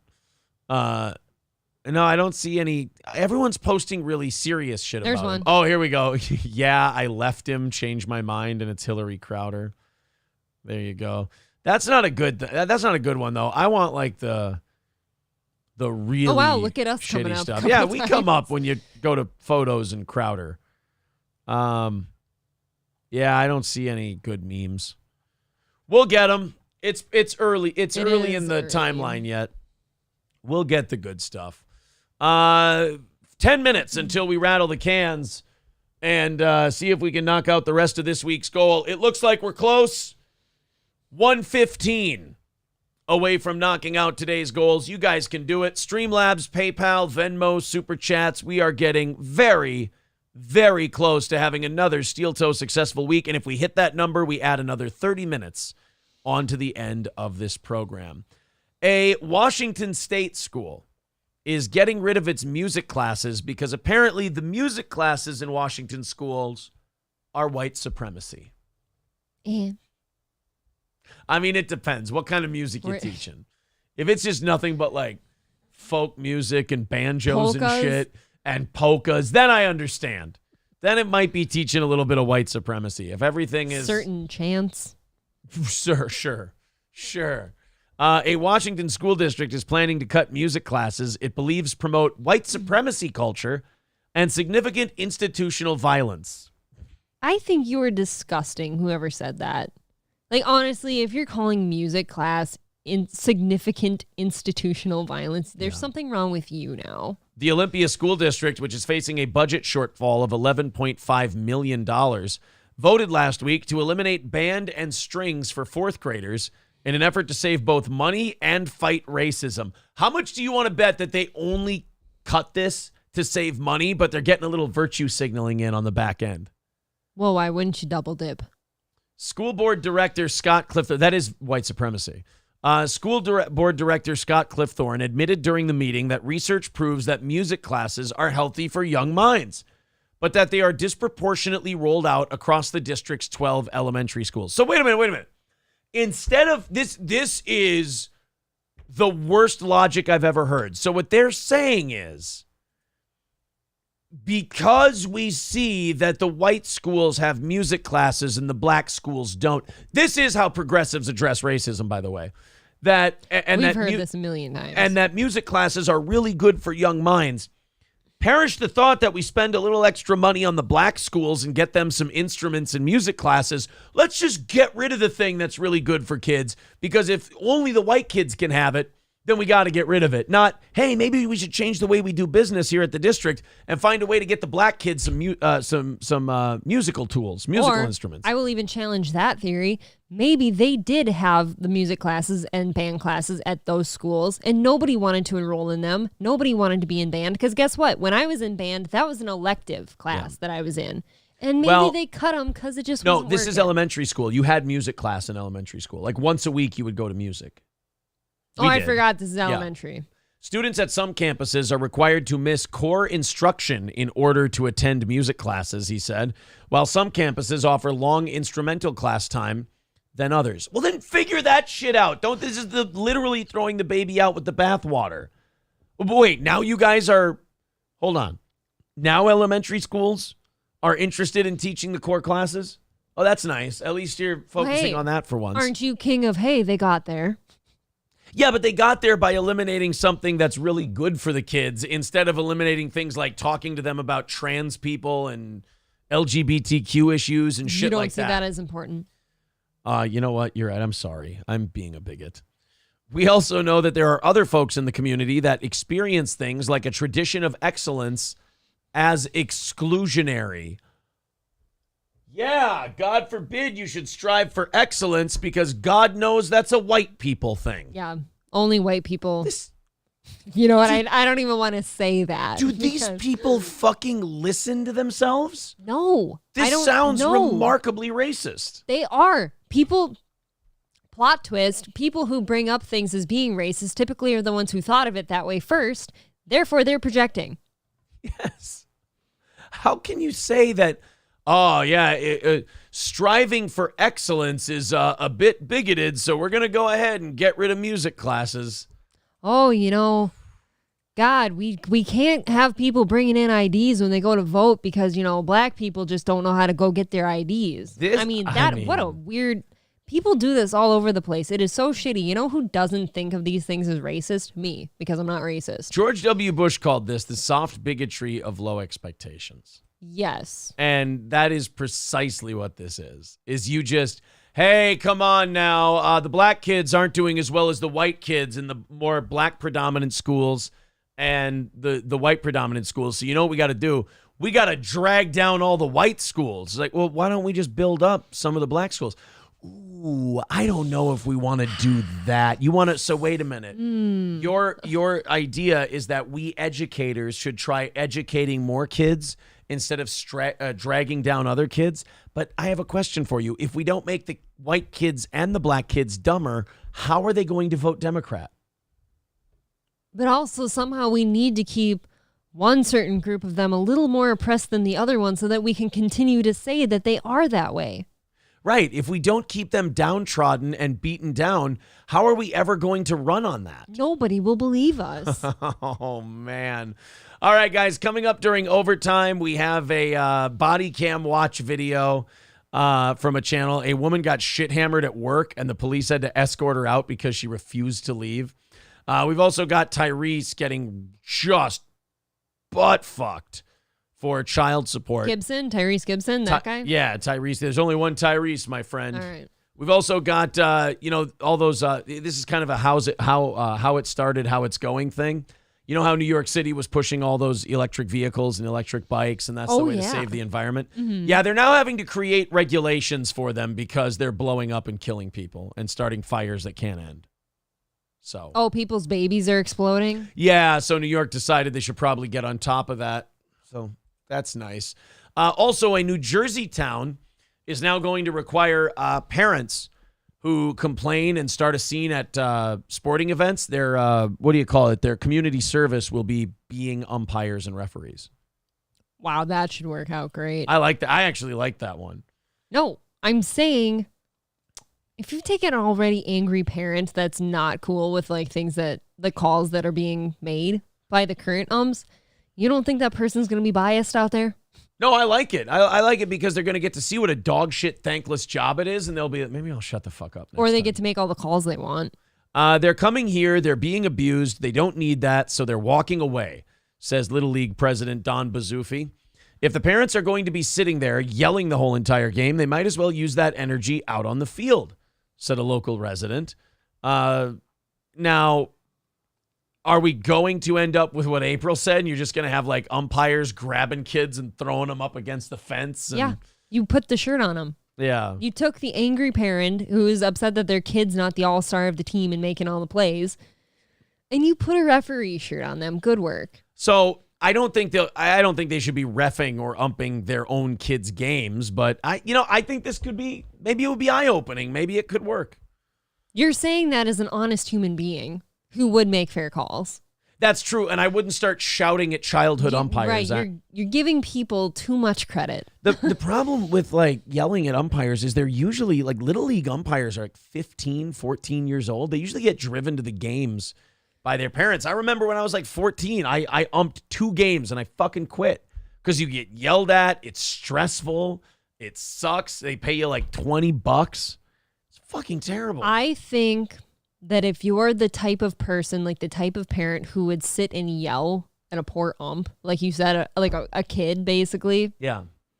You're not the type of person who's going to suddenly be rational when you put the ref shirt on. Yeah, and Yamaha Biker says, this is from the mindset of New Jersey. It won't work. No. Yeah, you get an angry New Jersey guy in there, and he's like, hey, ump, you're a piece of shit. I hope you fucking choke on a hoagie, you sucker. Like, all right, you come down here and try. All right. Step the fuck to the plate, kid. Strike 1. Swing the fucking bat. It's like, this isn't gonna go well. Not at all. I don't really see this, but yeah, I think you're right. I think I am too. I mean, angry people aren't just going to suddenly not be angry. Kenny G-Man says, you're just a quitter, Aaron. It was awful. The only thing worse than getting yelled at about being a bad ump is knowing that the game was too big for you and you couldn't call it and it was running too fast. And then after the game, like female parents come up to you and go, oh, you did such a good job. And you're like, well, now I know you're lying because you're trying to be very comforting. That is something. Why even say anything? Yeah. Like if it's clear that you're lying, Can I just let it go. Go home. Can I just get my paperwork signed and get the fuck out of here, please? Let me tuck tail and run. Yeah. It's one of those things where like your friends, when they would have to ump, and you would hang out afterwards and you would see your friends say, hey, what'd you do tonight? They're like, oh, I umped a game. And you're like, oh, sorry, bro. I know you're probably in a shitty mood and we're not old enough to drink. So, yeah, we're up for one hell of a night. All right, boys and girls, let's see if we're going to add 30 minutes to the end of this show. If you feel like chipping in to this program, let's do it right now because we've got 5 minutes left and $115 away from knocking out the whole goal for this week. If we knock this out, it means Steel Toe was successful for the entire week, and we appreciate your guys' generosity. Yes. Here we go. Fire up the music. Let's do this thing. All right. Oh my God. It has begun. He's falling apart. I'm falling apart. Streamlabs, PayPal, Super Chats, memberships, gifted memberships. All of it works. Let's do it, boys and girls. Let's wrap up this week on a high note, and then we'll tack on 30 extra minutes. I have faith. For overtime. There's the links in the chat. Streamlabs, PayPal, Venmo, Super Chats, Rumble Rants, memberships, gifted memberships. Chip in a little bit, and let's do this thing. Only 115 away. This will go down really, really quick, especially if you use PayPal, Streamlabs, or Venmo. Those go down really, really fast. Let's see who's going to start this thing off. Little bits. I taste my own pre-cum, renewing his membership for 7 months. Appreciate that. Thank you. All of the memberships get counted out at the beginning of the month, and it knocks down the entire goal. So that membership revenue next month is going to knock down the daily goal a lot because the gifted memberships have allowed us to jack our membership up a lot. Plus all right, cool perks. Who's going to start this thing off? Yeah, and you get all the member perks, which you can see on our channel. All right. Who's going to start this thing off, guys? There we go. Phage Lives with $9.99 says kinky. All right, 110 away. Thank you. That 110 is the difference between us having a successful week and falling just a little bit short. Everybody team up. It's only going to take 10 more of your show or so. Nannerdiff says this is the greatest show. Thank you, buddy. Thank you. We appreciate it. Let's go into the week, end of the week on a high note. Paul with $2. Thank you very much, Paul, for the $2 over on PayPal. Thank you. Appreciate that. Here we go. Oh, you got, that was just the notification for Paul. Sorry about that. Come on now. 110 away. We've got, let's see, 2.5 minutes left until we're at the end of it. Andrew says Mersh stole all my money. Oh, no, that's terrible. All right, guys, Streamlabs, PayPal. John says there are 447 people watching, and you can't ante up a few bucks. Cheap cunts. Well, I don't think that's going to get us the win. Whitney with $10 says, great show today, and thanks for introducing me to Perry Caravello. Oh, yeah. I can't stop watching his stream. It's unreal. Have a great weekend. Perry is the greatest. Thank you. Perry's awesome. 100, guys, and even 100 away from knocking it out. You've got this. Streamlabs, PayPal, Venmo, Super Chats, memberships, and even 100 away. Let's call it. Let's do it. Hit the like button. Hit the subscribe button. Throw in a couple of bucks and we can do this thing. 2 minutes away from being able to hit our final goal of the week, be all caught up, add another 30 minutes onto the clock. Good start to the weekend. And a great start to the weekend, guys. 100 away. It's slow going. We got off to a rocket start today, too. Maybe boys they're and all girls. on vacation. Oh, I hope you're not all on vacation. Or maybe they just hate us. Or maybe it's That been could a be. dog shit program. They Brett, don't like that you hit me. they don't. Oh, the punch. The Yeah. punch might have done it. They can't support that. Brett with $20. We're down to 80. 80 away. Todd Pemper says, hurry up, guys. Save April from a horrible weekend. See what I mean? You can't save her from a terrible weekend. I will never hear the end of this. All right, guys. 80 away. 1 minute left to go. 1 minute even. We are in the... Oh, no, I'm sorry. 1 minute and 15 seconds. I'm sweating. Left to go. PayPal, Streamlabs, Super Chats, memberships, gifted memberships. All of it counts to knock out that last $80. 80 away. April, take me to the lake, says, I bet we make it today. Well, we got to get 30 more to extend it by 30 minutes to see if we can do this thing. We have 50 seconds left to go. Super Chats, Streamlabs, Delco Lou says, check Venmo. Oh, the Venmo things Brian M. don't post right away. Why does it say Thursday? David Chandler with $99.99 and Lou with 15. So that's 85. Wow. We did it. We did it, boys and girls. It is done. Thanks, It is called. We are doing a half hour of overtime. Thank you very, very much. And then another, oh my God, 80 from John on Venmo. Thank you very much, John. Also, that means we're 80 ahead for Monday. Yeah, so let's take... we don't cheat, you guys. We don't just pocket the stuff. We'll the take, overage. We'll take that out for Monday. Oh, here's another meme. Exposing my pregnant wife to dangerous chemicals is not abuse. Change my mind. Citizen M with $9.99 says Aaron plus April are cool and nice. Well, thank you, buddy. Thank you, real Citizen That's M. 85 away. Or no, 85 away. 85 into Monday's goal. If you want to 85 into keep track Monday. of that for me. Here we go. Hey, You'd all be dead now if it wasn't my David. There you go. Yeah, he embarrasses me almost, like how supportive he is. He makes me blush. That's for sure. A remarkably generous dude. Thank and you. then all good blessings to it David turns out Chandler. that David Chandler could have could have sat this one out. I know. If he had to. But he never wants to He sit never out. fucking does, that guy. Good man. All right. We have a half hour left. We get to watch a drunk lady refuse to leave work.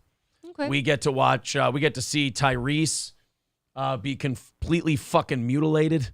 Not literally. I mean, thank God. In family court. I have had enough hate crimes Yes. one day. Brian M. gifting 5 memberships. Wow. He gets one to Michael White, Nick Walter, Florida Bound 79, Cody Thompson, and Alan Chihuahua. Gifting it. So April, 15 more into Monday's goal. Thank you guys very much for giving us a very easy Monday. Wow, I think that's 100 into Monday. You guys are the best. All right, off we go. This is from the channel called Body Cam Watch. This woman is hammered at work. They've been trying to kick her out and send her home. She will not. Are you sure this wasn't you? No. Back in the day? It was not me. Looks like she works at a car dealership. Okay. And a car dealership, definitely one of those places you cannot just walk around shit hammered at. It's going to be a bad look. Might make you a little more friendly. This is out of Florida, but yeah, it will make you friendly until the drunkenness kind of turns on you and you start to feel like shit.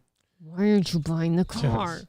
I don't know. Will you not buy this car? Why is your dick too small? Will you not have enough fucking money, you piece of shit? He's got his wife sitting next to him. I'm going to fuck your wife if you don't buy this car. Here we go. Yeah, she's downstairs. Oh, she? So what's the background, sir? So she was on the phone, and one of my other employees downstairs heard the person that she was on the phone with say, "You need to stop drinking while on the job." Okay. So we just terminated her like probably 10 minutes before I called you guys. So we already terminated her about 10 minutes before we talked to you guys. Sorry, I got splashed by water. How'd you do that? I was drinking it and I got You're so splashed in my excited face. about your water. I am. I was very excited about my Wawa. So she was, somebody was on the phone saying, you got to stop drinking. And then they fired her 10 minutes before the cops got there. And now she's refusing to leave because belligerent drunk people are difficult to deal with. By the way, Mersh, I did not ban that term in chat. I don't know why that thought came to mind. Your face is red suddenly. You need to stop drinking while on the job. Okay. So we just terminated her like probably 10 minutes before I called you guys. And she's refusing to leave. Okay. So you her direct supervisor? Yeah, I'm the manager. Uh-oh. Yeah.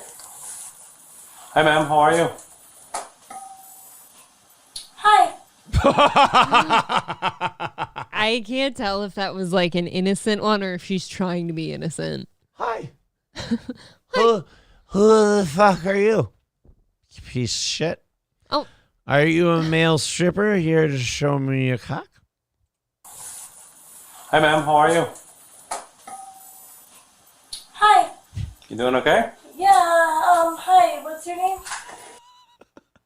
Yeah, hi. What's your name? I'm Officer Sober. How are you? I am Officer Carfoni from Police. Hi, how may I help you? No, how may I help you? What's going on? Well, you can go in that cabinet over there and grab me a shot. They seem to have locked it on me, as silly geese. Why don't you bring me a beer, bitch? Nothing, I'm just trying to figure this out. Figure what out?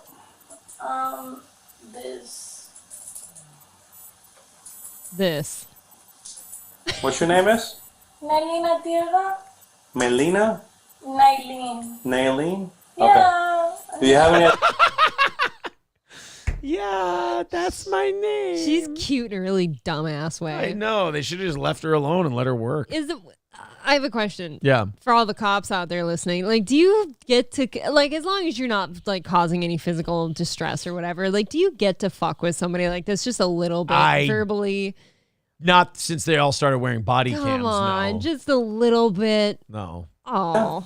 Nailin. Nailene? Yeah. Okay. Do you have any idea why I'm here?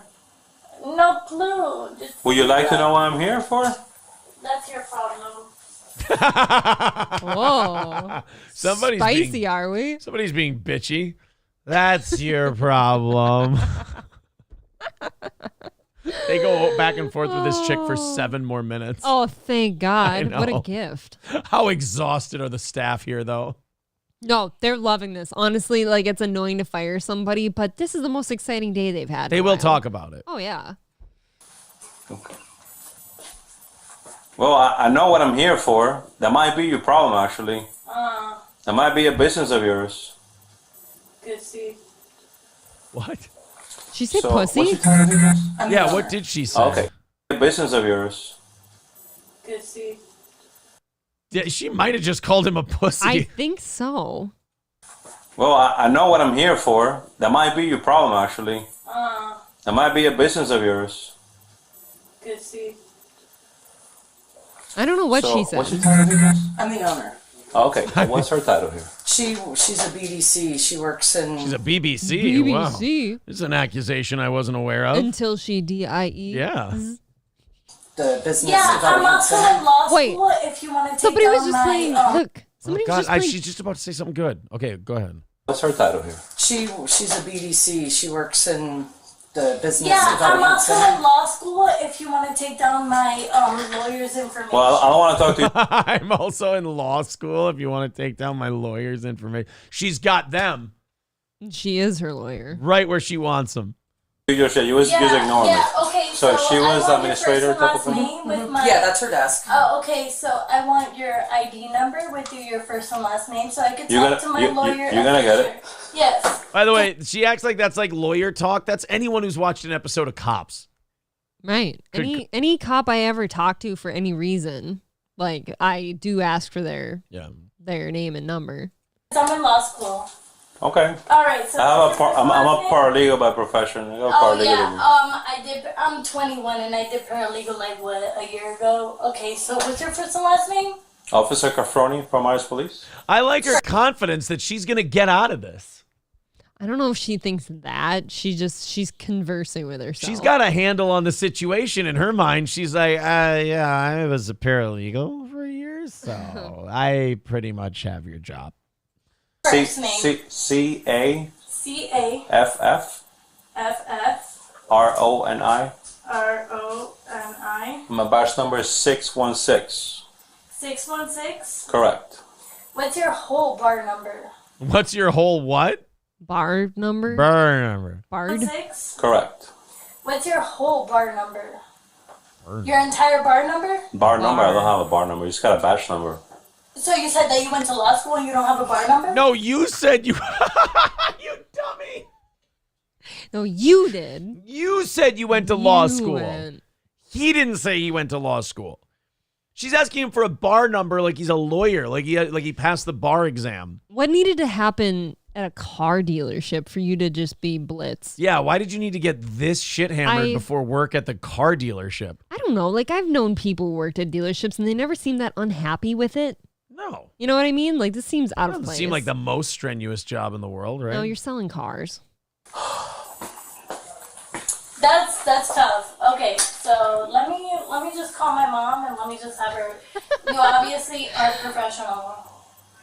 You obviously aren't professional. I'm going to call my mommy on you. Yeah, mommy, this person's being mean to me. Mommy, this guy is being about a piece of shit, and he says he's went to law school, but he lied. He doesn't have a bar number. Mama? Being a real duty head. Mom just goes, no habla inglés. That's tough. I mean, so it's my understanding they terminated your employment here at the Chevrolet? Well, what's confirmed is that I need to have someone pick me up. So why are you making it like? Well, I believe they asked you to leave, and you're not leaving.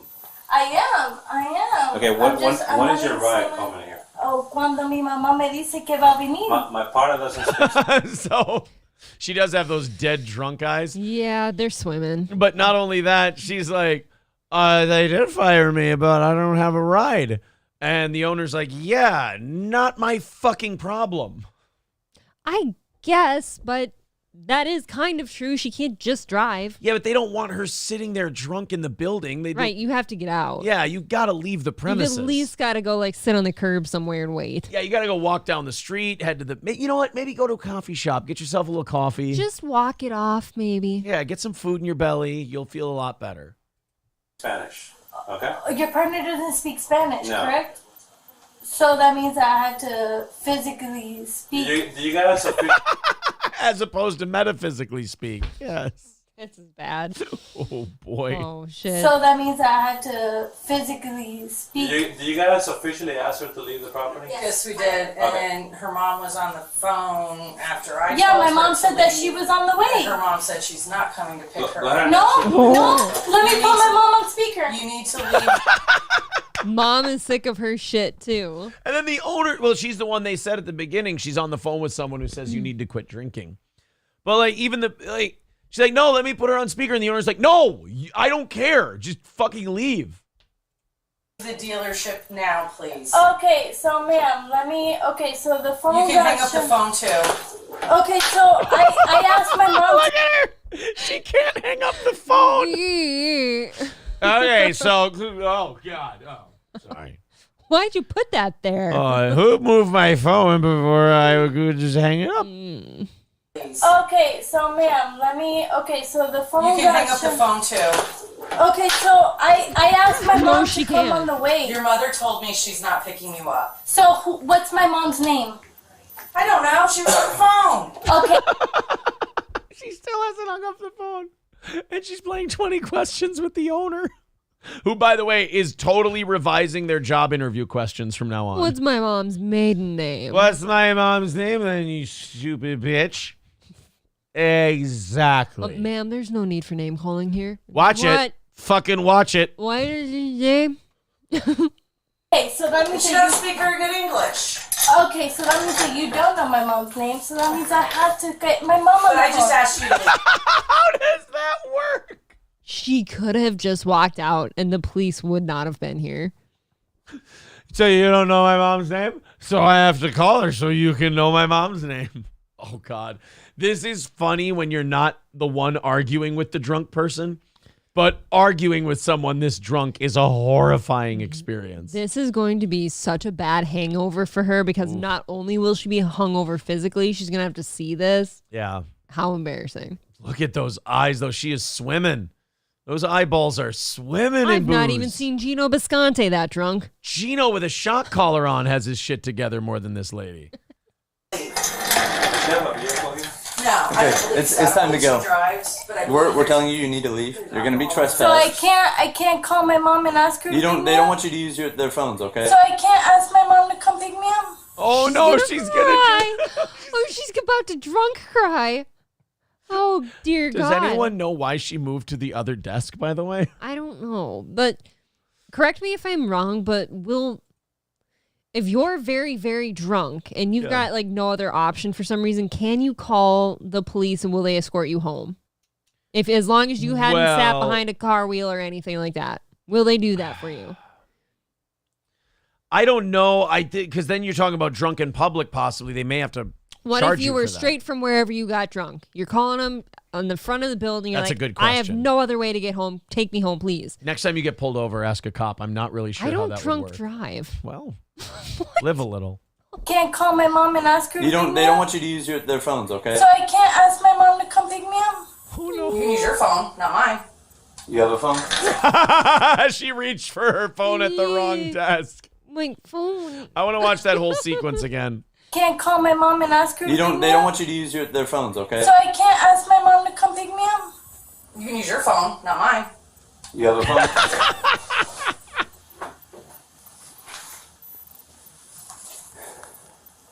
Oh. Lo que dolía, lo que no es.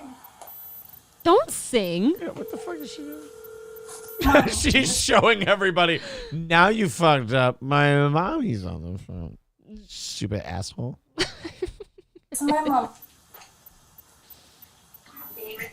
Hi, Mom. So tengo la policía aquí diciendo que yo necesito irme de los premises, que yo necesito alguien que me recoja. Porque hay Oh, una- she said something bitchy to this chick.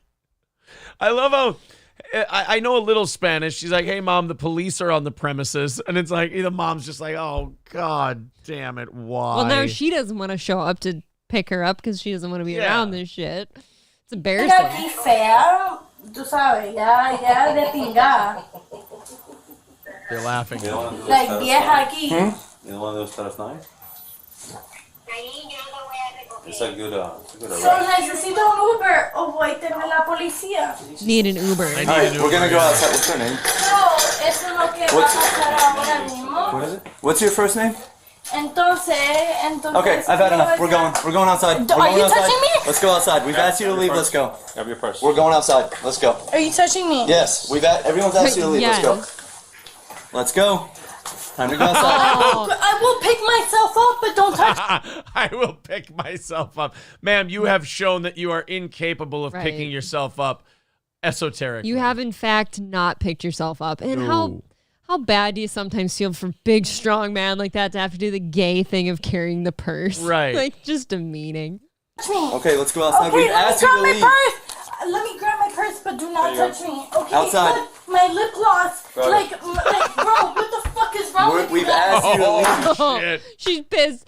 This is Her drunk. lip gloss was popping, and she's upset. This is drunk college chick shit right here. This is embarrassing. I don't know how you get hired at a place like a Chevy dealer like this. It's time to go. That's okay. All right. Check all out right, my mouth. all right. Put your hands behind your back. We're not doing this. We're not doing this. Bro, stop! Hands behind your back. Mommy! Oh no, she's crying for mommy. Oh no. She doesn't even understand how This the is big where of a hole she's dug for herself. They should like give Chauvin like work furloughs for like situations like this, like let him out of jail so that you can like he can just peek his head into the doorway and she can see him and she goes, "All right, I'll go to jail. All right, I'm being good. Nope, I'm good. I'm okay." Like you see someone resisting arrest, like, "Yo, fuck you, pig," and you just hear, "What was that?" And it's Derek Chauvin with like big spiked knee pads on. And you're just like Negan's bat, but on a knee pad. "Yo, dog, I'll put my hands behind my back." Oh no. But like a white collar criminal, like a guy who's like arrested for insider trading, Chauvin goes, "What was that?" And the guy goes, "Hey, Derek, how are you?" Like, "Oh, hey, Mr. Hornstein. Good to see you again." Now, not only is she going to get trespassing, she's going to get resisting arrest too. Yeah. Ugh. I have a resistance. No, this isn't resisting. This is resisting. This is not Stop resisting. resisting. I'm not resisting. I'm literally innocent.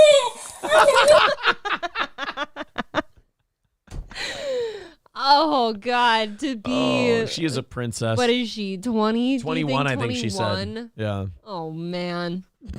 No, this isn't resisting. Noah. I'm gonna do this to you later. I'll let you put the cuffs on me. The no never really bothers me. It doesn't. He's being honest. This could have been super simple and you could have just left. Lock it real quick. Look at my stuff. Look at my phone. No, this isn't. Stop moving. Stop moving. Stop moving. What's wrong with you guys? That has to hurt, dude. This is my phone. Hey, what are you doing? What are you doing? Purse, my stuff. My purse. What are you gonna do? Pick it up with your teeth, stupid? Nyang, nyang, nyang. That's my purse. That's my phone. That's my. Like, what are you guys doing? That's my purse. What are you doing to yourself? That's the question. What the question You've been is? drinking a lot today. I don't know what you were drinking, my dear. Pretty strong. Look at my lips on. Drinking. I was just blinking. Did she say I was just blinking? I don't know if she said I was just blinking or I wasn't drinking. Been drinking a lot today. I don't know what you were drinking, my dear. Pretty strong. No, I'm just blinking. I wasn't Hey, blinking. miss, do me a favor. Do a sweep on that desk. Make sure nothing else that belongs to her is there. You know what? You know what, you guys, this whole company, this whole company's gonna be sued. There it is. I think Chevy's gonna be okay by the grace of God. I think Chevy might make it through this one. Oh man. Oof. Oh, this is so embarrassing. So not only did you get fired, but everyone knows about it. You got to walk out with everyone staring at you, and the cops had to drag you out. Check this out. Ooh. This sounds kind of weird, but I guess like at a big job, sometimes people could maybe forgive you like mentally just for like, okay, she's having a bad one. She's drunk. We're going to have to fire you. Just walk out with some of your dignity. We understand you had a bad day. Yeah. And then that's the end of it. This will not be forgotten. No, this will be talked about for a while. At all the Christmas parties. Yeah. By my law, bro, this whole company's gonna be sued. Come on, take me out, bitch! Take me out, bitch! You could have just left. Hey, honey, you're not going home. Did you hear what some dude just said? What? There was a dude that said, you could have just left. Yeah. Whole company's gonna be sued. You Come coulda on, just- take me out, bitch! Take me out, bitch! You could have just left. Dale, take me out! But you guys are gonna be sued. Okay, well you could have just left like everyone else. I wanted to leave. After we show one in custody. To leave. No one wanted me to leave. But guess what? What? This whole place is gonna be sued. It's gonna be sued. They walked her out a back door, so none of the customers had to see this. Could you imagine sobering up and watching this? That's what I meant earlier. Yeah. How embarrassing. That's worse than the worst of hangovers, That's right? brutally bad. Like, I don't know.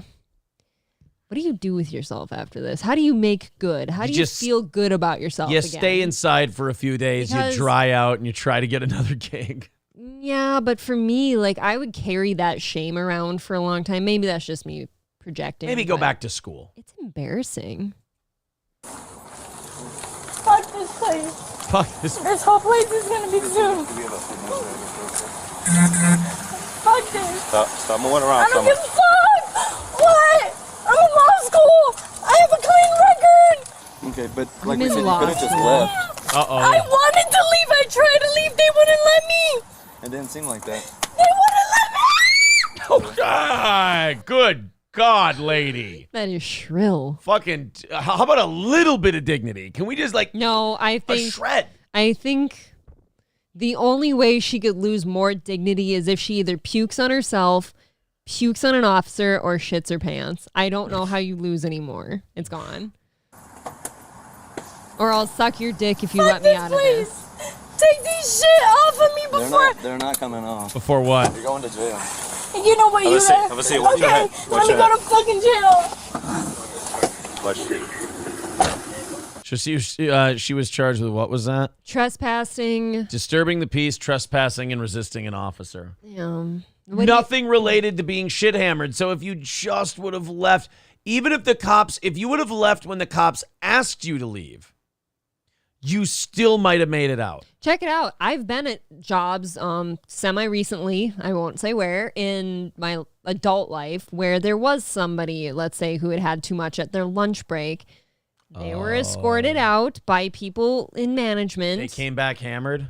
Yep. They were escorted out by people in management, and this was not like a one-time occurrence. They had like forgiven a few. And they're like, nope, this has been too noticeable. It's time to go. And you know what didn't happen? The police weren't called or anything because that person just kind of left. I don't know how they got home, but they were out of the building and it was over. And everyone just kind of had titters for a few days. Yeah, and it's just, well, I mean, and because then- at some point you just go, hey, man, just have a little bit of dignity, Yeah. a little bit of respect for yourself. You made a mistake. You fucked up. sometimes they'll even be like, dude, we like you here. We get it. There's bad days. Go home and sleep this one off. Come back next week. Did they give him a chance to do that, or did they just go? Yeah, the first couple times, yeah. Oh, so I've it told wasn't- you it about wasn't this the person. first. So it wasn't the first time. Nope, I've told you about this before. Okay. Yeah. Yeah, if you've done this at work multiple times and you still fuck up like this, that's how much leeway do you need? Well, especially if you were to work in like unions or something, that's tough sometimes. That's true, yeah. Unions will protect just about anybody. Balls- And they'll basically tell you, go home, sleep that one off. Soup Can says they didn't show the contents of her purse at the end. That was a hilarious part. Oh, really? What'd she have in there? Because that's all I got. That's the only video I have of the whole thing. There was more? Balls and Wiener says, I like how April said have too much on lunch break. Like it's okay to drink any at lunch. Well, like you said, though, union. They'll protect you. Don't pretend like I'm somebody who drinks on my lunch break.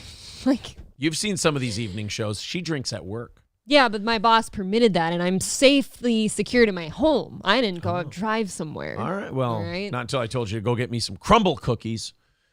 Zen Rhino says she wasn't drunk in public until they dragged her out of the building like Ron White. Yeah, I wanted to be drunk at work. They threw me in public. They threw me in a public. Yeah. She is most likely blacked out.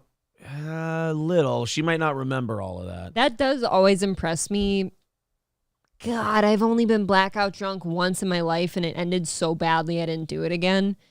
But like, it impresses me how you can watch somebody being blacked out drunk and they're functioning so well somehow. Right. Like, just even standing is impressive to me. Those people who, they stand there And they don't remember any of it. and they're staring at you and they're just talking to you like this. They've drank a case of beer and they're just like, yeah. Right. And another thing is, and they're a little loud and they talk a little fast, but like I've seen that a lot. It is always impressive to me. And then you'll ask somebody the next day, like, oh, you remember what you said last night? Because there's something that's just a little unsettled with you the next day. And you're like, do you want to talk about that? And they're like, I have no idea what you're talking about. don't know what the fuck you just, I didn't do that. That actually happened at that Vikings game where you ended up puking at our friend's house because you were so wasted. There was a couple things there where us, like myself and then our friends, next time we saw them, we're like, do you remember doing this and saying that? And you're like, no idea. Nope. Lip Ripper says, my boss used to have us meet him at the bar on lunch break because he didn't like drinking alone. I've definitely known people like that. Yeah. Was this at the place yes, that would be the place. I don't have more than, I'm using, that wasn't the place? Nope. Oh. I'm using socialist media says, I don't have more than 3 drinks on my lunch breaks. Well, you know what? God bless you for your restraint. Kyle says, my work would hire her. Diversity and inclusion hire. There you go. There you go. And she's fun at parties. No way says unions will not tolerate that. You're a fucking idiot. No, I think what we're saying is like that's not true. The company won't fire them because they're worried about going through the union shit. You do get a lot more leeway at a union than a non-union job, believe I've me. certainly worked at one before. I've seen some things. I've heard stories from people who work union jobs. I've never worked one, and I'm like, Jesus Christ, you know how quick I would have been out on my ass on that one? Yeah, I don't care where you've worked. No way. You know, like nice name, but yeah, I've seen a few things, so I don't just pull shit directly out of my asshole. Brittany, you have a nice weekend as well. SH says, I've had full conversations and don't remember anything other than dialing the phone or seeing their face. I've seen some guys who can't remember a single thing they did that night. You know, they've functioned all night somehow, and then they'll just pass out wherever they were standing last. French Girl says, the like, fun what? of not working, I can get drunk any time of day. Goals. Well, there you go. Kenny G-Man says, when I had jury duty, I had 5 beers on our lunch break and went back to court. It was a great. I got the day off from my shitty Steak and Shake job. Right. Wait, but you still got to put someone's freedom in your hands? Well, there you go. 5 beers deep? Oh, God, that's another reason not to break the law. You might get Kenny G-Man as one of your jurors. You might just go, fuck it, I got to get back to the bar. This guy's guilty. Fuck it. Yeah. Stevie J says, I can confirm union workers can get away with anything. No way is like, I've been union for 22 years. Okay, but not mine. Right. You weren't in my union. You didn't work where I worked. Y'all don't know me.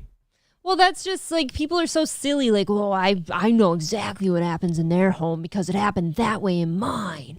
Guys, go to compoundmedia.com and check out our latest special. That's compoundmedia.com, the latest Steel Toe show.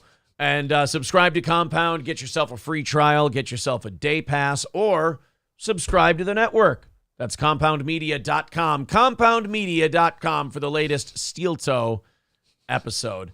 That's going to do it for today. Thank you for all of your support. Thank you to everybody, including Mersh, who I hope when he wakes up, he's okay. takes a couple of Advil. We hear back from him. He thinks we censored Self-Cutting Girl in our chat. We certainly did not. I don't think anyone's ever censored that. I don't have, if you look at my censored words in the chat, there are 0 of them. I don't even have like Zumach or anything like that banned in our chat, for God's sake. All right, April, thank you very much. Thank you. To the rest of you, have a great rest of the weekend, and we will be back Sunday night for the members only show, or Monday morning at 6 a.m. Central. Like the channel, or like the video, subscribe to the channel, and share our shit.